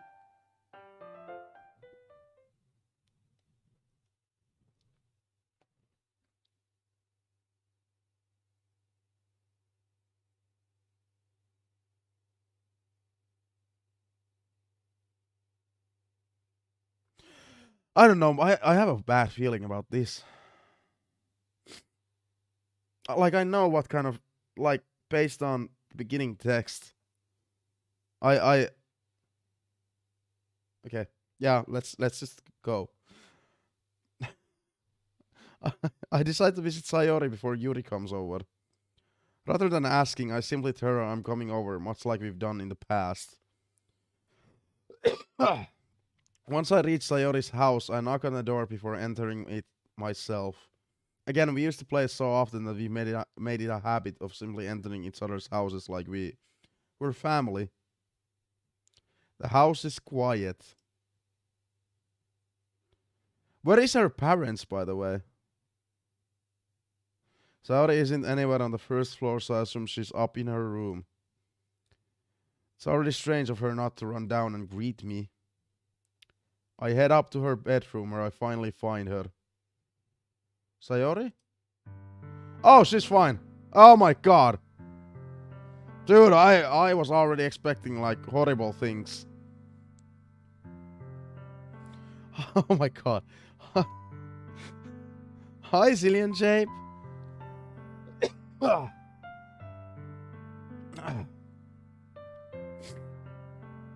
It's true, we've kind of abandoned her as a friend. But like, also, it's been said a lot to people. Like, don't hang out with your crush if you're just gonna be in a friend zone. I sit down in her room. Sayori forces a smile, but it's easy to tell that she's different. There's a minute of silence between us. You haven't come over like this in a long time, have you? I guess you're right. It has been a long time.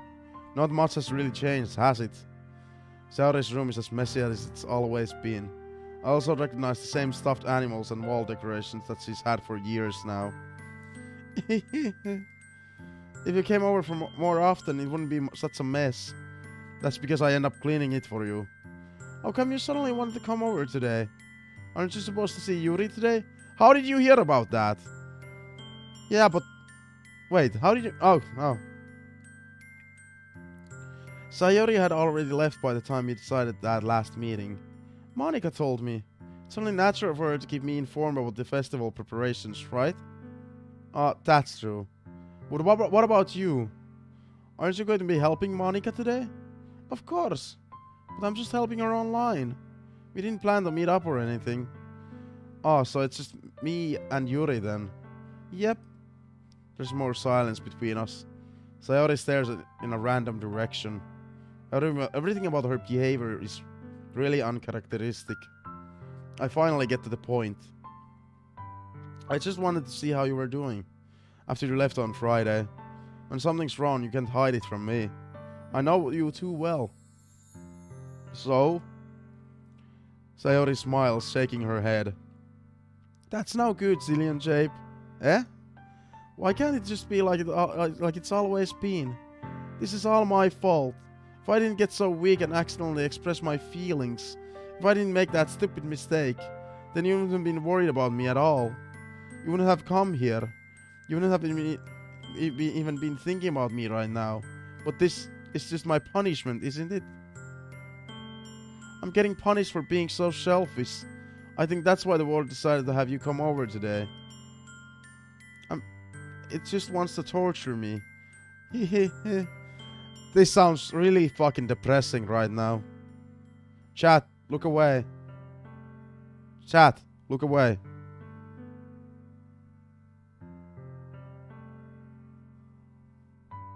Yeah, I can agree with the realistic part, yeah. And like, I can sympathize with her, like this whole thing sucks. Like, this whole thing sucks.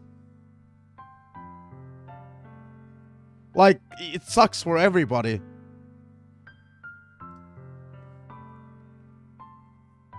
Like, like it's hard to put it into words, but it just sucks. But it's like it is what it is as well.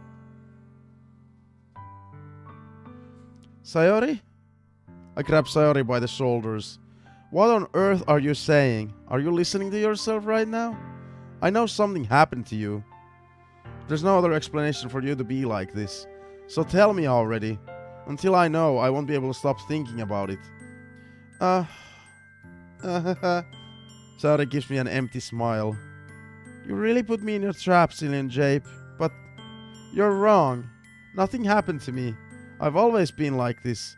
You're just seeing it for the first time. Seeing what? What are you talking about, Sayori? You're really going to just make me say it, aren't you, ZillionJape? I guess I've no choice this time. The thing is, I've had a really bad depression my whole life. Did you know that? Why do you think I'm late to school every day? Because most days I can't even find a reason to get out of bed.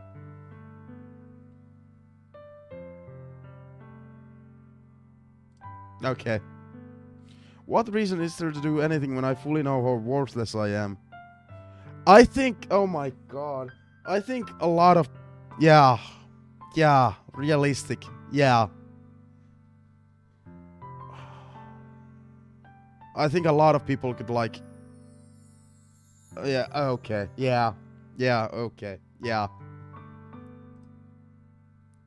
Why go to school? Why eat? Like, why is her room messy? Why make friends? Why make other people put their energy and caring to waste by having them spend it on me? That's what it feels like. And that's why I just want to make everyone happy, without anyone worrying about me. I'm in shock. I can't even figure out how to respond. How is it possible that Sayori kept this from me the entire time that I've known her? Did she really want so badly for me to just not think about her? Why, Sayori? Why is it that you've never told me about this? It almost feels like I've been betrayed as your close friend. Because if I knew, I would have done everything I could to support you. Even if there's only so much that I could do. That is also true. I would have tried a little bit harder to make every day a little better for you. That's why I'm your friend. All you had to do was tell me. You don't understand at all, ZillionJape. Why do you think I didn't tell you? Because if I told you, then you would have to waste effort caring about me instead of doing important things. I don't want to be cared about. It's bittersweet when people try to care about me.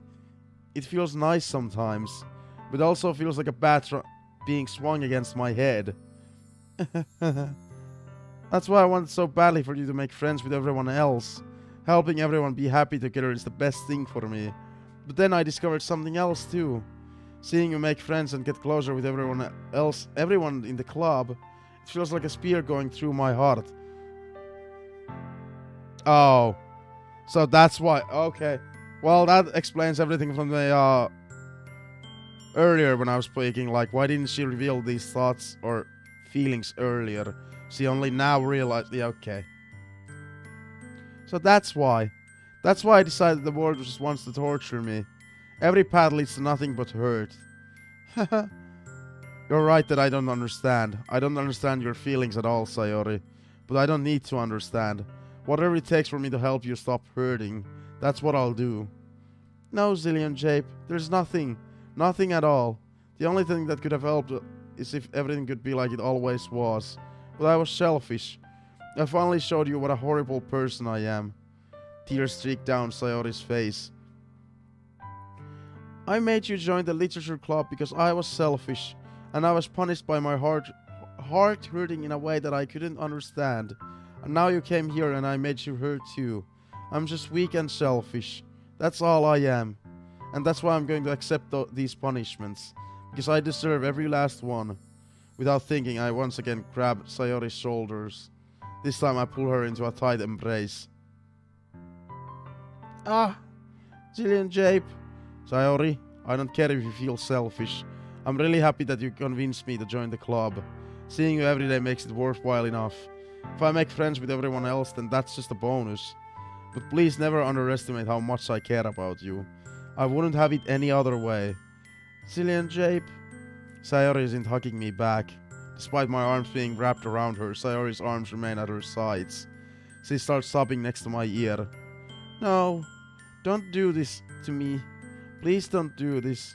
ZillionJape, Sayori barely manages to speak between her sobs.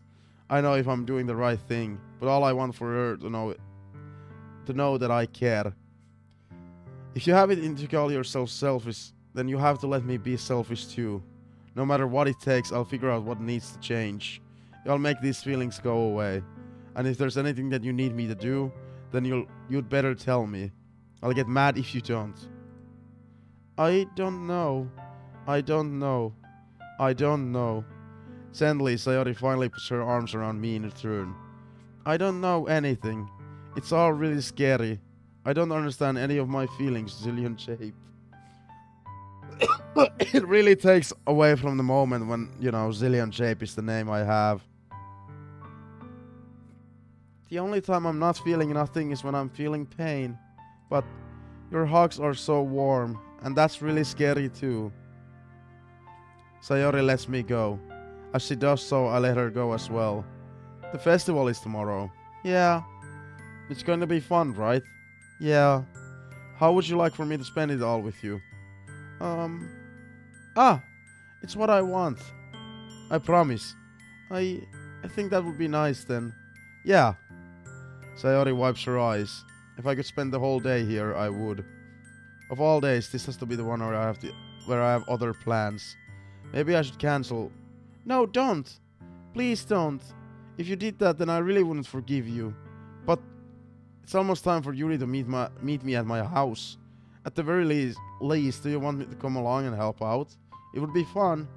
To my surprise, Sayori shakes her head. I'm sorry. I don't know if that would be very good for me today. You understand, right? It's kind of hard for me to fully understand, but I'm trying my hardest.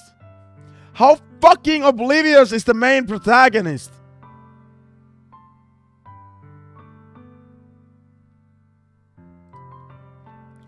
Don't worry too much about it. I'll see you tomorrow, okay? Alright. I look forward to it. I really don't understand. Bruv.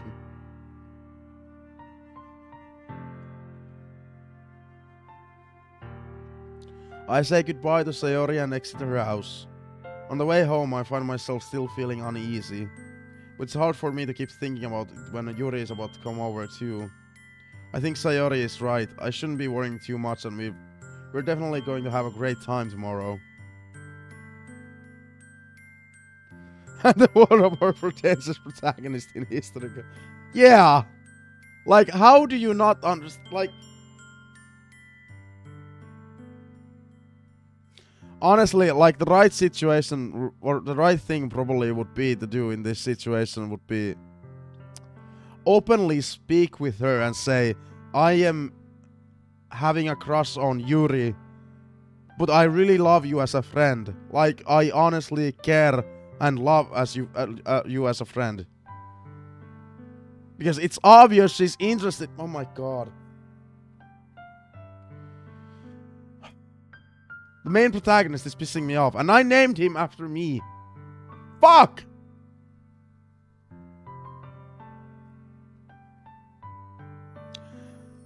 I should just focus on what's ahead of me. As I approach my house, I see something that makes me feel a moment of panic. Yuri? Ah! Thank goodness. You're a little early. I'm sorry I wasn't home yet. Were you waiting for a long time? No, I just got here. But I started to get really nervous when nobody answered the doorbell. You always could have texted me. If I had known, I would have reassured you and hurried on my way home. I suppose that's true. I didn't think of that for some reason. It should be common sense to do that, but I decided to ignore it. Anyway, let's go inside. I see you brought a lot of stuff with you. That's right. And did you manage to find everything I asked you to buy as well? Yeah, pretty much. At least I hope I got everything right. I'm sure it will be fine. I take Yuri to my room. The first thing she does is glance around curiously, which makes me feel anxious. It's so clean. I cleaned it before you came over, so... That's very considerate of you to do. Oh, no. I would be really embarrassed for my room to be a mess while you were here. Well, I do enjoy cleaning. I would have gladly helped you clean. Ah, that would be even more embarrassing. Wait, don't look in there. I snatched Yuri's fridge, which was in the process of opening a desk drawer of mine. Ah! I'm sorry. I wasn't thinking for some reason. I was just spacing out. It's fine, it's fine. I let go of Yuri's wrist. She puts both of her hands firmly in her laps, as if making sure she's keeping a track of them. Why did you not want her to touch the drawer?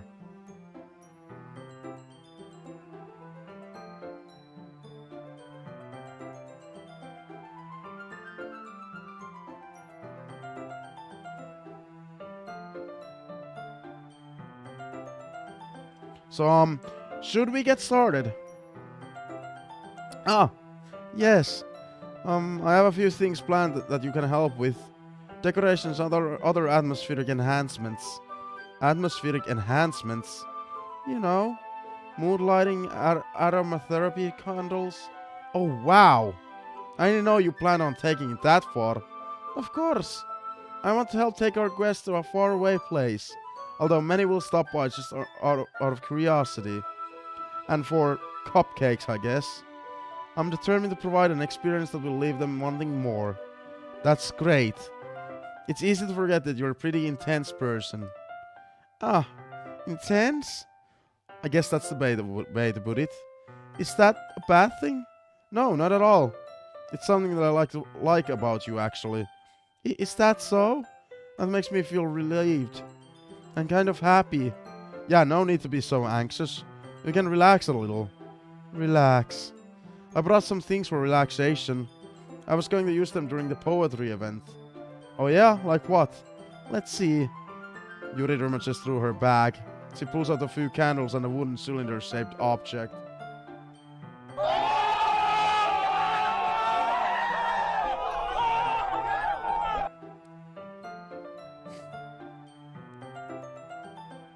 Are we gonna have a success?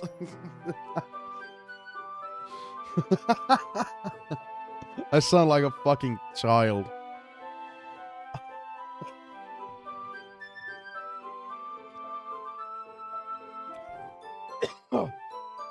I did some shopping on the way here, so I happen to have these in my bag.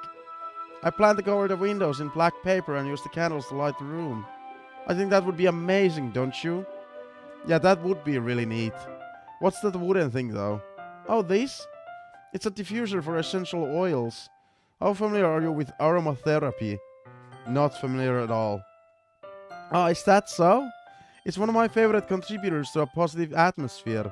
Depending on the oils or herbs you choose, you can change the mood of the air itself.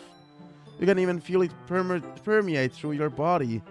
Relaxation, positive energy, romance, reflection. It's almost like magic. Yuri takes the cylinder and pushes a switch on the bottom. In just a moment, a thin ray of vapor begins to spout through a small hole on the top. Wow, that smells wonderful. What kind of mood is that one for? This one is a jasmine essential oil. It smells like a little sweet and flowery, right? Yeah, that's good. That's a good way to describe it. I chose jasmine for the event because it provides more than relaxation. Jasmine enhances your emotions and helps you feel them flow through your body. You feel warmer and your heart pounds more heavily. Don't you think that will be perfect for sharing your poems? It does sound suitable. But you seem to know a lot about this, so I'll trust your opinion with anything. Yuri smiles gently, clearly enjoying herself. She again reaches into her bag and pulls out several spools of thin ribbon. What are these for? Or those? Well... Did you purchase the origami paper I asked you to get? Yeah, I have it over here. We won't be using the paper for folding origami. What I like to do is write a different word on each paper. We'll need about 100 of them. Oh yeah? What will those be used for? Well, I'm gonna cut pieces of ribbon to hang from the doorway of the classroom. Then we can fasten the paper into the ribbons to create a doorway curtain. Wouldn't that be beautiful? It would also catch the eye of those passing by the room. It may attract some to peek inside. That's really creative. I had no idea you'd be so good at this, Yuri. Is that so? Well, I suppose I do get a little intense, as you'd put it. Uh-huh. Yuri giggles with red cheeks. Is it just me, or is she more relaxed when it's just the two of us? Or maybe it's the excitement she feels from sharing something that she enjoys. Here's a marker, ZillionJape. You can write any characters you want. I'll help you once I finish cutting the ribbons. Oh, alright. Sitting on the floor together, the two of us get to work. I carefully draw a different character on each paper, doing my best to manage my bad handwriting. Yuri unravels a long strand of red ribbon to her desired length. Then she reaches into her bag once more and pulls out a pocket knife. Eh? The knife is strangely beautiful. The silver handle has an intricate pattern of waves etched into it.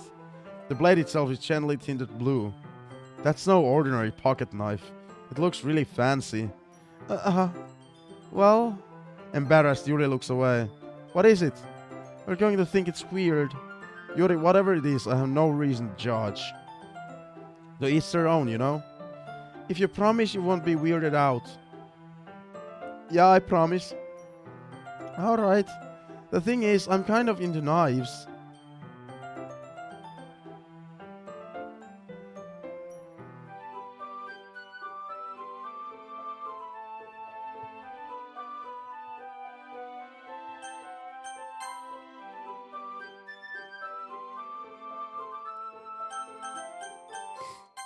We made the wrong choice.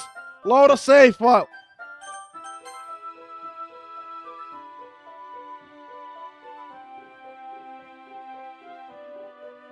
Oh my God. What do we do? Please.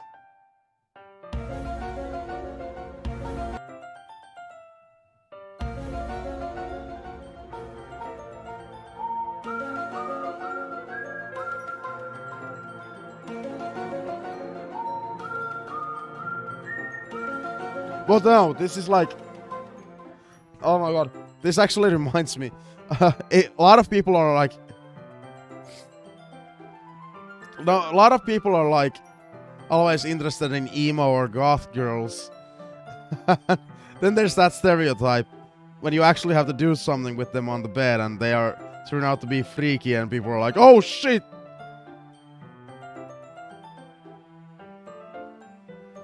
There's this so... pretty. I can't help it. I don't know what it is. The combination of craftsmanship and feeling of danger, maybe. Oh, what am I saying? Please don't think I'm weird for this. You're laughing at me? No, I'm not laughing at you. It's just funny how nervous you get caught about sharing. It's an interesting thing to be into, I guess. But I think it kind of suits you. Suits me? Yeah, it's kind of intense. Nervous laughter. Besides, it's a really cool looking knife. I can't deny that. It is, isn't it? You relaxes her expression once again. Would you like... Oh my fucking god. Please, for the fucking fuck.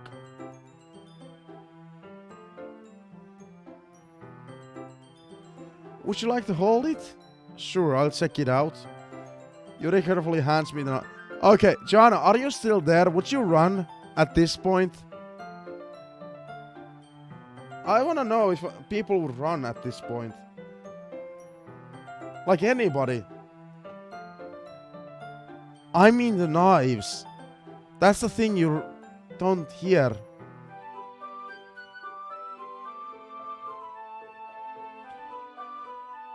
Yeah, would you run, Jana? If you're alone in a room with somebody, one of the things they grab from their bag is a knife. And they say, yeah, I'm into knives.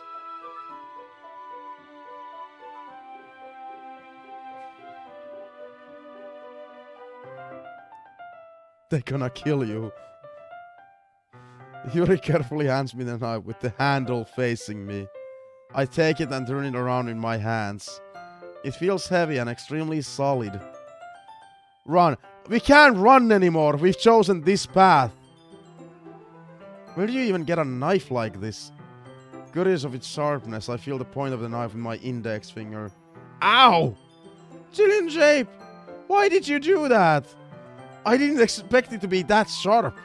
I barely touched it at all. It's my fault. I should have warned you. This knife is extremely sharp. It can cut through a skin like it's oh my god. Okay. Okay. How does she know that? We're done. We're done. Fuck! We chose the wrong path.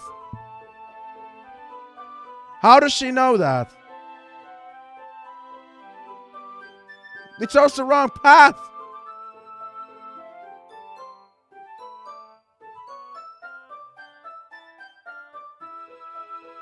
No, we're making her life better. This is the correct thing. It can cut through skin like it's paper. Oh no. A small drop of blood trickles down the side of my finger. Yuri takes my hand and gives the wound a closer look. Oh. She stares at it and noticeably fidgets. If you're squeamish, I'll go wash it off now. Oh. Without warning, Yuri puts my finger in her... What the fuck?!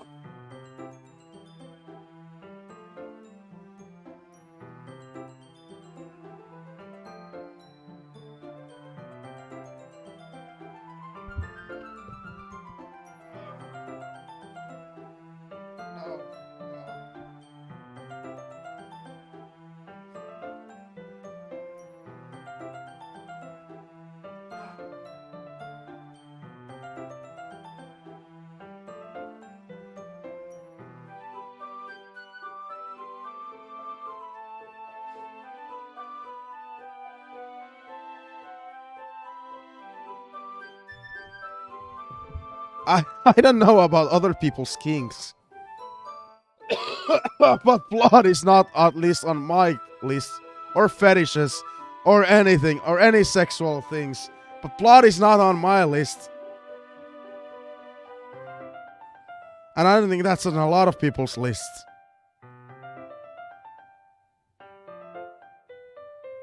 Or maybe I'm misinterpreting the situation. Maybe she's just trying to lick the wound like make it better. Yeah. Yeah. Actually, that's probably the case.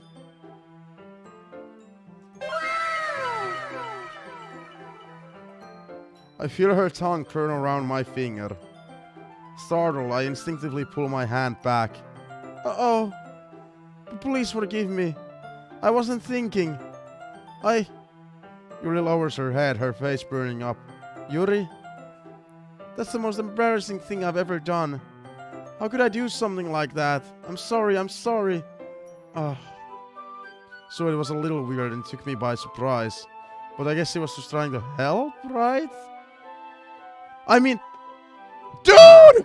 This chick... Most of her excuses are always like, I just did it suddenly. She's gonna kill you suddenly. She's gonna fucking kill you suddenly. Oops! I wasn't thinking. I stuck a knife to your fucking throat. Come on.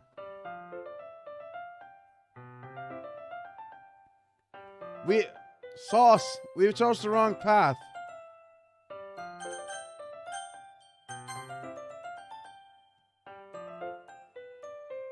Yuri, I think you're overacting a little. She doesn't lift her head.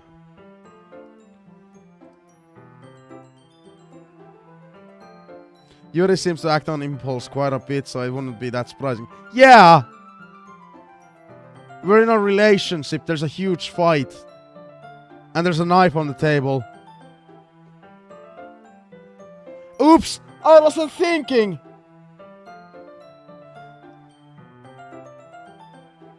What if she doesn't recover from this for the rest of the afternoon? Alright, you know what? This might be a stupid thing to do, but I do it anyway. I take Yuri's hand and lick her index finger in return. ZillionJape! Did you really just do that? Then now we're even. Yuri just looks at me like I did something wrong. I knew that would be a bad idea. If not for the sweet aroma of the jasmine oil, the air would be extremely heavy right now.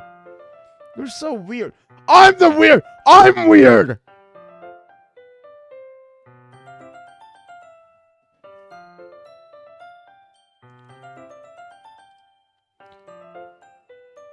Yuri giggles shyly.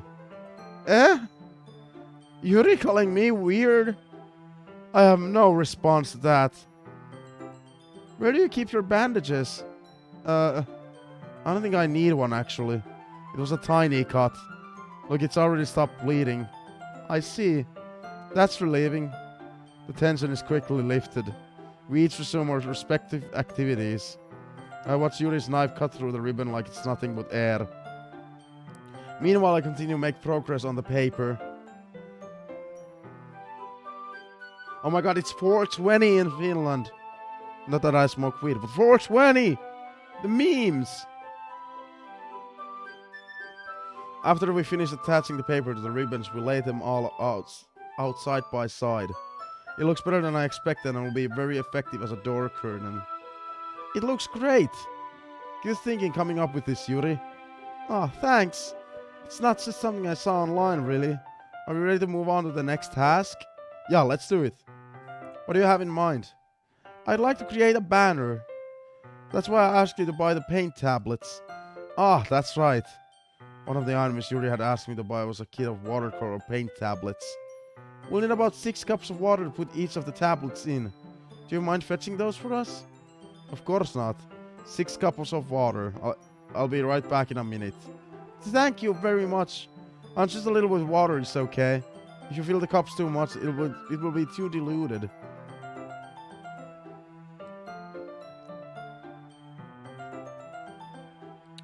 Taking Yuri's advice, I decided to use a small plastic bathroom cups rather than full-sized glasses. I put them on a plate to catch any paint that drips, then bring it back into my room. Yuri? Yes? I come in to see Yuri quickly unrolling her sleeve, pulling it back over her arm. Is she cutting her... Was she cutting herself now?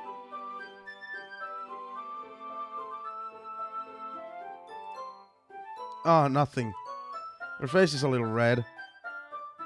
What? Yeah, but John, like, why was she cutting herself now of all the fucking places? Where are the warnings on this thing? I said at the beginning, leave! I said at the beginning, leave!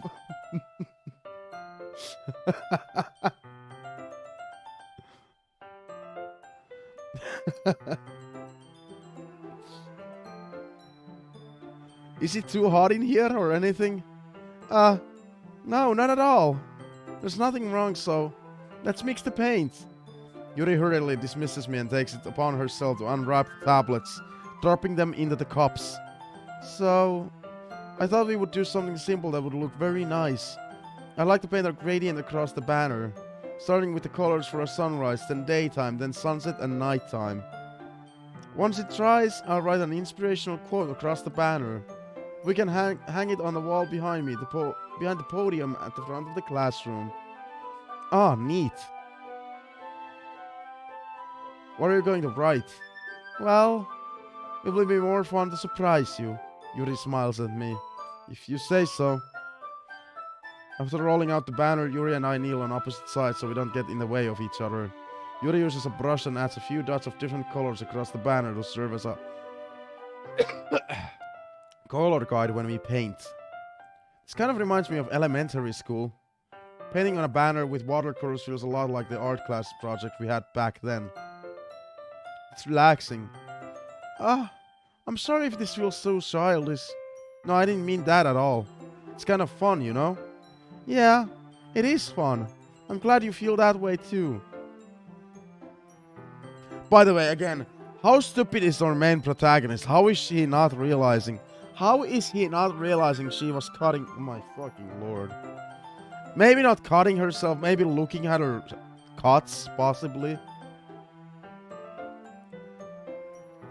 Yuri stops painting for a moment, thinking to herself. For me, I don't need to go out and do crazy things to have fun. In fact, I usually don't even want to. I just like when I can spend time with one other person. Even if it's something simple like reading, it doesn't even matter if you don't talk much. Just having a friend next to me makes things feel a little bit nicer. I'm gonna say that that applies to a relationship. Just being there with another person is just nice. You don't need to do anything with them. I think that's all it takes for me to be happy. Is that so? Even if Yuri and I are quite different, I can understand where she's coming from.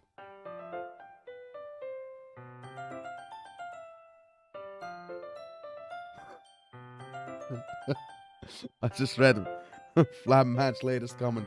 Yeah! Yeah, like how... What is... Oh! If there's one criticism we can give this game, it's that the main protagonist, like, what the fuck?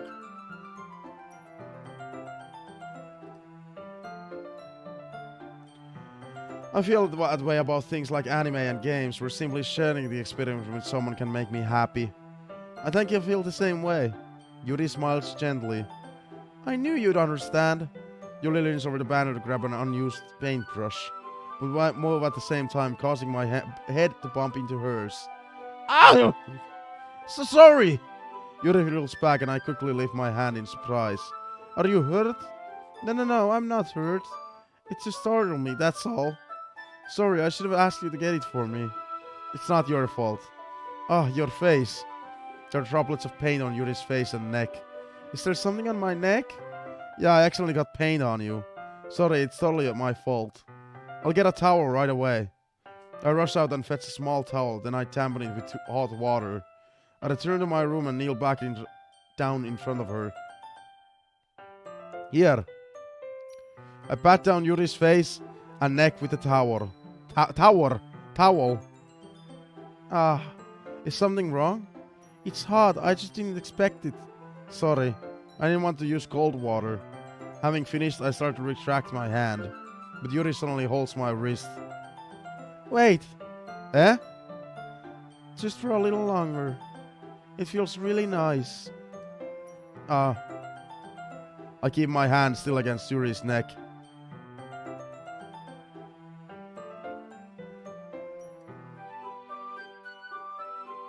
What? Spam? Oh, there was a fucking asshole. Wait, what's there? Oh my god, no, Joanna is spamming! What the fuck, Joanna? She looks into my eyes. It's an intense expression that I recognize from when she reads her books. Almost as if she's lost in a daze, enveloped by her own thoughts. She breathes gently, half through slightly parted lips. What is happening?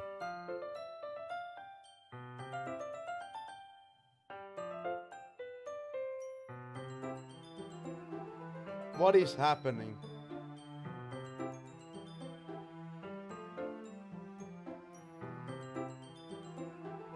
Yeah, but this... Why is our man so stupid? Like that's the thing. That's the thing. Somebody could fucking kiss this guy, and he would still be like, why did they kiss me? I don't understand. How stupid is...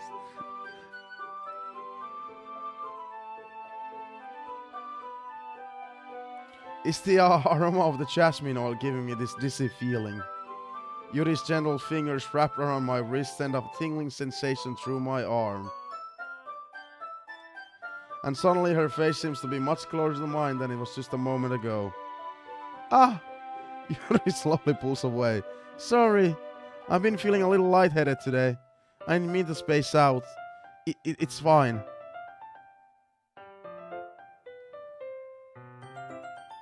Well, this is kind of a saucy scene. What the fuck? No, it wasn't!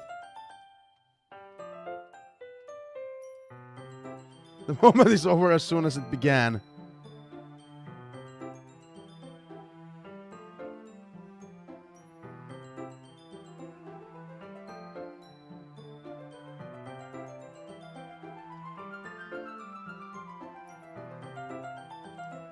Listen. Listen. Listen. This character is the stupidest character that I've played in a video game history. Okay?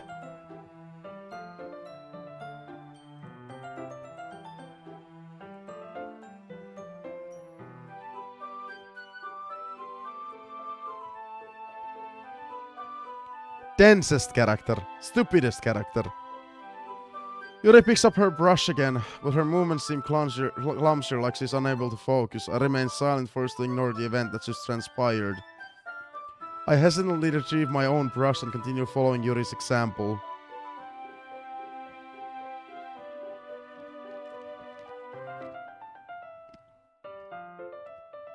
That should do it. I finish smiling in the night sky with white dots that look like stars. Looking at the banner as a whole, it's really pretty and natural looking. I think it came out better than I expected. I'm really happy with the results. Yeah, me too. Are you going to add the lettering now? Not yet. It needs to dry first. That's true, but won't that take a while? Well, perhaps it would be best to leave it here, then have you bring it in the morning? I can do the lettering in the classroom before our event starts. Is that okay? That's totally fine. Wonderful. In that case, I don't think there's anything more for us to do here. Phew.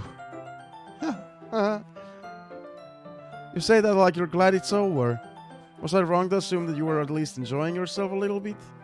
No, it's not that. I'm just glad we managed to get everything done. I see. I am too. I was a little concerned about time. I need to start making dinner soon. So you don't have any time left? I was secretly hoping we could take extra time after finishing the work. Well, Yuri thinks to herself. I think it would be too responsible for me to wait much longer. I'm sorry. I was hoping there would be more time as well. It's probably my fault. Sorry for being such a slow worker. No, it's not your fault at all. And the important thing is that we got everything done, right? Yeah. So, I shouldn't be disappointed or anything. Gathering her things, Yuri seems to look a little downcast. I understand why. It sounded like she rarely gets the opportunity to spend time with friends in a relaxed environment. But that doesn't mean this is the last time it can happen. Okay.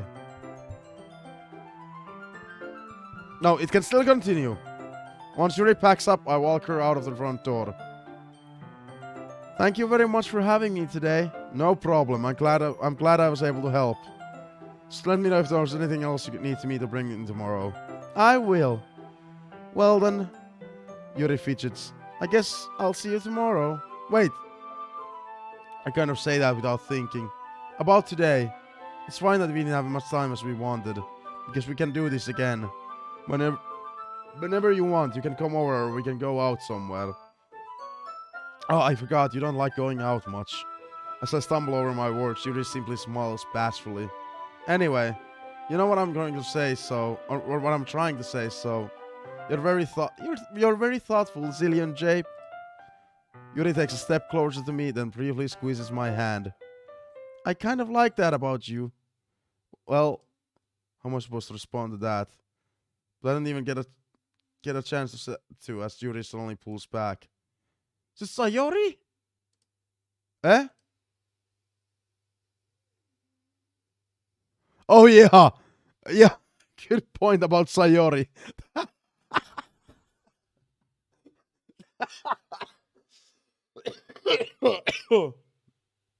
This is one of the worst characters that I've played. Hi, ZillionJape. Sayori? Just now, we weren't... It's okay, ZillionJape. I just stopped by to say hi. Well, it's nice to see you. I'm sorry, but I'm already on my way to leave. Oh, really? That's too bad. I'm sorry. We'll be all together at the festival tomorrow, so that's fine, right? Of course. Sayori beams. Yeah, so I'll see you tomorrow. Clearly embarrassed, Yuri hurries off. Sayori waves goodbye after her. Okay. Okay. Oh, no. Nothing happened. How? Okay. No. Hang on. No.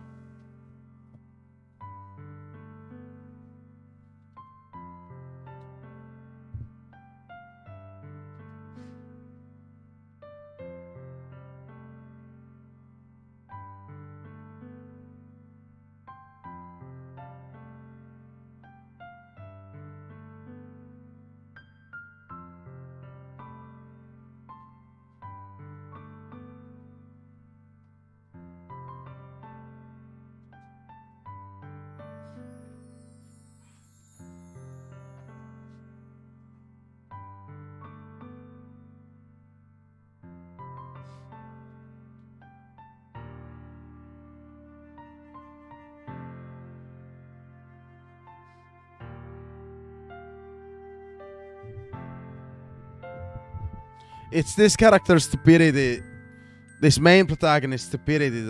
That's why I need to do this. I need to let out my anger somehow. I don't want to wake anybody up, so...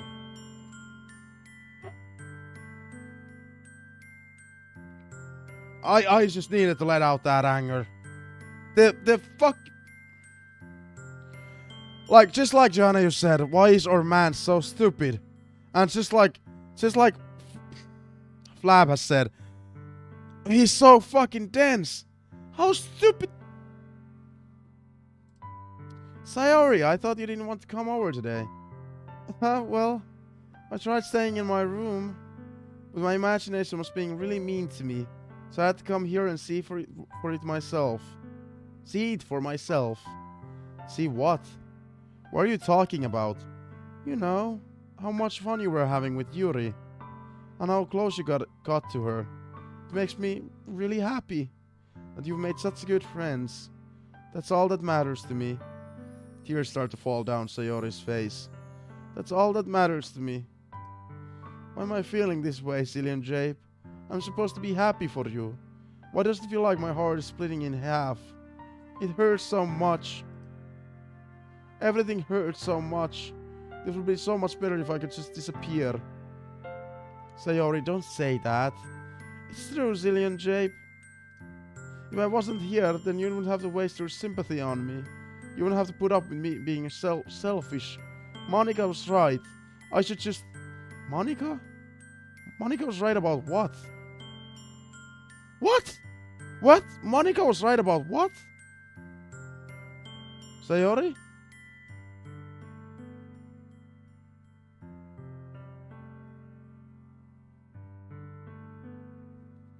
Yeah, that... Okay, now there's an actual fucking secret conspiracy plot, apparently. What I said before is true. I'm not going to let this continue. Caring about you like this is the burden your mind is making it out to be. See, I knew there was something wrong with Monica. By the way. No wonder she didn't have any kind of fucking personality.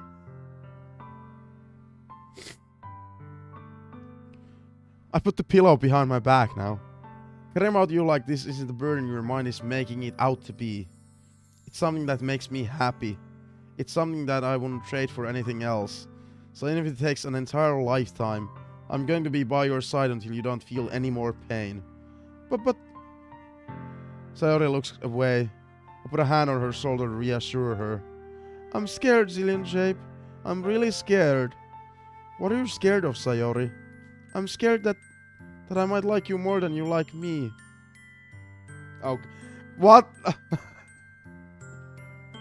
What do we think is gonna be our main character's answer? Just asking for guesses here.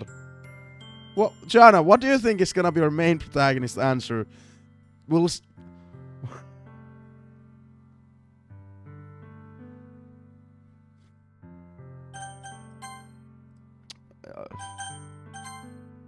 No. No, I don't expect him to be like, no, friendzone. He's gonna be like, his first answer is gonna be, what do you mean?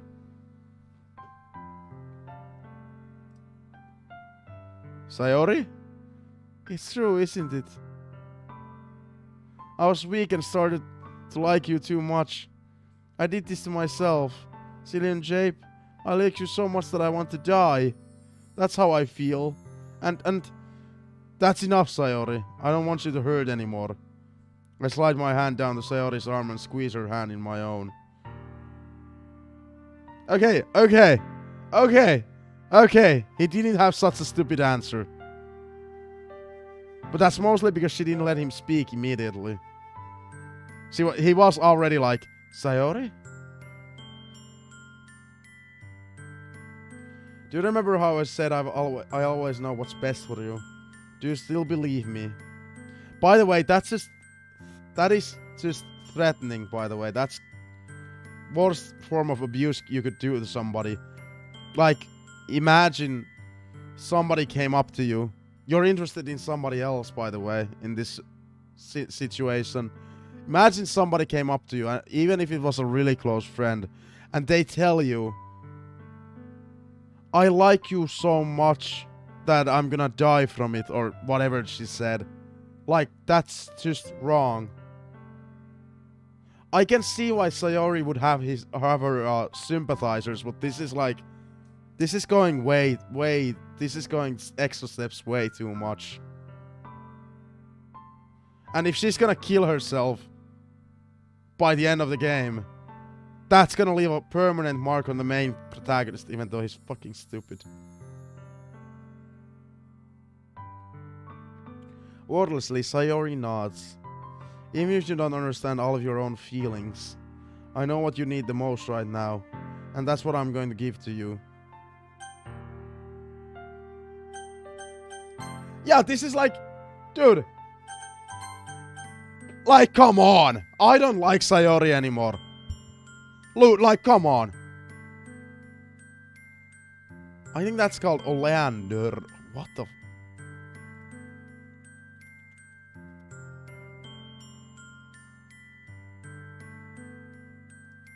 Like, that's just...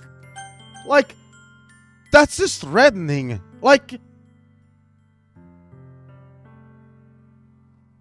I think it's good writing in terms of, like, this happens in real life.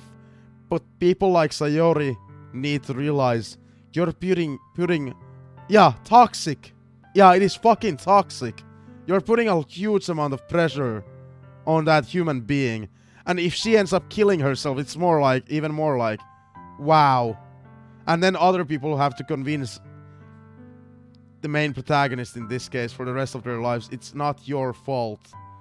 Like that, this is fucking toxic. You'll always be my dearest friend. What you need most is for things to be like they've always been. Monica told me the truth. She told me how much happier you seemed after I joined the club.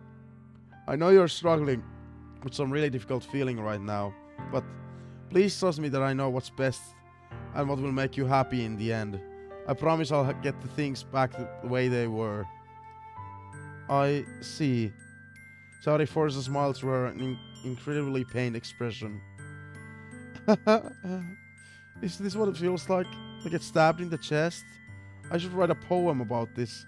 Sayori, it's okay. This is just my punishment, remember? Like...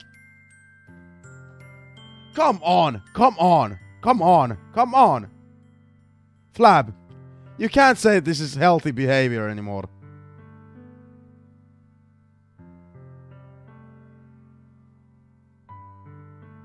Like, there's a lot of people who acted like this as teenagers. Yeah. And as an adult, you realize how fucking toxic this is. I feel like, yeah, I had a phase in my teenage years where I was also, I don't know, I don't want to say it was a depression, probably like a short depression state, but like, I was a shitty person like this. Like, this is you just being fucking shitty. Her entire goal currently has been for the last, like, 2 hours is to make you feel bad.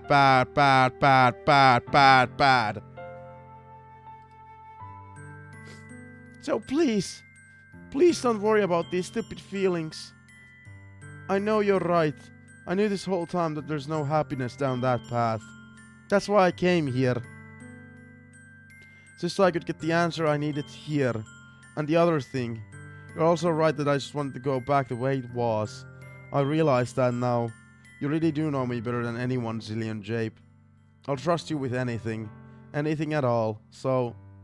Sayori's smile finally breaks. All of a sudden, she turns around and drops to her knees.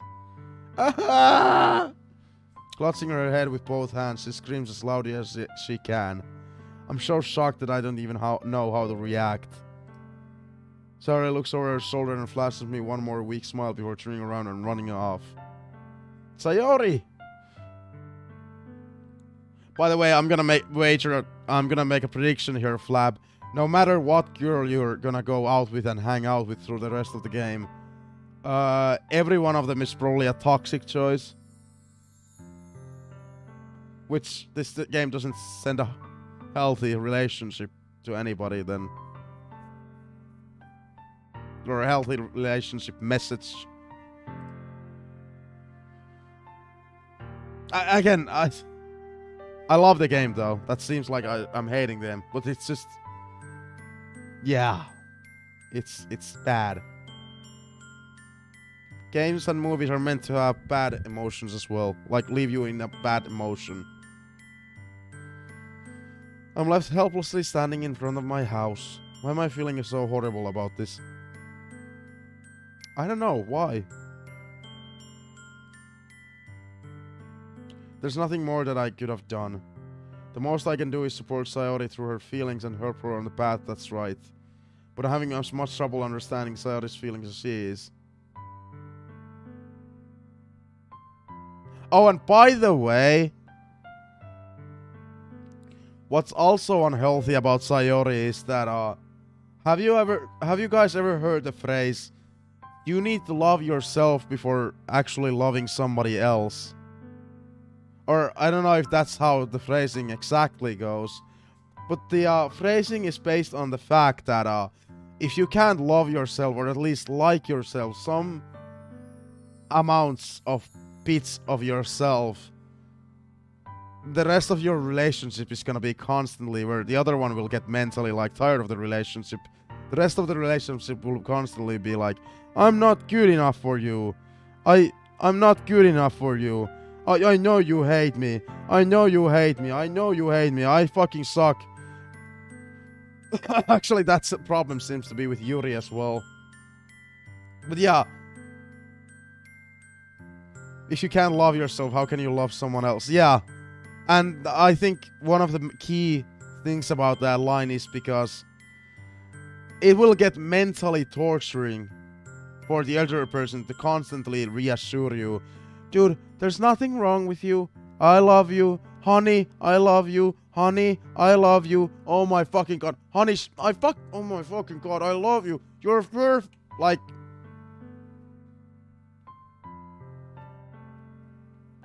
then it will also lead to toxic behavior as well, where you hurt your significant other because you don't love yourself. You go out there drinking. Some people might even cheat on their partner because they feel like, I don't deserve you. I'm a fucking asshole. Like, there's a lot.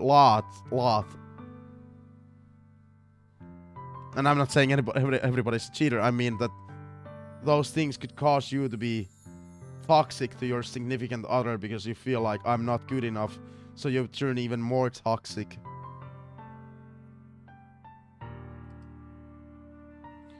Even though I can comfort her, I keep wondering if I should be doing something more or something different. I know these thoughts will continue to plague me until things are back to the way they were. I feel like most of the negativity in the world comes from low self-esteem. Dude, that's why people have trouble in job interviews. Because they can't praise themselves on those. Like, number one thing I've heard over the years, people saying when they're on job interviews, they actually like said this out loud. It's just so hard to praise myself. Like, it just feels weird. It feels egotistical. Things like that. And I'm like, that's the point of the job interview. I'm going to give it everything I've got. Until you forget about it next day. Like you just forget about her earlier. Sayori will always be my dearest friend. And I'll do whatever it takes to put a smile on her face every day.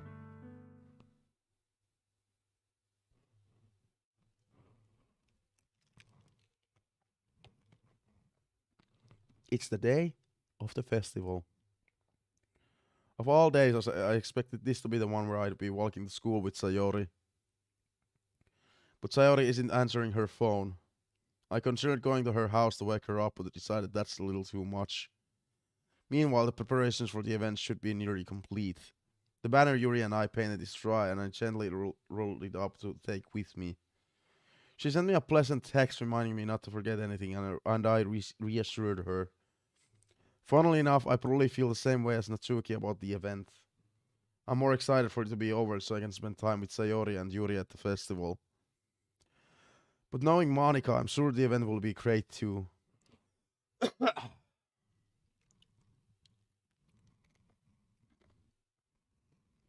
Here's the bitch that I didn't trust. And now we have even more of a reason to not trust her. ZillionJape, you're the first one here. Thanks for being early. That's funny, I thought at least Yuri would be here by now. Monica is placing a little booklets on each of the desks in the classroom. They must be the ones she prepared that have all the poems we're performing. In the end, I found a random poem online that I thought Monica would like and submitted it. So that's the one I'll be performing. Yeah, why is it so fucking silenced? I'm surprised you didn't bring Sayori with you. Yeah, she overslept again. That dummy. You'd think that on days this important she tried a little harder.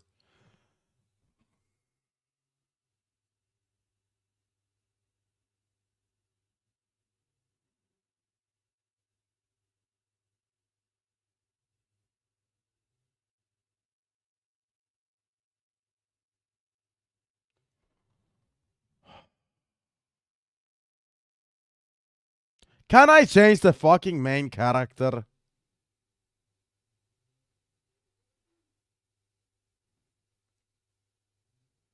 How do you guys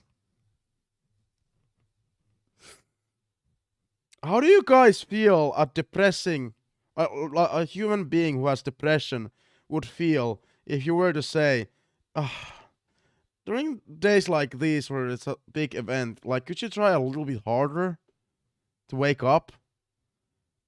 You know, for people who...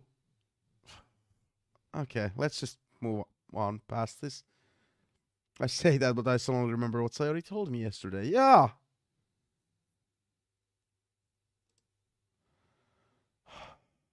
Okay, he feels shitty. But they still forgot about it, just like Flab said.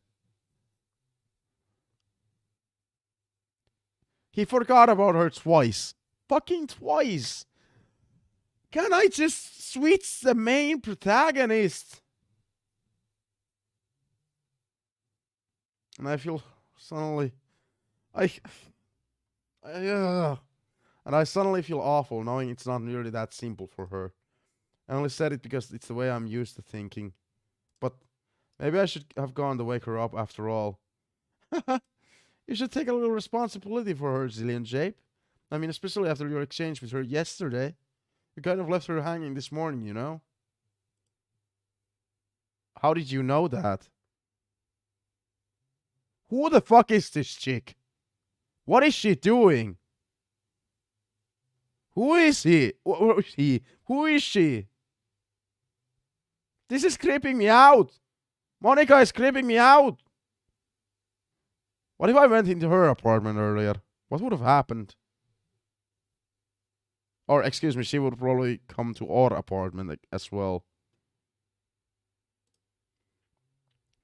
Monica, you know about that? Of course I do. I'm the club president after all. But I stammer, embarrassed. Did Sayori really tell her about it that quickly? About how I basically turned down her confession? That makes me really seem like a bad guy here. But I'm the one who knows what's best for her, right? Jeez. You don't know the full story of all at all, so don't worry. I probably know a lot more than you think. Monica is being as friendly as usual, but for some reason I felt a chill down my spine after hearing that. I'm feeling a chill down my spine in real life. I actually got the chill. Actually. Hey, do you want to check out the pamphlets? They came out really nice. Yeah, sure. I grabbed one of the pamphlets laid out on the desks. Oh yeah, they really did. Something like this will definitely help people take the club more seriously. Yeah, I thought so too. I flipped through the pages. Each member's poem is neatly printed on its own page, giving it an almost professional feel. I recognized Natsuki's and Yuri's poems from the ones they performed during our practice. What's this? I flipped to Sayori's poem. It's different from the one she practiced. It's one that I haven't read before.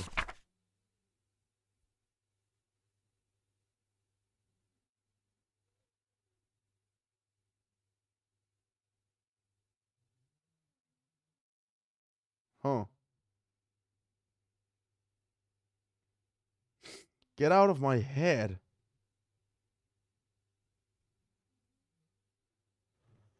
Yeah, I'm getting chills.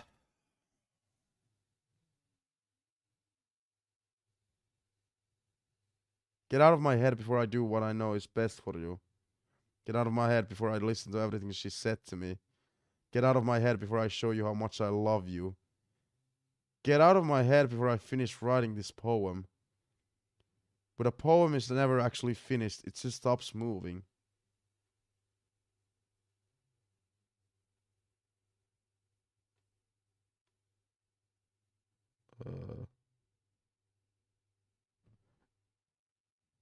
Is she actually more creepier than we thought? Is that gonna be a whole thing? She's actually toxic? Oh, what is this? Reading the poem and I get a pit in my stomach. ZillionJape, what's wrong? Nothing. This poem feels completely different from everything else Sayori's written. But more than that, I changed my mind. I'm going to go get Sayori, so... Well, alright. Try not to take too long, okay? I quickly leave the classroom. Don't strain yourself. Monica calls that out after me. I quicken my pace. What was I thinking? I should have tried a little bit harder for Sayori. It's not a big deal to at least wait for her or help her wake up. Even the simple gesture of walking her to school makes her really happy. Besides, I told her yesterday that things will be the same as they have always been. That's all she needs and what I want to give her. I reach Sayori's house and knock on the door. I don't expect an answer since she's not picking up her phone either. Like yesterday, I open the door and let myself in. Sayori? She really is a heavy sleeper. I swallow. I can't believe I ended up doing this after all. Waking her up in her own house. Isn't that more like something a boyfriend would do? In any case, it just feels right. Outside Sayori's room, I knock on her door. Sayori? Wake up, dummy. There's no response. I didn't want to have to enter her room like this. Isn't it kind of a breach of privacy? But she really leaves me no choice. I gently open the door. That song scared me!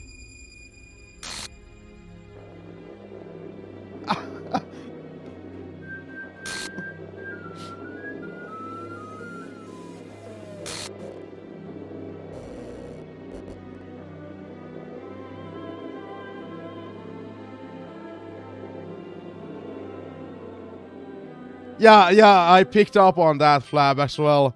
I don't know why I didn't point it out.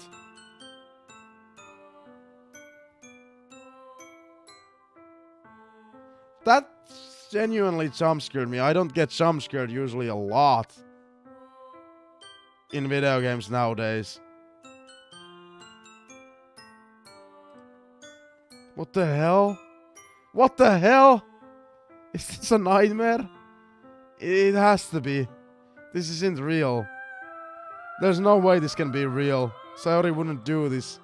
Everything was normal up until a few days ago. That's why I can't believe what my eyes are showing me. I suppress the urge to vomit. Just yesterday, I told Sayori I would be there for her. I told her I know what's best and that everything will be okay. Then why would she do this?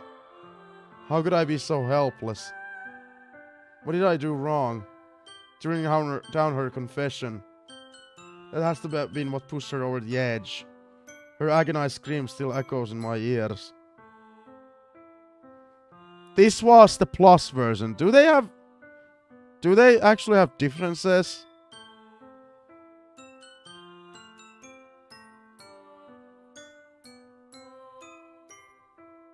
I didn't know they had any differences. I just bought the plus version. Dude, that jump scare actually fucking got me though.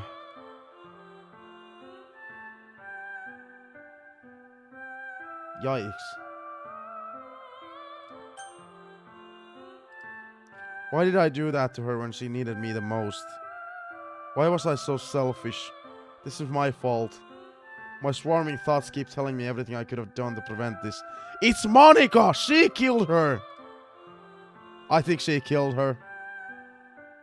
Like, well, yeah. Hanging this morning. Like, what is Monica doing?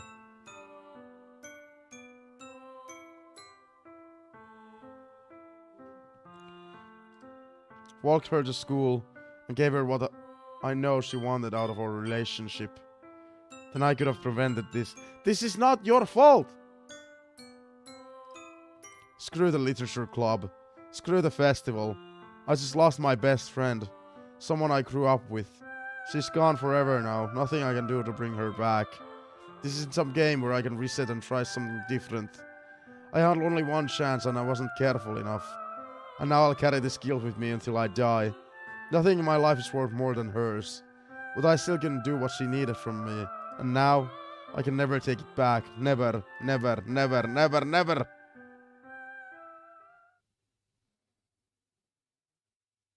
What?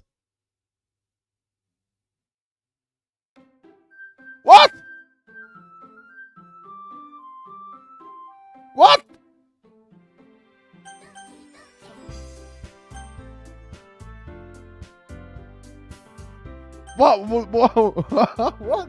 What happened to the new game option though?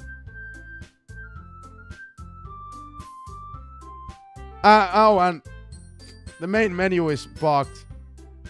What? Okay, now it's getting trippy all of a sudden. What? There's no new game option. There's just a glitchy option.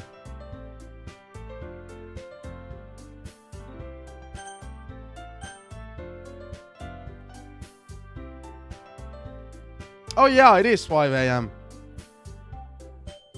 You're right. If this is what you meant, Flap, that this is a good place to end. This actually is a good place to end. Hopefully I can end the game right here. Like hopefully it's a saved my process. Like this whole main menu is fucked.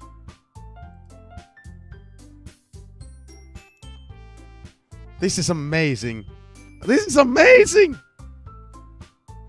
It was all worth the hype. Leading to the ending, it was all worth it.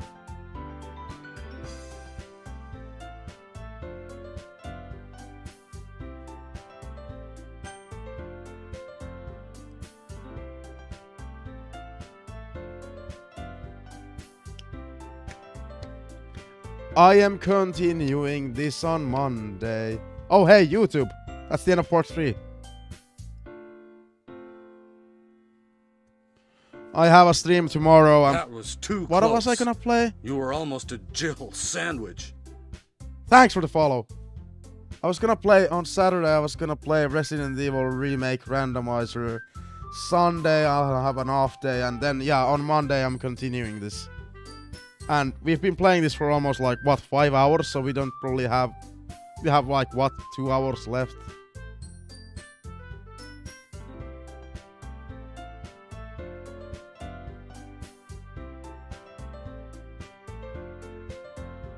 That was amazing. All leading up to that was amazing.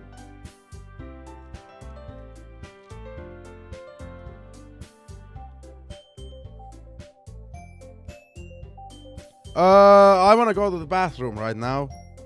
I don't want to raid anybody today. Because I want to go to sleep. I'm also hungry. So, GG everybody.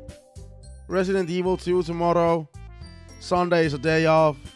Doki Doki on Monday.